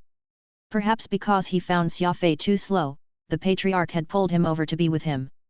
Xia Fei went over and told Xia Baiun his thoughts. Xia Baiun shot him a weird look, one brimming with admiration. A wicked smile appeared on his lips as Xia Baiun softly said, "I know. The Moonwards are waiting for reinforcements." Reinforcements? The Moonward clan has already mobilized 46 law emperors and 3 law overlords, yet the clan still has people to send as reinforcements? That's too absurd. Is this the true power of the 9 great clans? Xia Fei was shaken, and at the same time, he felt admiration for the decisive way in which the Skywings handled problems. They clearly understood that the Moonward clan had a backup plan, but the craziest madman of the Law Realm had still charged into the fray. This required tremendous courage. Your analysis and judgment are correct, but you underestimate us, Skywings. Xia Baiun's gaze slightly chilled as he smiled. Our clan has killed countless people in the Law Realm and has countless enemies. We haven't been able to remain standing purely by luck. You've just returned to the clan, so there's still much that you don't know. You can't be blamed for this. There's a lot that you'll have to learn in the future. You are very smart, and I look forward to seeing how you will do." For some reason, Xia Fei's eyes suddenly turned red. Xia Baiun's words carried a sense of concern and care. There was no need for any other proof, as the Skywings' willingness to attack one of the 9 great clans for an ordinary member of their clan was the best proof possible. Never abandon. Never give up. The Skywings used their actions to prove that the clan's promises were not empty words. Xia Fei had no time to digest his emotions. Suddenly, the composed face of Galson Ward changed. That confident and breezy smile instantly vanished. It was replaced by anger and fear. His entire body fiercely shivered. No one knew what had happened. Even the death of White Ward had not caused Galson Ward to panic this much. He had been watching this entire time, watching as the moon-reaching house was surrounded, watching as his elites were torn to shreds by the vicious Skywing wolves. It was like none of this had anything to do with him. He was confident and self-assured, like he had transcended the battlefield. He raised a trembling right hand and pointed at Xia Baiun, his teeth clenched and his eyes round. He was unable to say a single word. "Brother, what's wrong?" Ulson Ward asked in panic. "We've fallen for a trap. Skywings, such treachery!" Galson Ward roared in anger, his eyes almost bursting out of their sockets. "Humph!" Xia Baiun coldly snorted. He raised a finger, his eyes blood red. "Don't think that only you Moonwards know how to scheme. We're just using your methods against you. Skywings, listen up." "Present," the Skywing wolves shouted in unison. Within 1 minute, flatten Cherry Garden. Xia Baiun bellowed. "Arrogant. Incomparably arrogant." This was the Moonward clan, one of the 9 great clans, and the Skywings wanted to flatten it within 1 minute. Awoo! The signal for the all-out offensive had begun, and the aura of the Skywing warriors suddenly changed. Before, they had been like wolves playing around with their entrapped prey, but now, they were like savage devils. Savage flames erupted and only blood could quench them. The Gale Wind Garden, the Skywing clan's residence in White Horse Constellation. Blood. Countless rivers of blood painted the entire Gale Wind Garden red. Corpses. Innumerable corpses piled up in mountains. When Xia Baiun issued the order for the all-out offensive, a silver-haired elder holding a 3-pointed blade stood in front of the Gale Wind Garden's entrance, his body exuding the aura of a god of slaughter. He would tear apart any enemy who dared to intrude into the Gale Wind Garden. He would protect the Skywing clan. His body was covered in blood. Fat splotches of blood painted red his armor, dyeing his white hair. His eyes were wide open, and boundless murderous energy surged out of his elder body, engulfing the sky over the Wind Garden. Everyone was familiar with this elder. He was called Xia Wu, and he was the Skywing clan's old caretaker.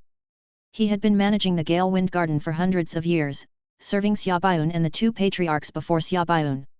Everyone only knew old Xia Wu by his appearance. He was a lonely, old man who held a broom, moving slowly as he swept the vast Gale Wind Garden while occasionally coughing. This was clearly a doddering old man. He had always been rather amiable, and the neighborhood children would often dance around old Xia Wu, pull on his silver beard, and ask him for candy. No one in the neighborhood could remember Xia Wu getting mad at anyone, let alone killing someone. However, today, old Xia Wu struck, taking several thousand lives in one go. Like the guardian god of the Skywing clan, old Xia Wu stood guard at the front gate of the Wind Garden, utterly immovable. Blood flowed down his body and dripped to the ground, but old Xia Wu felt nothing. Trying to get around Xia Baiun and attack the Skywing's main base, one would first have to see if that three-pointed blade in Xia Wu's hand agreed. He was the Skywing clan's trump card, the clan's last bulwark. The Xia clan's third law overlord. Chapter 720, Dual Great Law Integration. What? A mysterious law overlord got heavily injured. Xia did not dare to believe his ears. It had only been a few minutes. First, the death of the Moonward clan's family patriarch, Law Overlord White Ward, had left Dragon Ascension Marshal Hall tense and nervous, and then right after, a hidden faction had attempted to attack the Gale Wind Garden and failed. The Law Overlord leading the force had been heavily injured by the butler of the Skywing clan. Law Overlords were extremely valuable, but in the space of a few minutes, a Law Overlord had died while another one had almost lost their life. How could Xia not be shocked? Keep searching. Xia waved his hand and ordered. I must know who this caretaker Xia Wu of the Skywing clan is, and which Law Overlord led this secret attack force. Busey's dark face was grim as he said in disbelief, unbelievable. Truly unbelievable. The Skywing clan was actually hiding a third Law Overlord. Our intelligence reports said that the ones leading the ambush force were a level 2 Law Overlord and 4 Law Emperors. Who is this mysterious caretaker? How could he single-handedly pull the Skywing clan back from the brink? Regardless, this battle is probably over. The Moonward clan will find it very hard to turn the table again, Xia said in shock. It seems that the mysterious group was Galson Ward's backup plan. Alas, Galson Ward's divine calculations still missed out on an important aspect. Nobody has truly expected the Skywings to have their own backup plan and for it to be so formidable. The veins on Busey's forehead bulged. That's right. This backup plan was truly something else. While the Moonward clan was holding down Xia Baiun's Skywing warriors, that mysterious Law Overlord led that other group to mount a surprise attack on Gale Wind Garden, which should have forced the Skywing clan to return and reinforce the Gale Wind Garden. In this way, the Skywings would have fallen for Galson Ward's trap and be attacked from both sides. The plan was good, but he underestimated the true strength of the Skywings. Right now, that mysterious Law Overlord's group has suffered a devastating blow, and they've been forced to retreat with quite the losses. It seems like those people can no longer maintain their alliance with the Moonward clan, so this means that Galson Ward's plan has fallen through. Everyone else sighed. Be it in terms of strength or plans, the Skywing clan had had the upper hand. The reports from the front line allowed them to determine easily what the result was. The Skywing clan had intentionally emptied out the Gale Wind Garden, precisely waiting for the Moonward clan's killing blow to arrive, after which, they revealed their own hidden card, Old Xia Wu, and destroyed the Moonward clan's trump card. Everyone believed that the Xia family's strongest warrior was Xia Baiun, never realizing that this title actually belonged to the Gale Wind Garden's caretaker, Xia Wu. Dotzel, who had been calmly and coldly pondering these developments the entire time, suddenly said, right now, Galson Ward knows that he has no other options and he's probably already used up all his trump cards. The White Horse constellation will fall at some point and it's gonna be a big mess in the end. Xia could not help but be shaken. As the saying went, those viewing from the sidelines could see things more clearly. Dotzel was not a human, so she could see clearly that some invisible rope was dragging the White Horse constellation into the abyss. The mysterious Law Overlord who had helped the Moonward clan attack Gale Wind Garden, the incredibly powerful caretaker of the Xia family, Galson Ward's insane plan, the God Race's ambiguous attitude, and the Law Enforcement Board's negligence. All of these made the White Horse constellation a highly convoluted situation and inextricable mess, which caused Xia head to swell. Gale Wind Garden. Old Xia Wu still stood in front of the gate like an immovable statue, protecting this garden that he had lived in for so many years. Grandpa Wu, let me bandage your wounds. Xia Boli, a member of the medical team, held back her tears as she spoke. Just earlier, the medical team's members had watched with their own eyes as Xia Wu single-handedly drove away their enemies. The tribulations he had gone through were beyond words to describe. No matter how strong Xia Wu was, he was still one man against 1,000, and the other side even had a level 2 Law Overlord. With his prodigious strength, he had fought an exceptionally tragic and heroic battle. Though the enemies had fled, Xia Wu was still severely wounded by this assault. His body was covered in innumerable wounds. Xia Wu lightly nodded, speaking in a gentle tone. Don't cry. With me here, the Gale Wind Garden will never fall. No one should even think about stepping into the place where the grand ancestors of our Skywing clan have once resided. This caused Xia Boli to cry even harder. Grandpa Wu did not actually have the surname Xia, and he was not even a member of the Skywings, but when the clan was endangered, Xia Wu still stepped forward to snatch victory from the jaws of defeat. How could they not be moved by such heroism? In old Xia Wu's heart, the Gale Wind Garden was his home and he was a member of the Skywings. The moon-reaching house. The battle between the Skywings and the Moonwards had finally reached the decisive moment. With a wave of Xia Baiun's hand, the 39 vicious wolves of the Skywing clan lunged forward. Galson Ward was stamping his feet in rage. He had never imagined that the Skywings would be so sinister, secretly drawing him into a trap. Everyone knew how many Law Overlords the White Horse constellation had. The mysterious Law Overlord leading the attack on the Gale Wind Garden was not a human. Inviting an external clan to interfere in the affairs on the White Horse constellation was a major taboo. Once discovered, all of the clans would certainly join together and question him. Galson Ward had been bold enough to invite an outsider only because he was so sure of his victory. As long as he could seize the Skywings in one go, the pressure from above would naturally have those old fellows coming out to hold things together. The key was that he could not lose this round. Alas, the plans of man could not keep up with the plans of heaven. The crazies of the Skywing clan were even more vicious than Galson Ward had predicted. With lightning-fast speed, they had first killed Law Overlord White Ward and then the strongest Skywing Law Overlord, who had suddenly appeared, severely wounded that Law Overlord whom Galson Ward had requested help from. At every step of the way, the Skywing clan had displayed incredible fighting might to the Moonward clan, and their ability to scheme and plot was just as formidable. The Xia family already had all the evidence it needed, and these madmen now had an excuse to exterminate the Ward family. Not even the gods could save them. The madness. The treachery. The savagery. Swoosh. Xia Fei charged in, the blood crystal in his hand. To fight alongside the madmen of the Skywing clan caused an irrepressible sense of heroism to rise in his heart. It was very easy for madmen to form a mutual understanding with each other. If he really wasn't from Earth, then Xia Fei felt that he was a rather good fit for the Skywing clan. It was very rare for madmen to gather together, but if they had to be crazy, it was naturally best if they were all crazy together. Speed was the sharpest weapon. The Skywing warriors heedlessly charged forward, and the battlefield instantly fell into chaos. People could be seen everywhere, as could death. The ordinary Moonward clan warriors keeping guard outside the moon-reaching house were dumbfounded. This was a battle of nearly 100 Law Emperors, and there were few words in the universe that could describe the bitterness of this battle. In just a few seconds, the moon-reaching house was devastated, and the fires of war burned all across Cherry Garden. Squelch! The blood crystal plunged into the chest of a Moonward clan Law Emperor, and large amounts of energy gathered in Xia Fei's 7th brain region. Boom! A second later, Xia Fei had that rainbow ball of energy explode. Enormous amounts of energy flowed through his body, and Xia Fei felt himself slowly recovering his physical and mental strength. His eyes became sharper.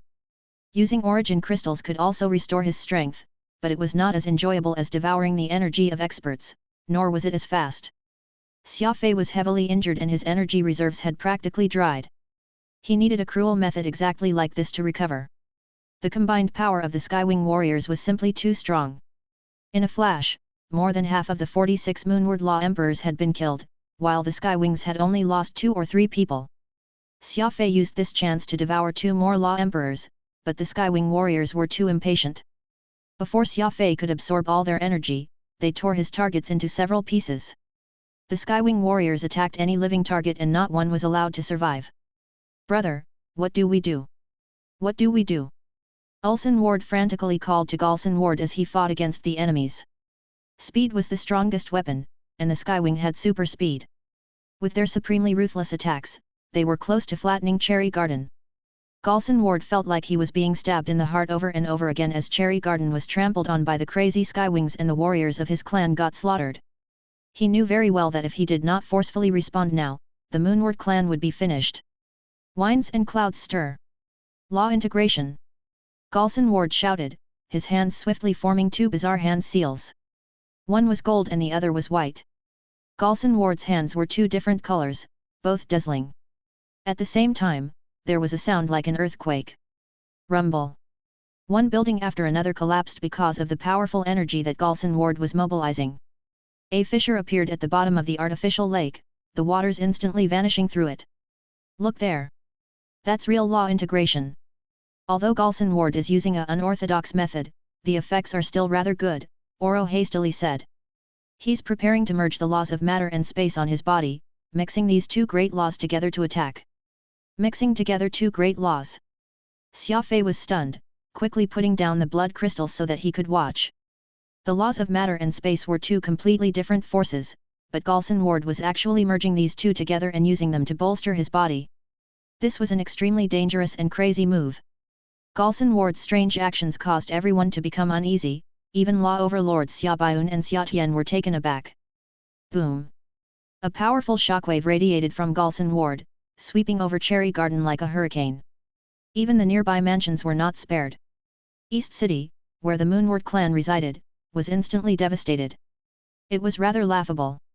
Galson Ward had been worried about the Skywings destroying the moon-reaching house, but with his reckless harnessing of law force, he had destroyed any hope of the moon-reaching house surviving. A sandstorm stirred, making it hard to keep one's eyes open. Once the gale passed, the Skywing warriors gathered together, and the remaining Moonward clan warriors swiftly fell back behind Galson Ward. The ordinary members of the clan also began to gather around. Galson Ward's body exuded a faint luster, which seemed to be coming from inside his body. This was the result of being possessed by the forces of two great laws. This is the law integration state. Remember it. In order to use law force better, you must fuse it with your body. Of course, don't try to mimic Galson Ward. He's sealed the laws, and though this has doubled his strength, it will do even more damage to his body, Oro explained. It could double one's strength. Xia Fei was stunned. However, before he had time to digest what he had just heard and seen, a dark figure descended from the sky. Chapter 721, Superior Law Overlord Gilai. Finally, the Moonward clan had resorted to unleashing its ultimate attack, vainly hoping that sacrificing the lives of the ordinary members could bring down the Skywings and elicit resentment from the entire White Horse constellation toward the Skywings. Behind Galson Ward were millions of clan members. They were not strong fighters, and while there were a lot of them, as long as the 39 Skywing wolves wanted to, these people could all be slaughtered in a matter of minutes. Yes, the Law Realm truly was established by a group of the supremely strong, who arrogantly laughed at the rest of the universe, including the members of their clans. Over countless years, the Law Realm had given birth to peerless madmen like the Skywings, but it had also produced many ordinary people who could fight and who served as the framework of an actual society. Xia Baiun furrowed his brows. Everyone knew that war was a matter between the strong. The Xia family had only mobilized those of the Law Emperor and above. Those warriors of lower cultivation had not taken part in this slaughter, precisely to honor that eternal law. The clans were represented by their strong warriors. If their experts were annihilated, the clans would gloomily withdraw. Countless conflicts over the years had played out like this. However, the Moonward clan had cast aside everything to pull the ordinary clan members onto the battlefield. This was a sinister move that undoubtedly broke the rules, and for the first time, Xia Baiun hesitated over whether to kill or not. In the blink of an eye, Galson Ward completed law integration. His body exuded a faint light, making him seem like a legendary god who had descended from the heavens. The entire power of a level 5 Law Overlord had been unleashed, and it could not be underestimated. A battle between the 39 elites of the Skywing clan and the entire Moonward clan was about to take place. Once the slaughter began, the entire Law Realm would undoubtedly be dragged in, and the consequences would probably be beyond anyone's ability to predict. The atmosphere reached maximum tension. Suddenly, a dark figure descended from the sky. It was a little black dot at first, but this dot rapidly accelerated, and people soon realized that this was actually a person, an important individual of the White Horse constellation who was capable of calling the wind and summoning the rain. Bang! As this powerhouse landed, a plume of dust rose to the sky. Quzhen Feng, the Feng family's patriarch, Dragon Ascension's Hall Master, and White Horse Constellation's only superior Law Overlord with a level 7 cultivation. At his side were the 4 heavenly kings of Dragon Ascension, Salem, Karani, Dotzel, and Busey, all of them Law Overlords. These 5 people descended and divided the Skywing clan and Moonward clan, using their bodies to stop any further battle. Xia Baiun was taken aback. His face turned cold as he asked, "The Dragon Ascension's Feng clan? Do you also wish to become enemies with my Skywing clan?" Such arrogance from the Skywings. Even when they were facing the Dragon Ascension Martial Hall with its 5 Law Overlords could head off their resolve to exterminate the Moonward clan. It was just like what Xia Zonghai had said before, the moment this war begins, only one side will survive between the Skywings and the Moonwards. It's either you or us. Xia Baiyun's attitude had made it clear that the Skywings were determined to drive the Moonward clan out of White Horse constellation. Galson Ward was startled. He did not have the daring to challenge Dragon Ascension. Although the Dragon Ascension's Feng family had opened a martial hall, everyone knew that it had actually been given the important task by the God race to recruit elites. It was one of the strongest hidden agents the God race had placed in the Lower Realm, directly subordinate to the Celestial Court. It represented the will of the God race. The fact that Quzhen Feng had explosively arrived here with the 4 heavenly kings meant that the God race had made its final decision on this storm. Quzhen Feng knew that the Skywings were unreasonable and unruly. In the face of Xia Baiyun's question, he bitterly smiled and said, "Brother Baiyun, you misunderstand. This Feng has only come to invite the representatives of the Xia and Ward families for a chat at High Water Pavilion." Galson Ward was startled. High Water Pavilion was the private residence of the Feng family, the residence of generations of its clan patriarchs. As expected, Quzhen Feng really had come as a representative of the God race to calm this storm. Galson Ward almost began weeping tears of excitement. He suddenly saw a life-saving rope that he wanted to grab onto. Even the Skywings might have to give the God race a little face. The Skywings were simply too strong. Besides the 37 Law Emperors and 2 Law Overlords, it was even hiding the supremely powerful Xia Wu. The Moonward clan had already suffered a major loss, almost 20 Law Emperors killed or heavily injured and 1 Law Overlord slain. Meanwhile, the Skywing had suffered losses of only 4 heavily injured. Galson Ward was very willing to have the God race appear and calm this storm. After all, only if one survived did one still have a chance. Only if the Moonward clan remained in White Horse constellation did it still have a chance of developing. Otherwise, everything would come to an end. However, Galson Ward was not sure about the Skywings' attitude. These madmen were known for their stubbornness and were not prone to dropping the matters. Xia Baiyun glared as he spoke. "High Water Pavilion? It's been a long time since I was there, but I have other business to attend to, so let's postpone the visit for another day." His sharp eyes fell on Galson Ward. It was clear that Xia Baiyun would not rest until he had brought down the Moonward clan. "Don't you realize who this order is from?" Quzhen Feng asked in frustration. He had already spoken very clearly. It was not his Dragon Ascension's Feng family intervening in this storm but the God race itself. Xia Baiyun clearly understood what he was saying, but to the others' surprise, he still refused. No one else could be this brash and arrogant. Quzhen Feng bitterly smiled. Even he could do nothing about these madmen from the Skywing clan. These crazies would not care about anyone except the old monster of their clan, even the God race was no exception. Suddenly, something startled Xia Baiyun, who lightly placed his left hand on an encrypted communications device attached to his right arm. A signal that no one else could detect entered his mind. The grand ancestor of the Xia family spoke. "Negotiations are fine. We have only one condition, the Moonward clan is to disappear from White Horse constellation forever or else the talks are off." Upon reading his grand ancestor's message, Xia Baiyun smiled. Old monsters were old monsters. His meaning was very clear. They had to give face to the God race, but if the negotiations fell through, they would sort out the Moonward clan all the same. "All right. I'll go with you to the High Water Pavilion," Xia Baiyun coolly said. Xia Tian was startled and whispered to Xia Baiyun, "Patriarch, are we ending things just like that?"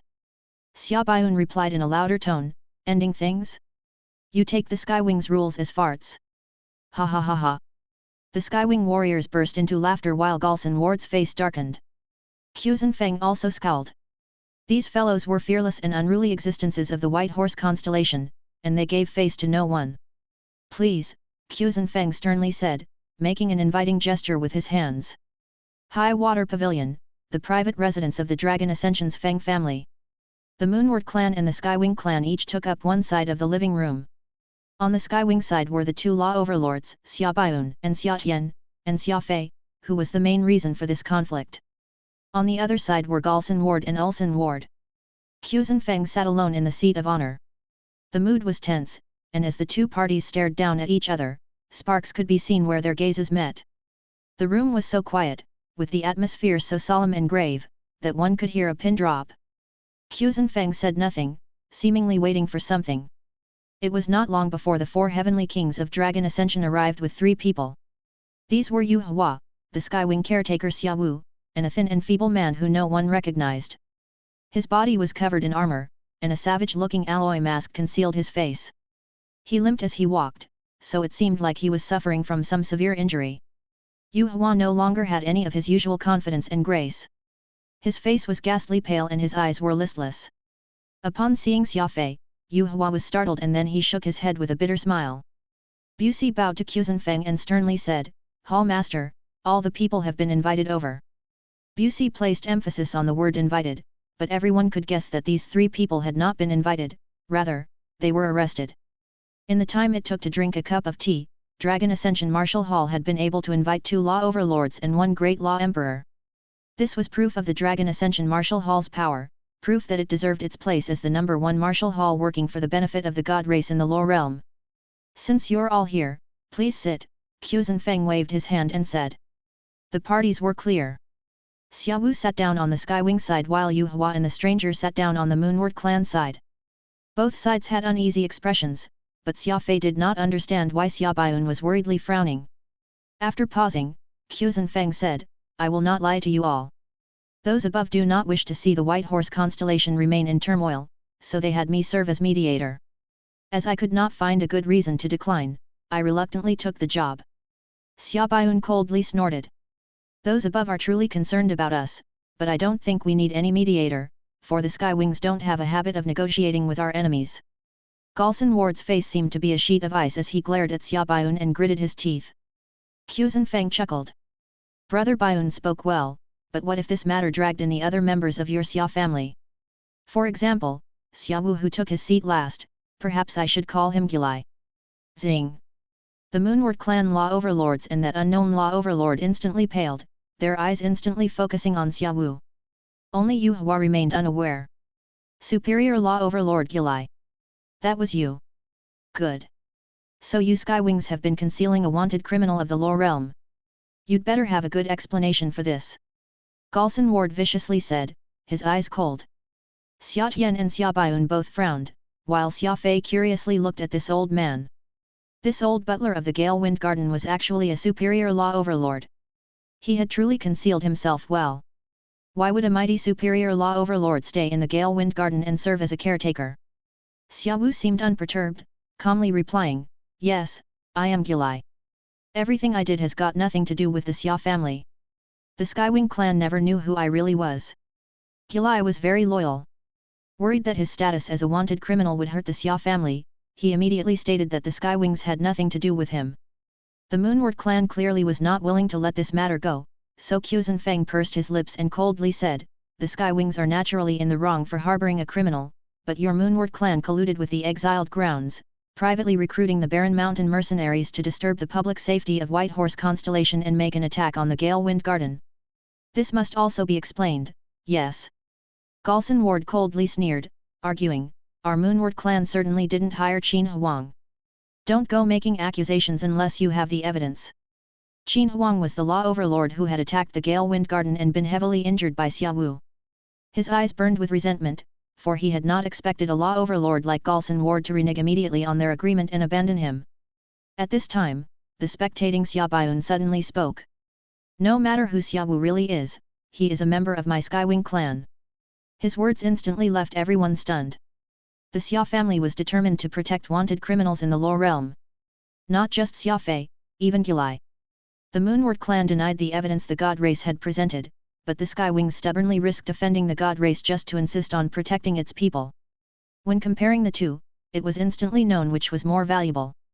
This was the Skywing clan. Never abandon. Never give up. Chapter 722, The Price of Protection. No matter who Xia Wu really is, he is a member of my Skywing clan. Xia Baiyun firmly said. Everyone did not dare to believe their ears. Gilai was a criminal wanted by the Law Realm, and normal people would try their best to avoid him. What sort of person would happily bathe themselves in filthy water? Were the Skywings really insane? They knew who Gilai was and still wanted to protect him? This was a blatant challenge to the god race. On the other side, Law Overlord Qin Huang scowled. As the saying went, do not fear God like foes, only pig like allies. This saying was entirely on the mark. He had taken great risks to help the Moonward clan by attacking the Gale Wind Garden so that he might have the protection of the Moonward clan in the future. Alas, before this matter was even settled, the Moonwards had already abandoned him. Witnessing the resolve of the Skywing clan and then the selfishness of the Moonward clan, Qin Huang shouted and jumped out, glaring with red eyes at Galson Ward and Ulsan Ward. I must have been blind. I actually believed the words of you scoundrels. Whoosh! Qin Huang snatched out with his right hand, as a converted power of the law of matter hurtling out like a golden light washing over the living room. He knew that he did not have long to live and sought to take the lives of the two brothers. Bang! The four heavenly kings of Dragon Ascension, who had been standing guard in the room, immediately subdued Qin Huang. Clack! Crack! Busey broke both of Qin Huang's arms, and the room resounded with his despairing howls. Humph! The mighty Dragon Ascension won't permit the impudence of a hoodlum like you. Take him away and have him carefully interrogated. Quzhen Feng coldly ordered. Yes. Busey dragged Qin Huang out. Qin Huang had already been heavily injured, and now, after taking the combined blow from the four heavenly kings, he was like a dead dog. As Busey seized him, he broke out in a cold sweat. I won't accept it. All of this was Galson Ward's plan. He had me attack the Skywing clan. I won't accept it. I won't. Qin Huang howled with all his strength, and the faces of the Ward brothers darkened. They only hated that they were in Dragon Ascension and had no means of silencing Qin Huang and putting an end to this massive liability. Quzhen Feng turned around and solemnly asked Xia Baiun, Brother Baiun, are you sure about this? Gilai is a criminal wanted by those above. Xia Baiun was unmoved. There's no need to even think about it. Xia Wu is the caretaker of the Skywings. No matter what his surname is, he's a member of the Skywings. Xia Wu was stunned and looked deeply at Xia Baiun, tears running down his face. His gratitude was beyond words. Serving the Skywings is the best decision this Gilai has ever made. Xia Wu hoarsely said. Xia Baiun smiled at Xia Wu and said, Grandpa Wu has done so much for us that the Skywings should be thanking you, instead. Quzhen Feng grimaced. If he pushed the issue too hard, the Skywings might turn hostile. After all, the Skywings were infamous for their unreasonableness.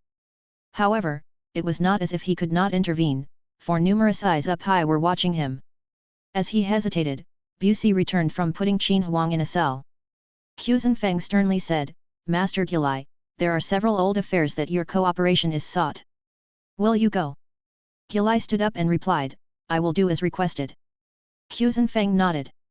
He was already speaking very politely. The God race had wanted Quzhen Feng to arrest Gilai, but out of respect for the Skywings, Quzhen Feng had not done that. Suddenly, Skywing Patriarch Xia Baiun ordered, Grandpa Wu, please sit down. No one can take away one of the Skywings, not even the Dragon Ascension's Feng family. Zing! A fire erupted in Quzhen Feng's chest as he shouted, Brother Baiun, I am only requesting his cooperation with an investigation. When did I imply that I would be making trouble for the Skywings? Xia Baiun coldly snorted. If there's anything that's needed to be said, it can be said here. Grandpa Wu is a part of the Skywings, even if I were to agree, the Grand Ancestor would certainly not permit anyone from taking away a member of our clan. Xia Baiun was truly stubborn, and he was even openly defying Quzhen Feng. It was as if he did not care that he was up against a superior law overlord, who was far more powerful than he was. There was nothing to be done. The Skywings were just that unreasonable. Quzhen Feng was so angry that he slapped his chair. Pa! Madman! Nothing but madmen. Galson Ward and Ulsan Ward were only too happy to watch, telling themselves, our Moonward clan is no match for the Skywings, but they even dared to offend the Dragon Ascension. They must hate living. I'd like to see how much power you Skywings really have to even defy the will of the God race. Quzhen Feng stood up and swiftly walked out. Everyone, please wait a moment, I will be back soon. He had a truly nasty look on his face. It was easy to see that Quzhen Feng was going to consult the God race. Gilai immediately bowed to Xia Baiun and emotionally said, Patriarch, this Gilai is a criminal. Serving 3 generations of Skywing Patriarchs is already enough for me. Just let me go with them. Xia Baiun shook his head and helped Gilai into his seat, earnestly saying, Grandpa Wu, this concerns the dignity of our clan. Since ancient times, we have never abandoned a single member of ours, not in the past and not in the future, either. If I let you go today, I would become the greatest criminal of the Skywing clan, not even the Grand Ancestor would let me off if he were to learn of this.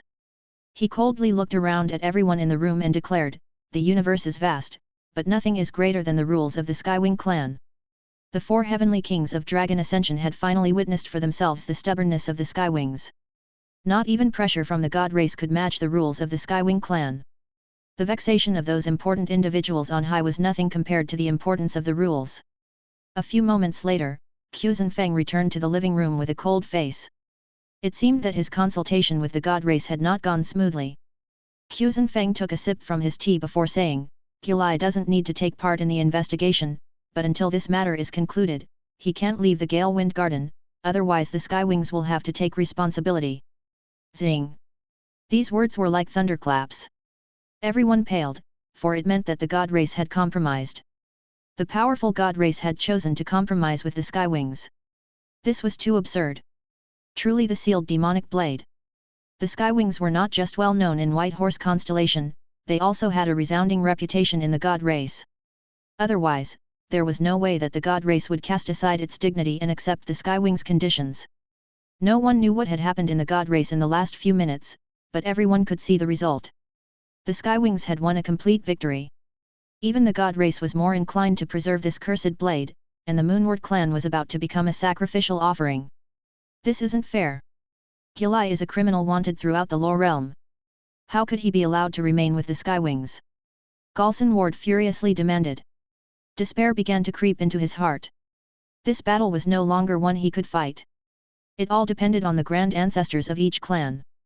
The god race that none of them could interact with might already be in utter chaos over this matter, and since the god race had decided to let Gilai go, it most likely meant that the Moonward Grand Ancestor had lost in this clash.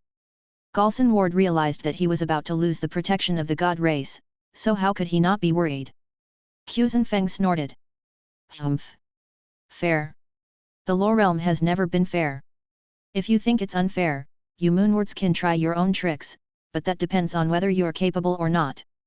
Xia Fei could not beat Xia Baiun, and Galson Ward made himself the perfect target for his anger, so Xia Fei poured out all his resentment on the man.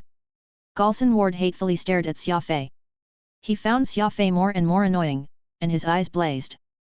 All of this had started because of Xia Fei. No one could have imagined that a minor character like Xia Fei would have Skywing blood, which ultimately led to riling up the madmen of the Skywing clan and causing the situation to spin out of control. In the end, the mighty Moonwards were devastated. Thus, Galson Ward truly hated Xia Fei down to his bones. Xia Baiun nodded. If there's nothing else, we'll take our leave. We still have unfinished business. His eyes were cold and sinister. Xia Baiun clearly had no plans of letting the Moonward clan go. Once he left High Water Pavilion, the war was bound to continue until the Moonwards had been completely eradicated. Xia Fei stretched out a hand and stopped Xia Baiun, sternly saying, I was just about to bring this up with the 2 patriarchs. Although those above have decided to let Gilai off, this doesn't come without conditions. Everyone was startled and listened attentively. After all, he was relaying the will of the god race. No one could just ignore this group of experts who stood at the apex of the universe. Dryly coughing, Xia Fei announced, Gilai's case can be dropped, but if the war between your 2 clans continues to expand in scope, it will draw in the entire White Horse constellation, perhaps even unsettle the entire Lore Realm. Xia Baiun loudly laughed. These words make sense. The Skywings never have any intention of bringing in ordinary people in the first place. He glared at Galson Ward in disdain. If Galson Ward had not decided to play with mob tactics and only used his elites, while the Moonward clan had more law emperors than the Skywings, there would still be no guarantee about the final outcome. Speed was the most heaven-defying ability in the Lore Realm, and the Skywings were madmen of speed. No clan was bold enough to try and fight these madmen. Galson Ward turned ghastly pale and he grimly asked, What do you mean by this? Xia Fei shook his head. Those above said that since your 2 clans won't rest until one is dead, they have no intention of stopping it, but as they can't allow the common people to be caught up in this fight, they have decided to settle this through a death match, with the loser withdrawing from the Lore Realm. The Skywings were unmoved, but Galson Ward felt his heart thumping up against his chest. Only a few minutes ago, the Moonward clan had lost nearly 20 Law Emperors, and even Law Overlord White Ward had been brought down by the Skywings' wolf pack tactics. At this moment, the Moonwards were disadvantaged in both numbers and morale. If they were not allowed to use mob tactics, they were foreordained to lose this battle. Xia Fei sternly said, "In 1 month, at a location of my specification, 2 Skywing Law Overlords and Xia Fei will battle 2 Moonward Law Overlords and the Yu clan's Yu Hua. Let me declare right here that this is an order of the highest level, and neither patriarch can influence this decision. If you don't agree, both clans will both be driven out of White Horse Constellation and forbidden from entering the Law Realm ever again. At the same time, Gilai will be handed over to the Law Enforcement Board." The Xia family paled while the Ward family rejoiced. Galson Ward vs Xia Baiun, a level 5 Law Overlord versus a level 2 Law Overlord. The Moonward clan had the advantage. Ulsan Ward vs Xia Tian, a level 3 Law Overlord versus a level 1 Law Overlord. The Moonward clan had the advantage. Yu Hua vs Xia Fei, level 7 Great Law Emperor versus a level 1 Law Emperor. The Moonward clan still had the advantage. The 3 fighters of the Xia clan all had to fight people above their level. The balance of victory had begun to tilt in the others' favor. Chapter 723, Accepting the Challenge. It was clear that the God race was no longer willing to see the Moonward clan and the Skywing clan continue their fight, but they also had no means of stopping their enmity. The Skywings had already spoken, the Law Realm had to choose between them and the Moonwards. The two could not coexist. No matter what, one of these 2 clans had to withdraw from White Horse Constellation and the entire Law Realm. Considering the stubbornness of the Skywings, the leaders of the God race had been forced to compromise. They had the 2 people involved in the incident and the Law Overlords of the clans fight in a 3 versus 3 contest, with the winner being declared king.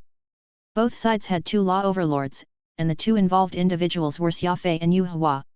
Each side had 2 Law Overlords and 1 Law Emperor, so it seemed fair, but it was actually hiding an extreme injustice. Xia Fei had already seen with his own eyes that Galson Ward had a special technique that could fuse 2 law powers into his body, allowing him to double his power for a short time. This was a level 5 Law Overlord, and his rank was far above any warrior of the Skywing clan. While the Skywings had their wing slaughter formation and wolf pack tactics, in a one-on-one duel, none of them could beat Galson Ward. As Xia Fei was thinking of this, Galson Ward suddenly asked, "Why hold it 1 month later?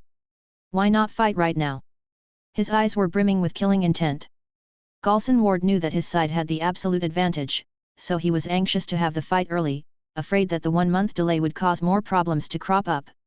Xia Baiun was unmoved. His left hand hidden in his sleeve lightly touched a communication device. He seemed to be listening to a voice from that ancestor in the distant God race. All this seemed like a storm of White Horse Constellation, when in reality, this turmoil had spread all the way to the apex of the universe, pulling on the nerves of countless experts. The Skywings Patriarch in White Horse Constellation no longer had the power to decide things. Everything depended on the will of their grand ancestor. Xia Fei coldly snorted. "I've already said this before, it's the decision from those up there. If your Moonward clan isn't happy about it, you can go up there and ask." "Why ask me?" Galson Ward was swiftly silenced, his face turning white. He once more angrily glanced at Xia Fei. Galson Ward loathed this young man who had injured his brother and who had started all this trouble. Yu Hua, on the other hand, felt very helpless. In the blink of an eye, Xia Fei had entered the Skywing clan while he had become the only lowly individual among those present. He could only allow his fate to be decided by others. Smiling, Xia Baiun took his hand out of his sleeve, a look of inexplicable relaxation on his face. The Skywings agreed to the solution proposed by those above. Xia Tian was taken aback, and then he frowned. Even a fool could see that this solution was unfavorable to them. This match was not fair. Putting aside that he and Xia Baiun were weaker than the Ward siblings, Xia Fei had just returned to the clan and had yet to master the supreme law of speed. Even with 1 month of preparation, they would be unable to close the gap. While they could put all their strength into preparing for this battle, so could the Moonwards. What sort of reason had caused the Grand Ancestor to agree to this unfair match? Galson Ward glared at the Skywings and then declared, "The Moonward clan also agree." Xia Fei felt like he had been relieved of a great burden. He gave a light nod. "Since it's decided, High Water Pavilion will not keep you gentlemen. 1 month later, I will send people over to invite all of you. However, I must inform you that knowledge of this matter is to be restricted to only the people present. If this news gets out, those above will investigate, and then it won't be a problem that I, Xia Fei, can help you solve." Everyone nodded, agreeing to keep this matter a secret. After all, this match would decide the fates of two mighty clans in the Law realm. If word got out, it would probably throw the entire White Horse constellation into turmoil. Xia Fei worriedly emerged from the living room. He was not a member of the Skywings, so he needed to find a chance to explain things with Xia Baiun. Alas, the people of the Xia family were incredibly impatient and passionate, so they had never given him a chance to explain. Brother Xia Fei. Xia Fei raised his head and saw two people of about similar age to him, one fat and one thin, standing at the side. They were Zanian Feng and Wolf Shenyi, the sons of the Dragon Ascension's Feng family and Cruel Wolf clan, two of the few friends he had made in White Horse constellation. Xia Baiun said without turning his head, "I will give you 10 minutes to chat. Meet me in Gale Wind Garden." Xia Baiun and Xia Tian departed with Gilai. Xia Fei hastily stepped forward and bowed to Zanian Feng and Wolf Shenyi. "My gratitude is beyond description. Xia Fei must thank the two of you for your assistance, or else I may still be hiding in some unknown corner of the universe." Xia Fei had already learned what the two of them had done through the reports from Hyacinth and Moonsong of inciting the hooligans residing in White Horse constellation to cause trouble on the streets. Zanian Feng and Jiga Wolf did much better than Xia Fei had imagined. In this Law realm, where friendships were shallow, the enormous assistance they had provided was proof that they were worth trusting. Wolf Shenyi happily laughed and heavily patted him on the shoulder several times. "You must have had a hard time hiding it from me and Zanian. Since you're a Skywing, why didn't you say so earlier instead of having to endure all that nauseating treatment? Still, I've had my horizons broadened. Really, your Xia family is really too vicious, even more vicious than the legends." Just like that, they flattened the two gardens of the Moonward clan. "Not even my wolf family can compare to that temper. All the old folk back at home are sighing and moaning. I've never seen them this nervous before." Wolf Shenyi spoke with great exaggeration, a look of lingering fear on his face. It was clear that he had been shaken by the Skywing's resolve to kill. Zanian Feng bitterly smiled. He had once thought that helping Xia Fei would leave the latter so grateful he would be willing to serve as right hand. After all, Zanian Feng would inherit Dragon Ascension one day, but he did not have a trusted aide like Busey for his father. Alas, he had not calculated that Xia Fei would be a member of the mighty Skywings. Recruiting a Skywing to his side? This was a ridiculous notion. After all, the Skywings were comparable to Dragon Ascension. Xia Fei was very sincere, thanking Zanian Feng and Wolf Shenyi once more. There were few people in the universe who would send coal in the middle of a snowstorm. They knew that Xia Fei was just a minor character, but they had still been willing to put in so much effort. This was a friendship that was hard to find. Of course, Xia Fei did not know that Zanian Feng had ulterior motives. Personal benefit reigned supreme in the Law realm. There were not many oddballs like Wolf Shenyi. In fact, Wolf Shenyi had even been pushed out of the succession of the Cruel Wolf clan because of his personality. Sighing, Zanian Feng said, "In truth, Miss Fuping of the Withered Mew clan also put in a lot of work. Jiga Wolf and I are on good terms with you, so we only did what's expected of us, and there's no need to thank us twice, but you should be thinking about how to repay Miss Fuping. For you, she even mobilized that old monster in her family." Wolf Shenyi became excited and burst into laughter. "I know, right? Since you're a Skywing, you've got a comparable background to the Mew clan. In my view, while Mew Fuping is a little willful, there's nothing bad about her. You might as well accept her." Xia Fei was speechless. "You're just putting people together like that." Wolf Shenyi's habit of randomly matching people left Xia Fei very uncomfortable. While Xia Fei remained in High Water Pavilion to talk with Zanian Feng and Wolf Shenyi, Xia Baiun and Xia Tian, the two law overlords of the Skywing clan, had already returned to Gale Wind Garden. The elites of the Xia family were anxiously awaiting the news, preparing to return to Cherry Garden and flatten it on their patriarch's order.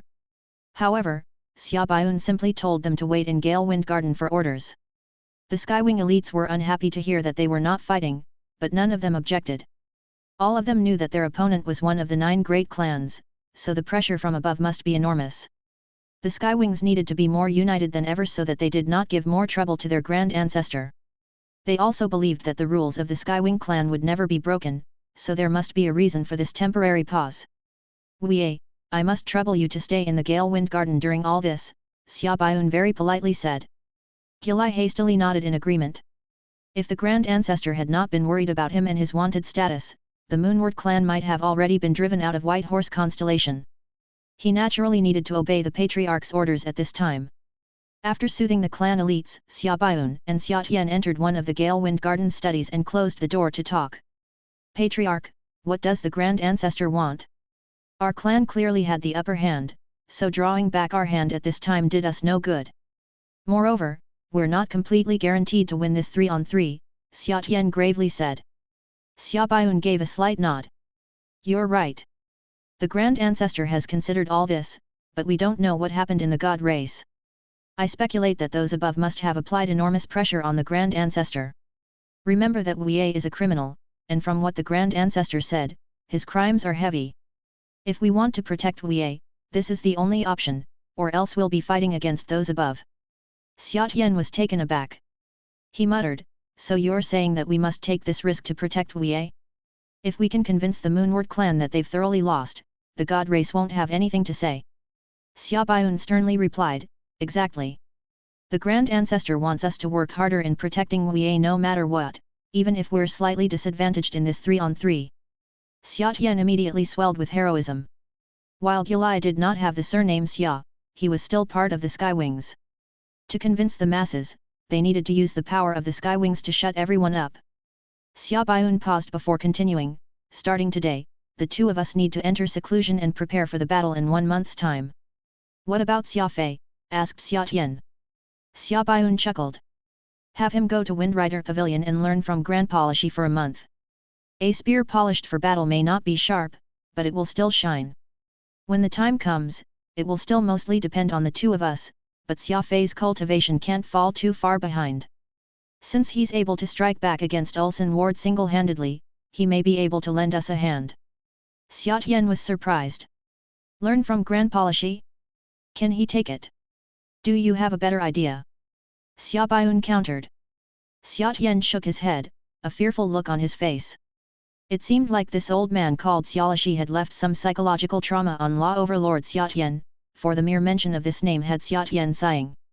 I guess it's the only way. Whether this is a blessing or misfortune will depend on Xia Fei's luck, Xia Tian said with a shrug of his shoulders. Chapter 724, Xia Fei's Bloodline. The God Race, the Fig Corporation, the Experimental Genetics Laboratory. This was the most intricate blood analysis machine in the entire Lore realm. It was about 2 stories tall and was built from numerous intricate chips. The crystalline pipes flashed, making this enormous machine appear gorgeous and bizarre. A single drop of blood, Xia Fei's blood, was placed in a test tube and sent into the machine. A few minutes later, a detailed blood analysis report appeared in the hands of analyst Kong Jian. 4-star lineage. Kong Jian glanced at the report and immediately saw it for what it was. He frowned and muttered, "What's going on here? Strange, very strange."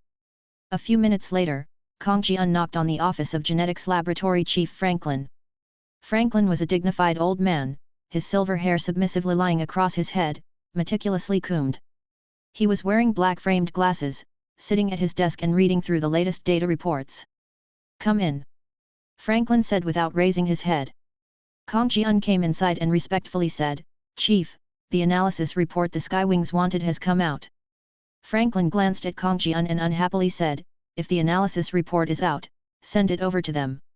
There's no need to report to me." Kong Jian seemed to be in a difficult spot. "There's something off about this report, and I'd like you to take a look at it. Our ad latest chapters at Friodnovlo only." Franklin took off his glasses and rubbed his dry eyes as he sternly asked, "What's wrong with it? Have the genes mutated?" "I'm not too sure. Based on our data, the bloodline standard of the Skywings in the Lore realm is 3 stars, but the person we've just tested has 4-star blood, which is slightly higher than the Skywing clan. Moreover, 25% of his DNA isn't in our databanks, so we don't know which lineage he inherited it from." Kong Jian presented the report to Franklin. Franklin had been rather fatigued as of late, so he did not appear that excited. That tiger of a wife back home was reaching the menopausal stage and was causing trouble every waking moment.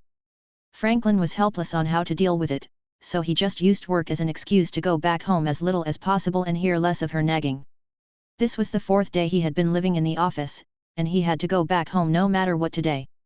The thought of his wife's cold wave had Franklin feeling very uneasy.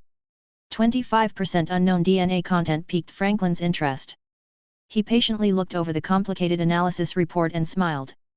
"This is very normal. The person being tested is from the lower realm, and many of those families don't have records with us. There's nothing to be surprised about having part of his bloodline unknown. A 55% Earthling and 25% Skywing lineage are enough to verify his identity. Humanity could be considered one of the major species in the universe and was one of the species that Fig Corporation specifically monitored. At set intervals, updated bloodlines would be sent to the laboratory. Earth had joined the Pan-Human Alliance some time ago, so Fig Corporation's laboratory had DNA files regarding Earthlings. Kong Jian frowned. Still, the Skywing bloodline is 3 stars. Why would the person tested be evaluated as 4 stars? Franklin put his glasses back on and vigorously asked, "You've been with the gene engineering lab for some time now?" "Yes. About a year and a half," Kong Jian solemnly replied. "That's too short. You still have much to learn. The Skywings have an exclusive inheritable chromosome, Y11734,915. This is the superspeed gene that only they possess. Strictly speaking, their bloodline should be evaluated as 3.5 stars. At the same time, their other inheritable chromosome, HD 998,627, possesses powerful genetic mutation capabilities. You're a very talented genetic engineering student, so you should know what this means, yes?" Franklin casually asked. Kong Jian was stunned. "So you're saying that the Skywing clan's bloodline rating is impossible to fix? Their bloodline is constantly bouncing around 3 stars. If the mutations are good enough, they can even produce a 5-star bloodline warrior. Heavens! That's incredible." Franklin nodded his head in satisfaction. Only the best of the best could join Fig Corporation. In his eyes, Kong Jian was simply lacking in experience.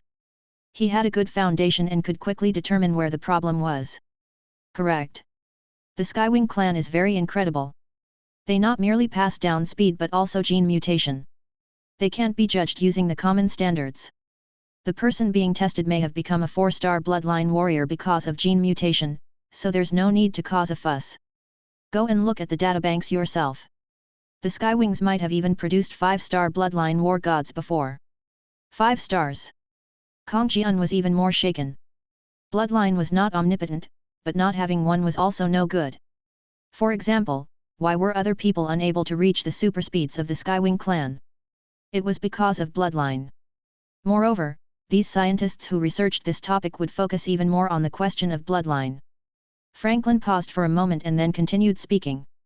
"As for this 25% unknown DNA, perhaps there's some other species that got mixed into his lineage. It's just a warrior from the lower realm. There's nothing to analyze here. Just send the report over to them." Kong Jian firmly nodded. He had developed a completely new understanding of the Skywings, this clan with a lineage of speed. White Horse Constellation, Gale Wind Garden. Xia Fei felt rather desolate as he waited for the result of the blood test. This was because he knew that he was an Earthling. Once the report came out and the Skywings realized that they had misunderstood who he was, what would they do? Xia Fei had no idea. To tell the truth, Xia Fei rather liked these crazies, and he felt that there was really no problem if he turned out to be a Skywing. This was when he heard Oro mutter, "Ah! I didn't think you'd be a Skywing. I knew that something was weird about you, but I've never thought. His words faltered, and then he dejectedly continued. "Forget it. You were all alone in the lower realm before, but now you have people to rely on, and they're powerful backers at that. This isn't a bad thing. I can't believe I tried recruiting you to the Lionheart royalty," Oro said as he shook his head self-mockingly. "How could a mighty Skywing run over to the Lionhearts? Laughable, truly laughable." Oro appeared very dispirited, repeating the word laughable several times. Xia Fei asked him, "How do you know so much about the Skywings?" Oro went through great difficulty to shift his body around the ice coffin, placing his hands behind his head as he recollected. "To tell you the truth, I don't have any good impression of your Skywing clan. There aren't a lot of Skywings, but all of them are law of speed experts and possess incredible fighting power. The god race has several blades, and your clan is called the Demon Sealing Fiend Blade, the sharpest of the bunch." "The Demon Sealing Fiend Blade?" Oro sternly nodded. "Fiend Blade because your family has strange personalities, like they are fiends, and they were also super speed warriors, sharp and decisive in battle. Demon Sealing is because of your clan's achievements. Many of the demon race's warriors have become ghosts under this blade, with countless lionhearts alone having been slaughtered. It's really laughable. You're a Skywing and I'm a Lionheart. We should have been mortal enemies, but now, we're friends. Oro seemed to have some lingering fear, and he felt sorrow as he recalled how the people of his had been slaughtered by the Skywings. However, Xia Fei seemed unhappy that Oro was always including you with Skywings. He softly grumbled, I'm an Earthling, not a Skywing, okay. Xia Fei paused as he pondered on Oro's words, asking thereafter, so you're saying that the Skywings are all assassins that the god race used to kill their foes? Oro suddenly became angry. Assassins kill in the shadows, but your clan kills out in the open. The god race has many blades that it uses to kill enemies, and the worst of them all is your clan. There's no end to them. Our Lionheart royalty once had a good friend, a law overlord of the Nofei clan, who killed one of your Skywing law emperors. Do you know what happened to him? The Skywings hunted down his Nofei clan for a whole 7 years. 7 years. Those people from your clan will come over to kill if they're happy but also if they're unhappy or drunk. In the end, the Nofei clan was completely uprooted, the surviving old and young leaving the Lore realm. Only then did the Skywings give up. So much resentment. Xia Fei pursed his lips. Not only did Oro not like the Skywings, he was certain that Xia Fei was one of them. He was constantly saying your clan, your Skywings, etc., causing Xia Fei to feel that he was being unjustly accused. After all, it was not as if he had exterminated that clan himself. Suddenly, the door was pushed open, and Xia Zonghai entered. The Patriarch is looking for you. Xia Fei knew that the blood test was out and the truth was about to be revealed. If this was going to be his misfortune, Xia Fei knew that there would be no avoiding it, so he did not think about it too much. He followed Xia Zonghai out of the room to the rear courtyard, where Xia Baiun lived. Taking several turns and passing through an arched gateway, they entered the spacious rear garden. The elites of the Xia family were gathered here. Someone was playing the hyukin, someone was reading a book, and some huddled together to gossip. The Skywings were very carefree and casual when not fighting. Everyone had their own hobbies, and they would rarely return to the clan and would even more rarely meet with one another. Since this was one of those rare occasions when they were all together, it was only right that they should take the time to better get to know one another. When Xia Fei and Xia Zonghai arrived, everyone stopped what they were doing and warmly called Xia Fei, not treating him like an outsider at all. Xia Fei could only return their greetings. As they entered the study, they saw Xia Baiun and Xia Tian sitting next to each other and whispering together. When they saw Xia Fei, they stopped talking and handed him the blood test report so that he could see it himself. He immediately saw the insignia of the Fig Corporation. Xia Fei had long ago heard about this supreme scientific organization of the Lore realm. Even without seeing the report, Xia Fei already trusted its authority. 25% matched to Skywing clan's DNA. Xia Fei's eyes flew open in disbelief. Not even in his wildest dreams did he imagine that he would actually possess Skywing blood. His mind fell into disarray. He was just an Earthling, so how did he end up with 25% Skywing blood? How was that even possible? Xia Baiun seemed very solemn, sternly saying, "It has been verified that you truly are a descendant of our Skywing clan. Even though it is only 25%, you are still one of us. There's no questioning this." Xia Fei felt like his brain was about to explode, for his thoughts were in a mess. He was just about to ask who his parents were when Xia Tian hastily said, "Save any questions for later. For the decisive battle 1 month from now, your special training must begin immediately." Chapter 725, Windrider Pavilion and the Xia City. We, the Skywings, possess a lineage of superspeed, and at the apex of cultivation, move as if we have wings on our backs. We can fly through the river of stars and laugh at the 9 heavens, and we can dive into the primordial chaos and the 26 levels of hell. Since ancient times, we have always been known as the #1 bloodline when it comes to speed. Xia Baiun told Xia Fei in a very serious tone. Your current state does not fit the word Skywing, so I have arranged 1 month of high-intensity training for you. You will learn the law of speed at our Xia family's Windrider Pavilion. Xia Fei pursed his lips. He had far too many questions, and he had only listened to half of Xia Baiun's words. He spent the rest of the time thinking about why he had Skywing blood. I know that you must have a lot of questions, but now is not the time to relax. 1 month later will be the decisive battle between our Skywings and the Moonwards. We have no plans on making you the primary force in this battle, but you also can't drag me and Xia Tian down. All problems are not problems at all. If you have anything to say, save it for 1 month after. Xia Baiyun sternly said, his face grim. Ever since Xia Fei got involved with the Skywings, his life had started to become very tense. Without being given a chance to speak, Xia Fei was pushed out of Xia Baiyun's study after he was told a brief introduction about his bloodline. Xia Zonghai, who had received the Patriarch's order, took Xia Fei to the Gale Wind Garden's spatial gate and sent Xia Fei to Wind Rider Pavilion. Xia Fei really wanted to know how he had managed to get Skywing blood. Alas, Xia Baiyun had not given him the chance to ask. Any questions would have to wait for 1 month later, after the storm had calmed. Brother Zonghai, where are you off to? The dark-skinned and muscular Xia Meng, who accompanied Xia Zonghai and Xia Fei to the side garden, curiously asked. He. The Patriarch has ordered me to send Xia Fei to Wind Rider Pavilion. Xia Zonghai chuckled. Though they had not killed off all of the Moonward clan, he had at least managed to vent some of his rage, so Xia Zonghai appeared to be in a much better mood. A startled Xia Meng looked oddly at Xia Fei, then he whispered, Wind Rider Pavilion? Grand Polishi's place. Xia Zonghai nodded. Of course. Wind Rider Pavilion has always been managed by Grand Polishi. The two of them looked sympathetically at Xia Fei, exchanged a look, and then helplessly shook their heads. Xia Fei's mind was still in turmoil, so he failed to notice their strange looks. As he turned the corner, Xia Zonghai said unhappily to Xia Fei, everyone else is trying desperately to get into the Skywings, hoping to obtain our protection, but you're here looking like you're miles away with your own thoughts. Xia Fei could only bitterly smile. Going from an orphan to a member of the infamous Skywings was simply too much. Anyone would find it hard to digest. Xia Zonghai solemnly said, I advise you to gather your senses and focus up as soon as possible. The Wind Rider Pavilion isn't a place to mess around. Once the coordinates were set, Xia Fei followed Xia Zonghai through the gate and arrived at a small city. While the streets were not wide, they were rather clean. The buildings were sparsely spread out and were built in all kinds of styles. There were classical mansions, modern skyscrapers, and elegant houses built in the middle of forests. The only rule was that there was no rule. Every person built the sort of residence they wanted, not caring one bit about the general layout of the city. Xia Fei suspected that the city did not even have a city plan at all and had essentially come together from a mishmash of personal residences. There were not many people on the streets, and many of the houses had locked gates and appeared not to have been lived in for some time. Most of the pedestrians passing by were elderly or children. There were few teens or middle-aged people.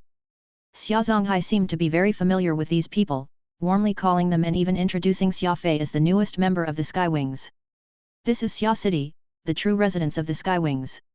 The Gale Wind Garden in White Horse Constellation is for the elites at the Law Emperor level and above to dwell.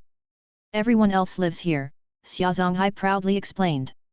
He had an affectionate look in his eyes for this bizarre city, and they were shining with excitement. Xia Fei slightly frowned. Xia City?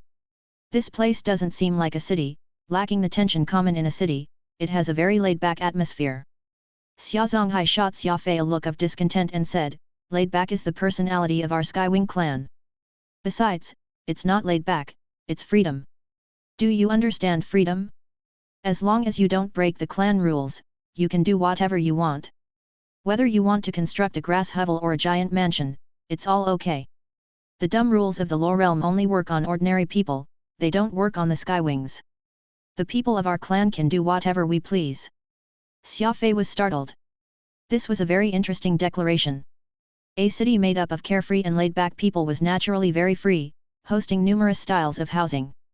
No matter what sort of person one was, they could do whatever they wanted in this city. Xia Fei saw plenty of hobby clubs as he walked, music, chess, tea, calligraphy. There were simply too many to count. While the residences were all tightly shut, the clubs were very active. Man or woman, young or old, they all gathered in these clubs to do what they wanted. Of course, this was a very lazy life.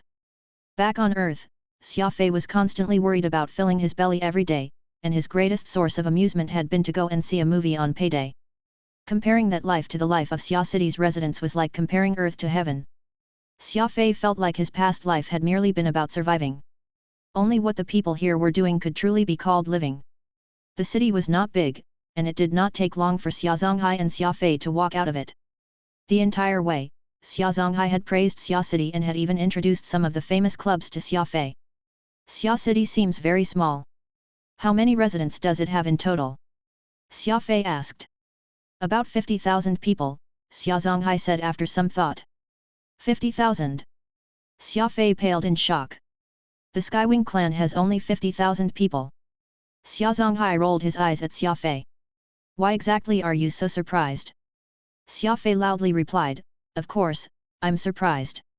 The Skywing clan has only 50,000 people in total, but it produced 30-some law emperors and even law overlords. This percentage of talented people is too high. It was hard to blame Xia Fei for his shock. The Yu clan had more than 1 million people, but it had produced only 3 law emperors and 0 law overlords. The Moonward clan was one of the 9 great clans of mankind. Impressive, right? It had 3 million people, but it only had 47 law emperors and 3 law overlords. However, the Skywings had only 50,000 people, yet it was on par with the 3 million man Moonward clan. How could Xia Fei not be shocked? Xia Zonghai appeared rather proud, heartily laughing. That's only if you judge things by the ordinary principles of the law realm. We're the Skywings. Xia Fei showed his tongue. Even though there are 50,000, I still haven't seen that many. There can't be more than 10,000 people living in Xia City. Xia Zonghai laughed even harder. Who would anyone just sit around at home and do nothing? We, Skywings, have so many hobbies and interests, we also like adventuring. While there may not be a lot of people in Xia City, signs of our clan can be found all over the universe. Any place that's dangerous or has anything strange will be visited by people of our clan. Let's take the Gale Wind Garden for example. Normally, no one is there except me and Xia Wei. You'll understand once I tell you this story. Do you know how I got into the Law Enforcement Board? Xia Fei shook his head. Xia Zonghai thumped his chest and stomped his feet. Ah! Getting into the Law Enforcement Board means living in White Horse Constellation for a long time. None of the members of our family could stand that desolate lifestyle, and none of us was willing, but the Law Enforcement Board requested a Skywing representative, so we drew straws back then. Xia Fei swallowed and mentally asked, what? Everyone is anxious to get into the government to make a name for themselves and plan out their future career. As for the Skywings, they even needed to draw straws to select a representative. This difference between people seems a little too big, right? He then curiously asked aloud, so you're saying that you lost? Xia Zonghai's face darkened. I get frustrated whenever I think about it. How could my luck be so bad? I can't believe I got burdened with such a terrible job. Still, my 10-year term is almost up, and then we can draw straws again. I definitely won't lose this time. Xia Fei was rendered speechless. Xia Zonghai was saying that the Law Enforcement Board was a terrible job. All those other people trying their hardest to get into the Law Enforcement Board would probably lose their minds if they heard this. This was just how free and laid back the Skywings were. From a distance, one could see a mountain 30 kilometers away from the city. The mountain was not particularly tall, but it was steep and precipitous. A large and simple building stood alone on the summit, accompanied only by a few cloud pines. Xia Zonghai pointed at the building. Up on that mountain is Windrider Pavilion, one of the Skywings clan schools. Only the most talented children of the clan can enter it. After a pause, Xia Zonghai added, our clan has been able to produce so many elites because of the Windrider Pavilion and its master, Xia Lishi. Let alone me, even Patriarch Xia Baiyun was mentored by Grandpa Lishi. Xia Fei was surprised and felt some admiration for Windrider Pavilion and Xia Lishi. Someone who could raise so many super experts could not be simple. While our clan is very free and laid back, this comes at a price. The experts in particular have the heavy responsibility of protecting the clan. The people you saw in Gale Wind Garden have all been trained at Windrider Pavilion. Of course, once they leave this place, the clan won't require anything of its elites, not unless you're an unfortunate soul like me and pull the bad straw to work at the Law Enforcement Board. Xia Zonghai resentfully shook his head as he spoke. He apparently was unwilling to recall his experience at Windrider Pavilion. At the peak of the mountain, outside of Windrider Pavilion's main gate. At this distance, Windrider Pavilion seemed like an ancient temple at the top of a mountain.